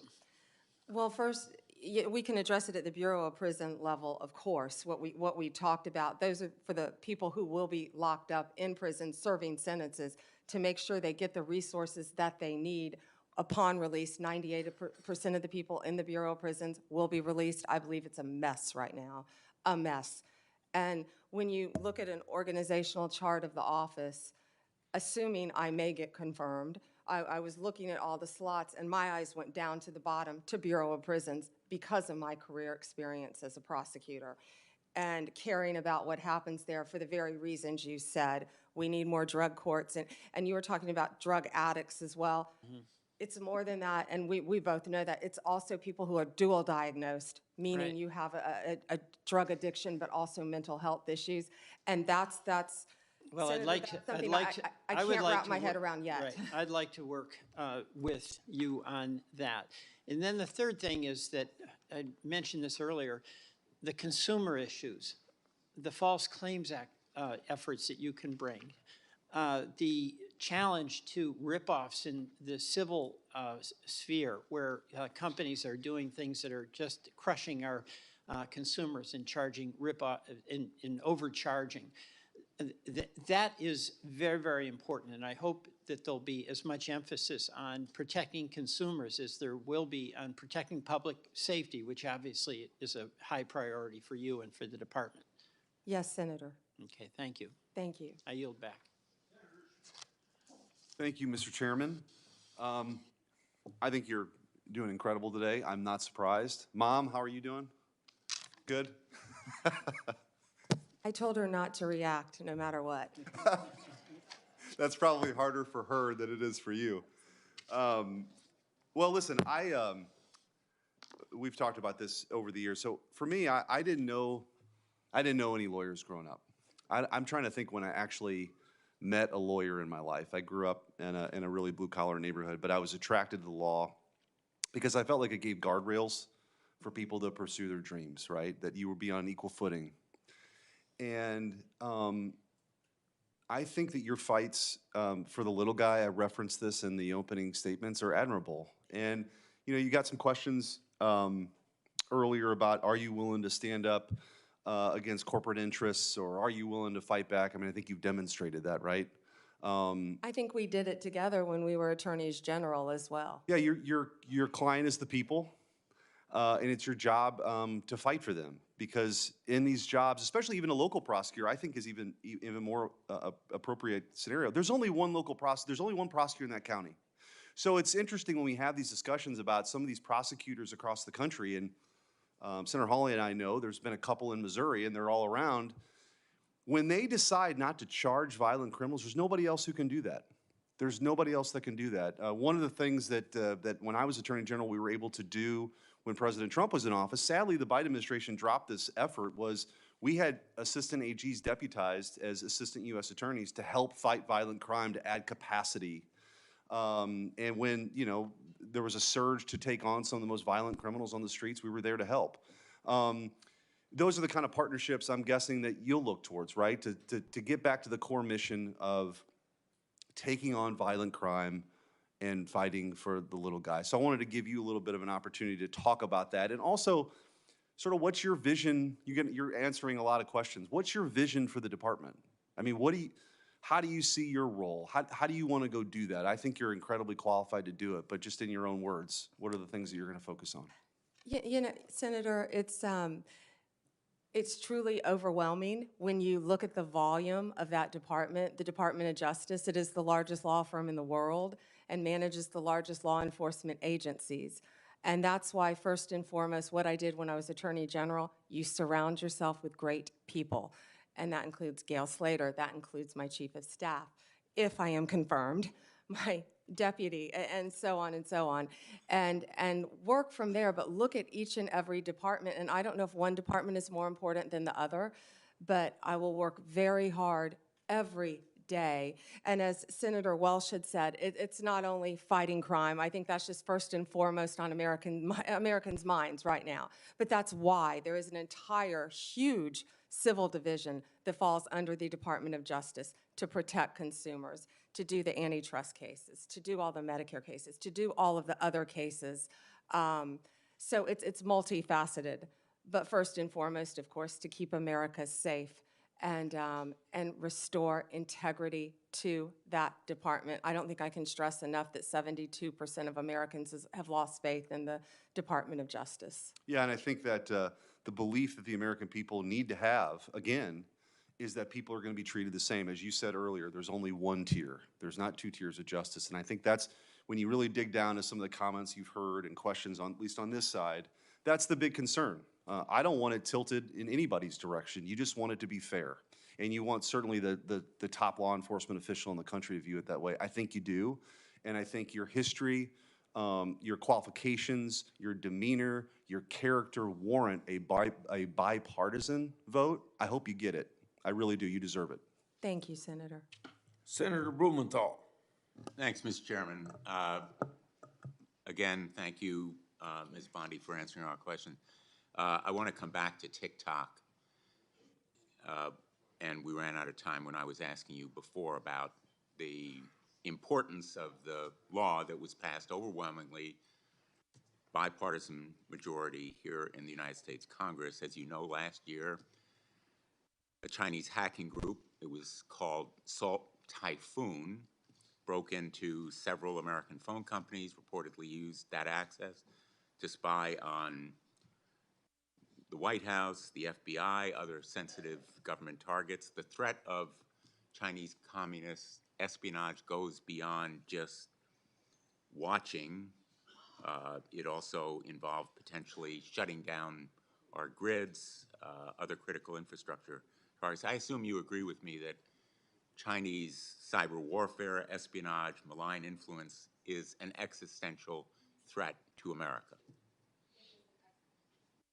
It is an existential threat, Senator, and also I have not seen it yet, but from what I've heard about former FBI Director Wray's comments on 60 Minutes regarding China, sleeper cells within our own country, infiltrating our water systems, our natural gas lines, telecommunications, a very, very real threat to our country. I'm glad that we agree, and as you know, and as the Department of Justice has noted, it's not classified, so we can talk about it openly. The ByteDance is beholden to the demands of the Chinese government. It is controlled by the Chinese government, and it in turn controls TikTok. Do you agree that ByteDance's control, ownership, exploitation of TikTok is a threat to American national security? Senator, this is pending litigation within the Department of Justice. Okay, let me put it a different way. It's not pending litigation within the Department of Justice. It's in the courts. In the courts. And the Department of Justice is currently defending Yes. the constitutionality of American law. Will you continue to defend the law passed by the Congress defending America's national security? Senator, I cannot, it would be irresponsible for me to talk about anything, and it is pending litigation. No, We can talk I was semantics Attorney all day General, long. and very I'm not often- trying to hedge on anything, Senator. I just having can't a comment on problem anything. with the idea that you won't tell me that the Department of Justice will continue to defend against constitutional attacks the law of the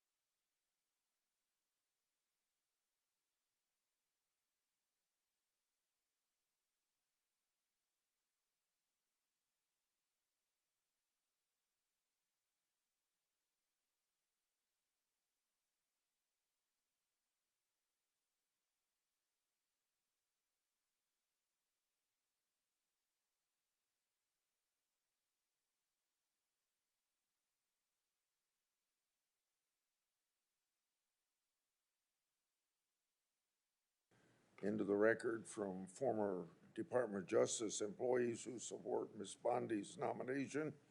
This bipartisan group of attorneys includes several former AGs, assistant attorneys general, U.S. attorneys, right to share both strong and enthusiastic support, unquote, for Ms. Bondi and attest to their, quote, integrity, her integrity and devotion to the rule of law, end of quote, without objection. I would enter these into the record. Hearing none, so ordered. Senator Brett. Thank you, Mr. Chairman. Several of my colleagues on the other side of the aisle have insinuated that your friendship with Donald Trump is a problem. My colleagues on my side of the aisle have leaned into this, kind of exposing the hypocrisy given what we have seen before from previous administrations. And I would just like to read something to you from 1961. Washington, January 13th. The Senate Judiciary Committee approved without objection today President-elect John F. Kennedy's selection of his brother, Robert, as Attorney General.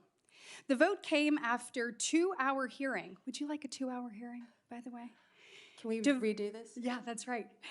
The vote came after a 2-hour hearing devoted in large part to the praise of Mr. Kennedy. Forecasts that there would be several critical questionings, especially from Republicans, proved incorrect. All 14 committee members present voted to approve the nomination when it was formally made. The New York Times. As it said, blood is thicker than water, meaning family bonds are stronger than any other relationship. I just think that that needs to be before the American people once again, and I appreciate you continuing to reiterate that you will serve the people of this great country and that you will follow the law. Thank you, Senator. I'd like to move to something that has become another theme of this hearing, and that is Senator Grassley's letters. So I myself sent a letter to our current Attorney General and unfortunately received the very same treatment. So in front of this committee, Merrick Garland, Attorney General Garland, had made a testimony that we found evidence to possibly contradict what he had said.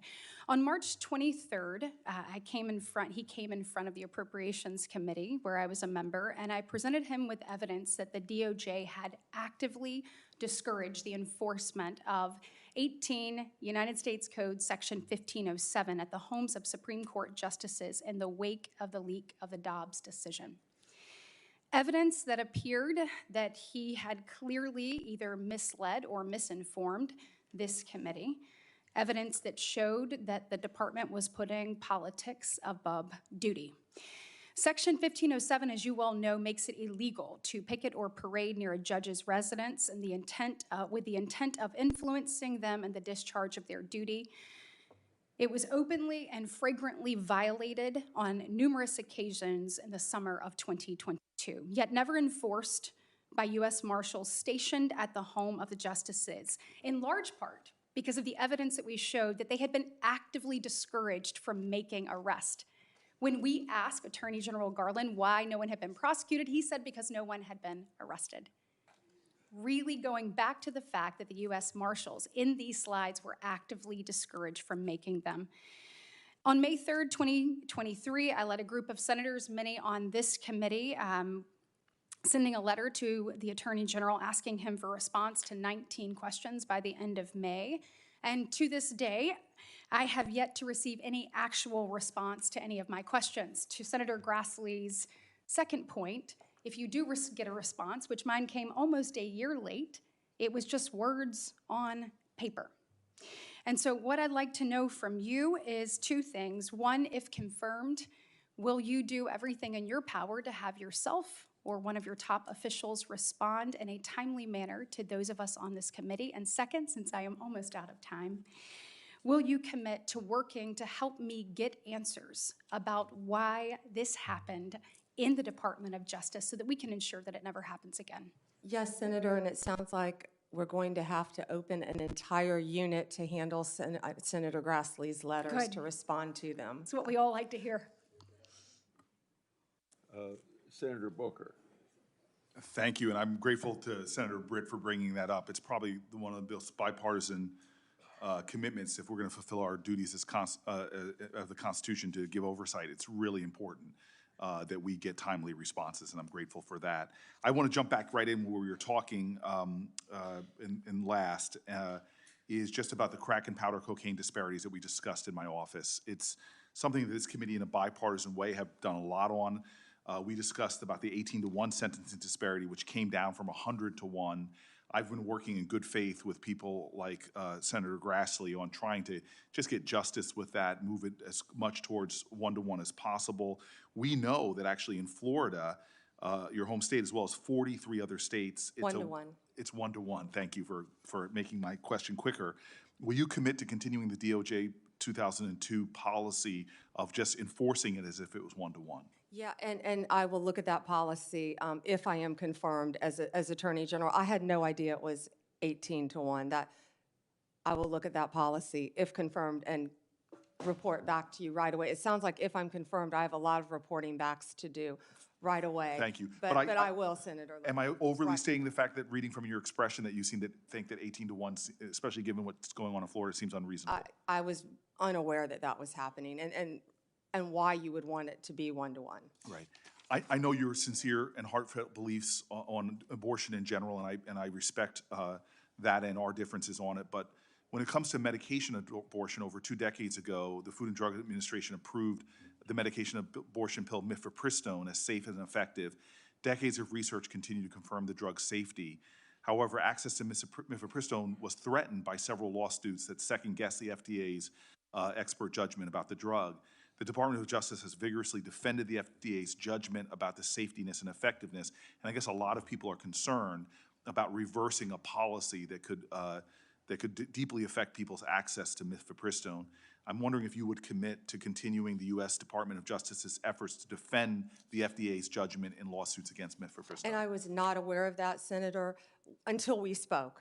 And I think I told you I will look at that policy. I was not aware of the policy. I will look at that policy. I am personally pro-life. I have always been pro-life. But I will look at that policy. I will not let my personal beliefs affect how I carry out the law. I wish I had more than 90 seconds to talk to you about an issue, but you've been so willing to talk to me about it. But the First Step Act implementation is, in my opinion, in a dire state. We had a bipartisan bill with 87 senators voting for it, 88 if Lindsey Graham was not off fighting the world's fight. I would like to make sure that you work with us to have implementation done. One of the reasons why it's so poorly implemented is because of the disastrous realities in the Bureau of Prisons. We've had bipartisan hearings here about the egregious stuff. The hearing was so disturbing that one of my colleagues on the side came over and said, whatever I can do, let's work together. It is understaffed, and therefore a lot of the people that are supposed to be implementing the programs that would help for people to earn time credit to get out, the education programs that are proven to reduce recidivism, can't be done because the Bureau of Prisons is a disaster in terms of staffing and funding. People leave their federal correctional officers' jobs to go to state because they can make significantly more money. Is this a cause? Morale is horrible. Yes, morale is horrible. Do you feel a sense of urgency like I do to focus on the Bureau of Prisons, to deal with the staffing issues and help for the full implementation of the First Step Act? Yes, Senator, and yes, and I spoke about that, I think, when you were in another committee hearing, but yes, I will, of course. Thank you for the latitude, Mr. Chairman. For a question for both the nominee and you, Senator Booker. You were talking about this 1-to-1 equation. If your implication to her was that it could be done through her actions, then it seems we've been wasting our time trying to find a compromise between you and me on that subject for legislation. I didn't prepare for this hearing, sir. I didn't know I'd be asked questions. I look forward to working with you. I do believe that it should be done judicially as well as with prosecutorial discretion. Should done legislatively as well as prosecutorial discretion. Thank you, sir. Thank you, Mr. Chairman. General Bondi, I congratulate you on an excellent job at this hearing.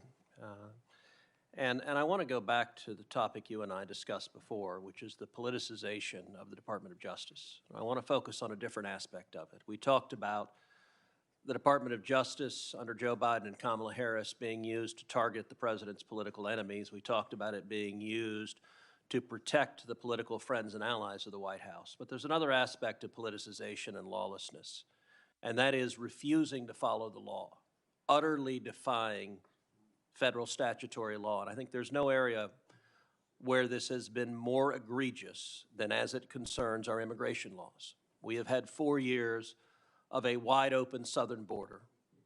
My state, Texas, has borne a disproportionate burden as a consequence of that, as 12 million illegal aliens have flooded into this country. And what the Biden administration has done, no other president in the history of America has done.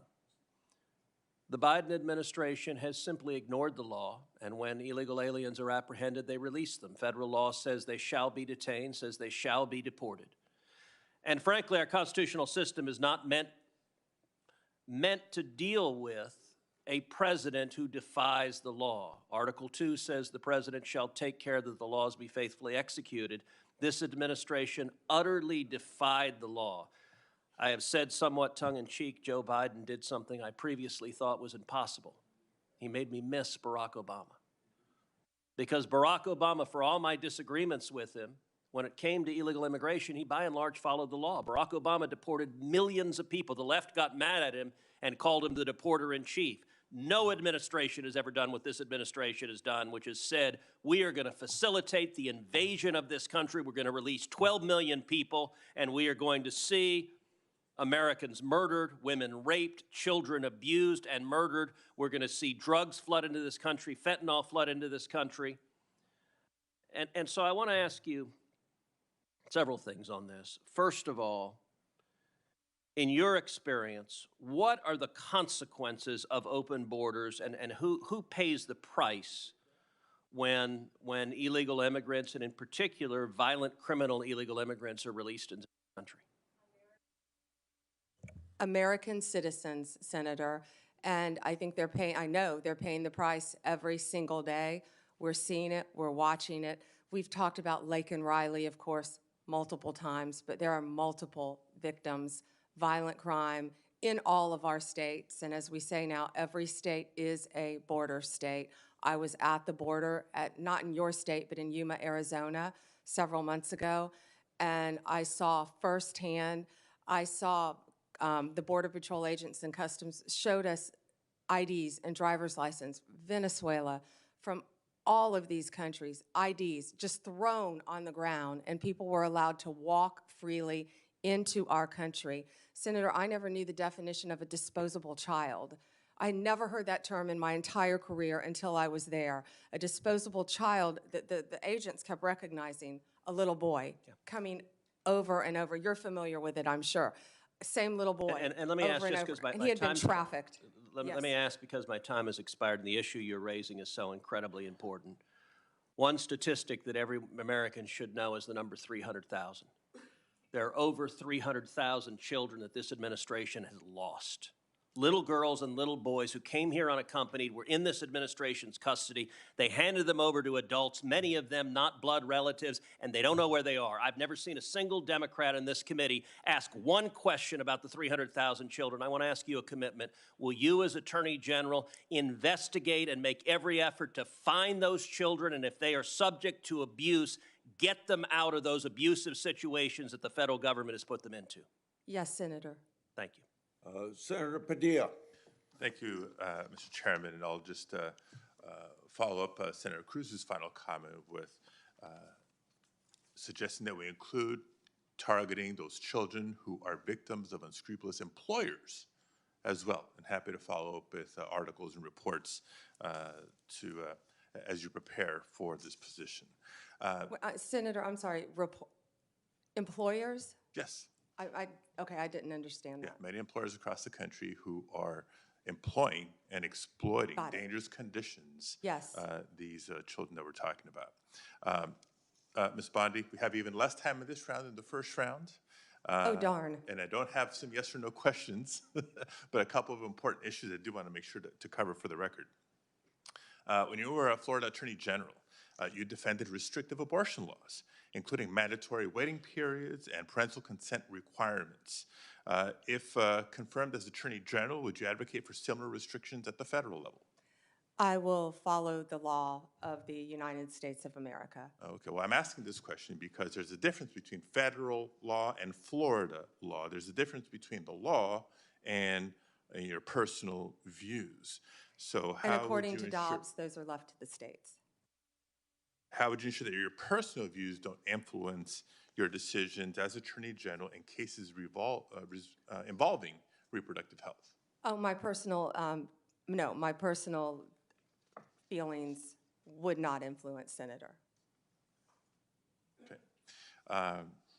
Next, questions on the topic of gun violence, which continues to be a challenge and a problem in many parts of the country. As you know, the Department of Justice plays a key role in enforcing federal gun laws and working to prevent gun violence.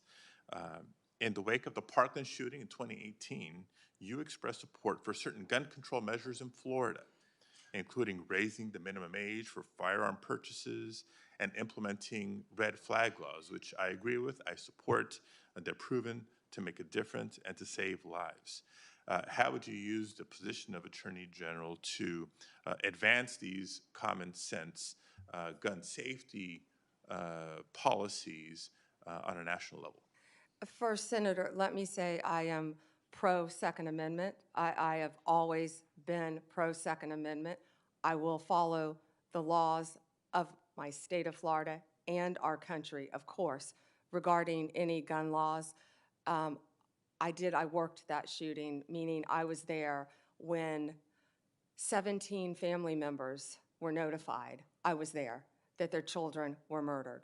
Also, Pulse nightclub. I also went to Nevada to help with the MGM shooting. The Attorney General at the time asked me to come out there. I believe over 60 people were murdered there. I am an advocate for the Second Amendment, but I will enforce the laws of the land. Okay, well, I appreciate that. I would certainly hope so. But any specific ideas that you have on advancing the common sense gun safety proposals that you support as you were Attorney General? I gave you two examples: raising the minimum age for firearm purchases or implementing red flag laws. There's, I think, a growing national consensus on universal background checks. I would be glad to meet with you and review any legislation that you have, Senator. Okay. All right, I only have a few seconds left, but thank you for your testimony. I know we asked some tough questions in this hearing. That's what the confirmation hearing process is supposed to be about. I know how to count and I know how to read tea leaves. It seems to me you're very, very, very, very likely to be confirmed, and certainly look forward to working with you in your office on the issues that I've raised today and more. And I certainly look forward to seeing you demonstrate the independence and respect for the rule of law that you have suggested to the committee today. Thank you. Thank you, Senator, and my prayers are with you in California again on the horrific fires and what you're doing. Thank you very much. Combat them. And thank you, Mr. Chairman, and I know you're so pleased that we're about to the end of the day. And we thank you so much for your time and your dedication and your desire to serve. And there are several things that we work together on here in this committee, and we will need your help. Online privacy, we have never addressed. Senator Blumenthal and I have worked on that. The Kids Online Safety Act, which we are looking forward to finishing here this under President Trump's leadership so that we can protect children in the virtual space. And another portion of the work that I put a good bit of time into is combating human trafficking. And I know you have such a background in that, and we are so appreciative that you bring that background to the AG's position, because this is an issue that has languished. Now, Senator Cruz mentioned the 300,000 children that are not accounted for nearly 2 years ago. I wrote the HHS secretary. It was at about 100, it was at 75,000 at that point, and the number has increased. And there are steps that could be taken that this administration, the Biden administration, has tossed to the side. We have legislation to address those, but General Bondi, this is something that you can begin to do on day one. This administration has stopped doing fingerprints. They have stopped doing DNA testing. And because of that, we know that about 40% of the kids that come to that border are being trafficked. And there is a way to put an end to this. So we have, we think creating a database, a human trafficking database at DOJ is a good step forward. We do have legislation on that. Another thing that we're working on is having Child Protective Services actually record the interviews with children and adults to help to protect these children. But I would really like to get your commitment on the record for your help and a statement about the work that you have done in human trafficking and your commitment to ending that in our country. Thank you, Senator, and I have not yet reviewed your legislation, but I would love to review that legislation. Yeah, I learned about the fingerprinting and the DNA when I was at the border a few months ago, and I really couldn't believe that. And while I was there, I went to a rape crisis center, and what I saw and learned at that border, there is nothing humane happening at that border. No. And so many women and children are being trafficked coming into this country.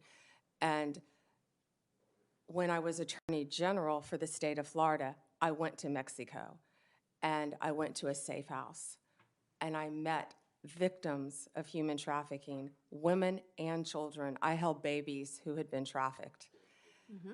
And what gets a young drug addicted, because they addict all these women to drugs when they're trafficked, young drug addicted mother to break free from her captor, they were sending her to New York. And when they were going to do that, what did? They were going to kill her baby.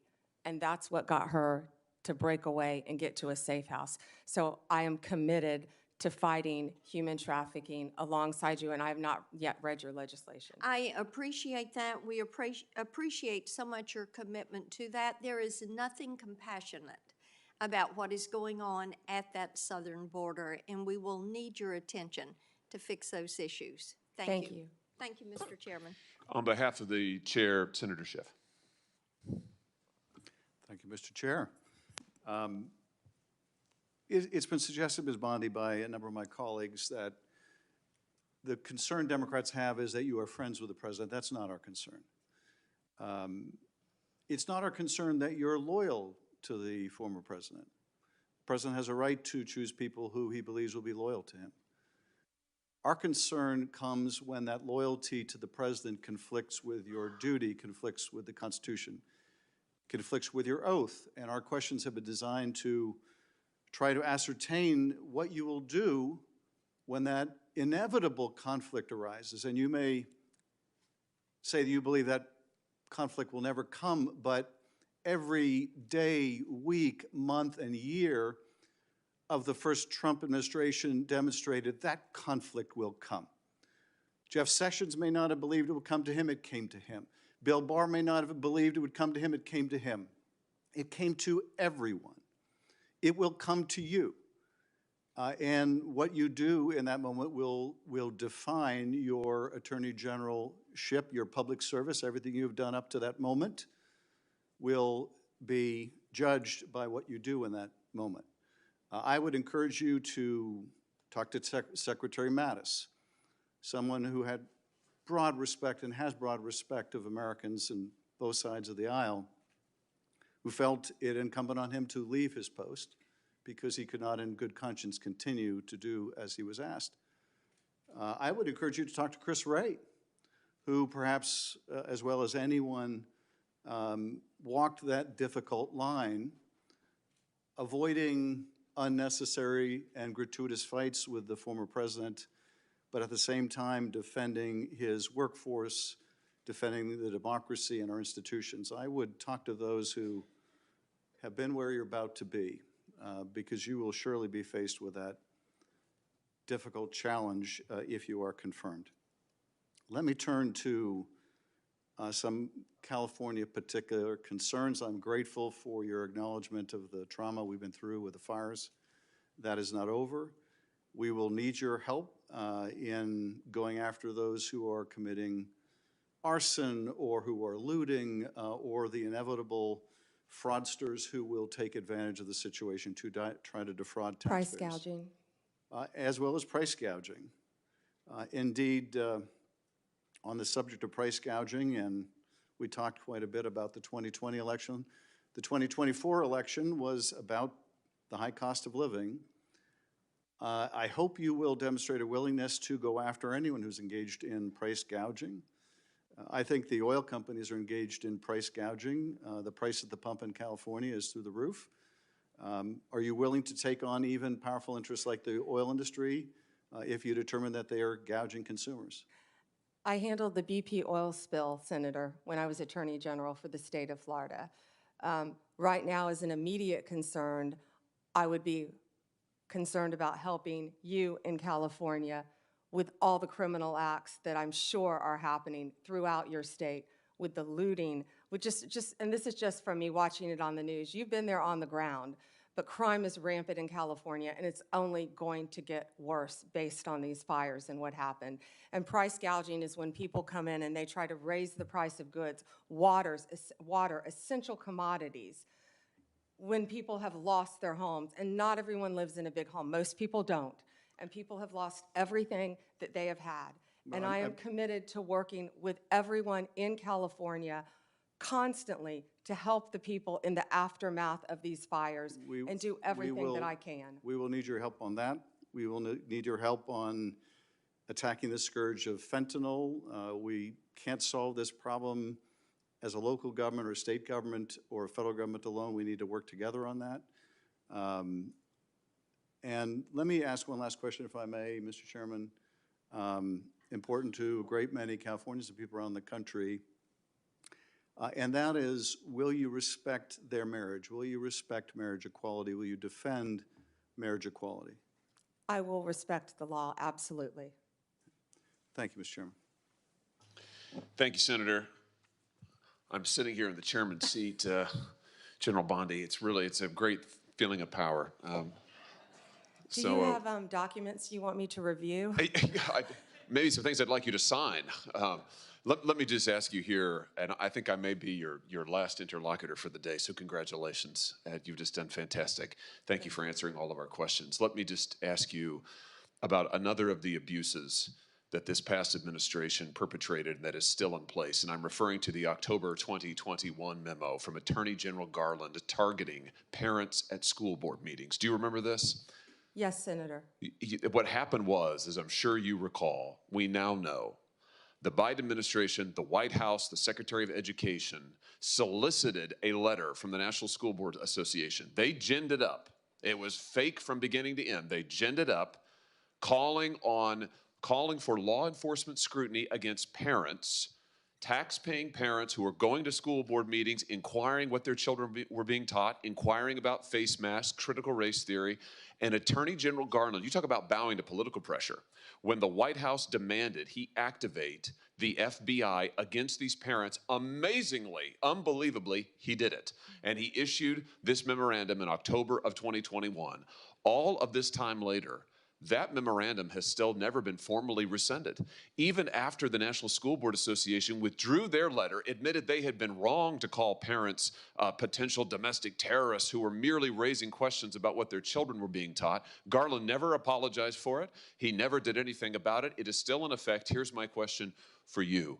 As Attorney General, if and when you are confirmed, will you finally rescind that memorandum and do right on behalf of all of these parents who have been wrongly, unjustly targeted by the FBI and DOJ?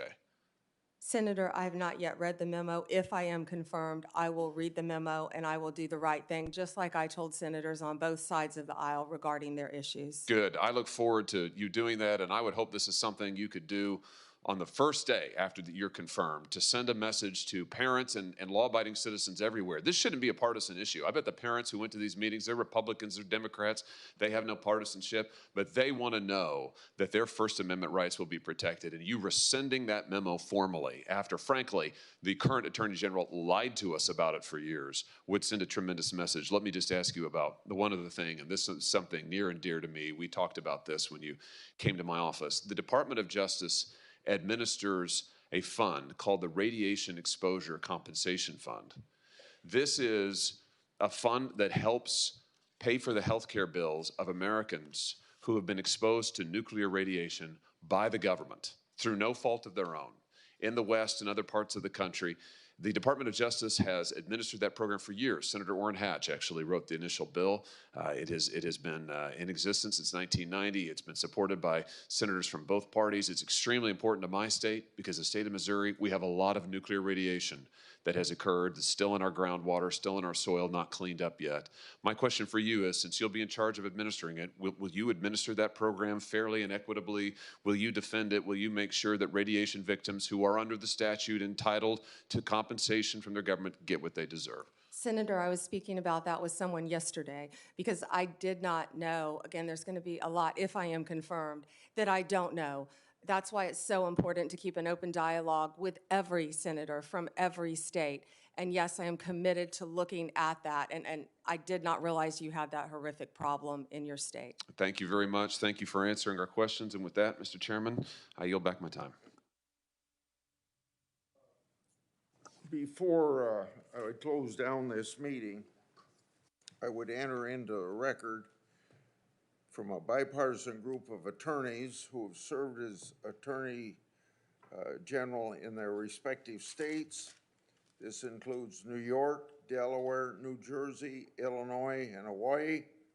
They write that Ms. Bondi has worked, quote, across both state and party lines to solve problems. And a further quote, that she is, quote unquote, highly qualified nominee. Without objection, that will be put in the record. You've done extremely well. I thank you for your testimony today, and I thank your family, whatever pressures they felt. We apologize for it, but thank you for being so patient through all this process. You should be very proud, Ms. Bondi. You performed well, I think, admirably is another adjective, and showed this entire country that you're eminently qualified to serve as Attorney General.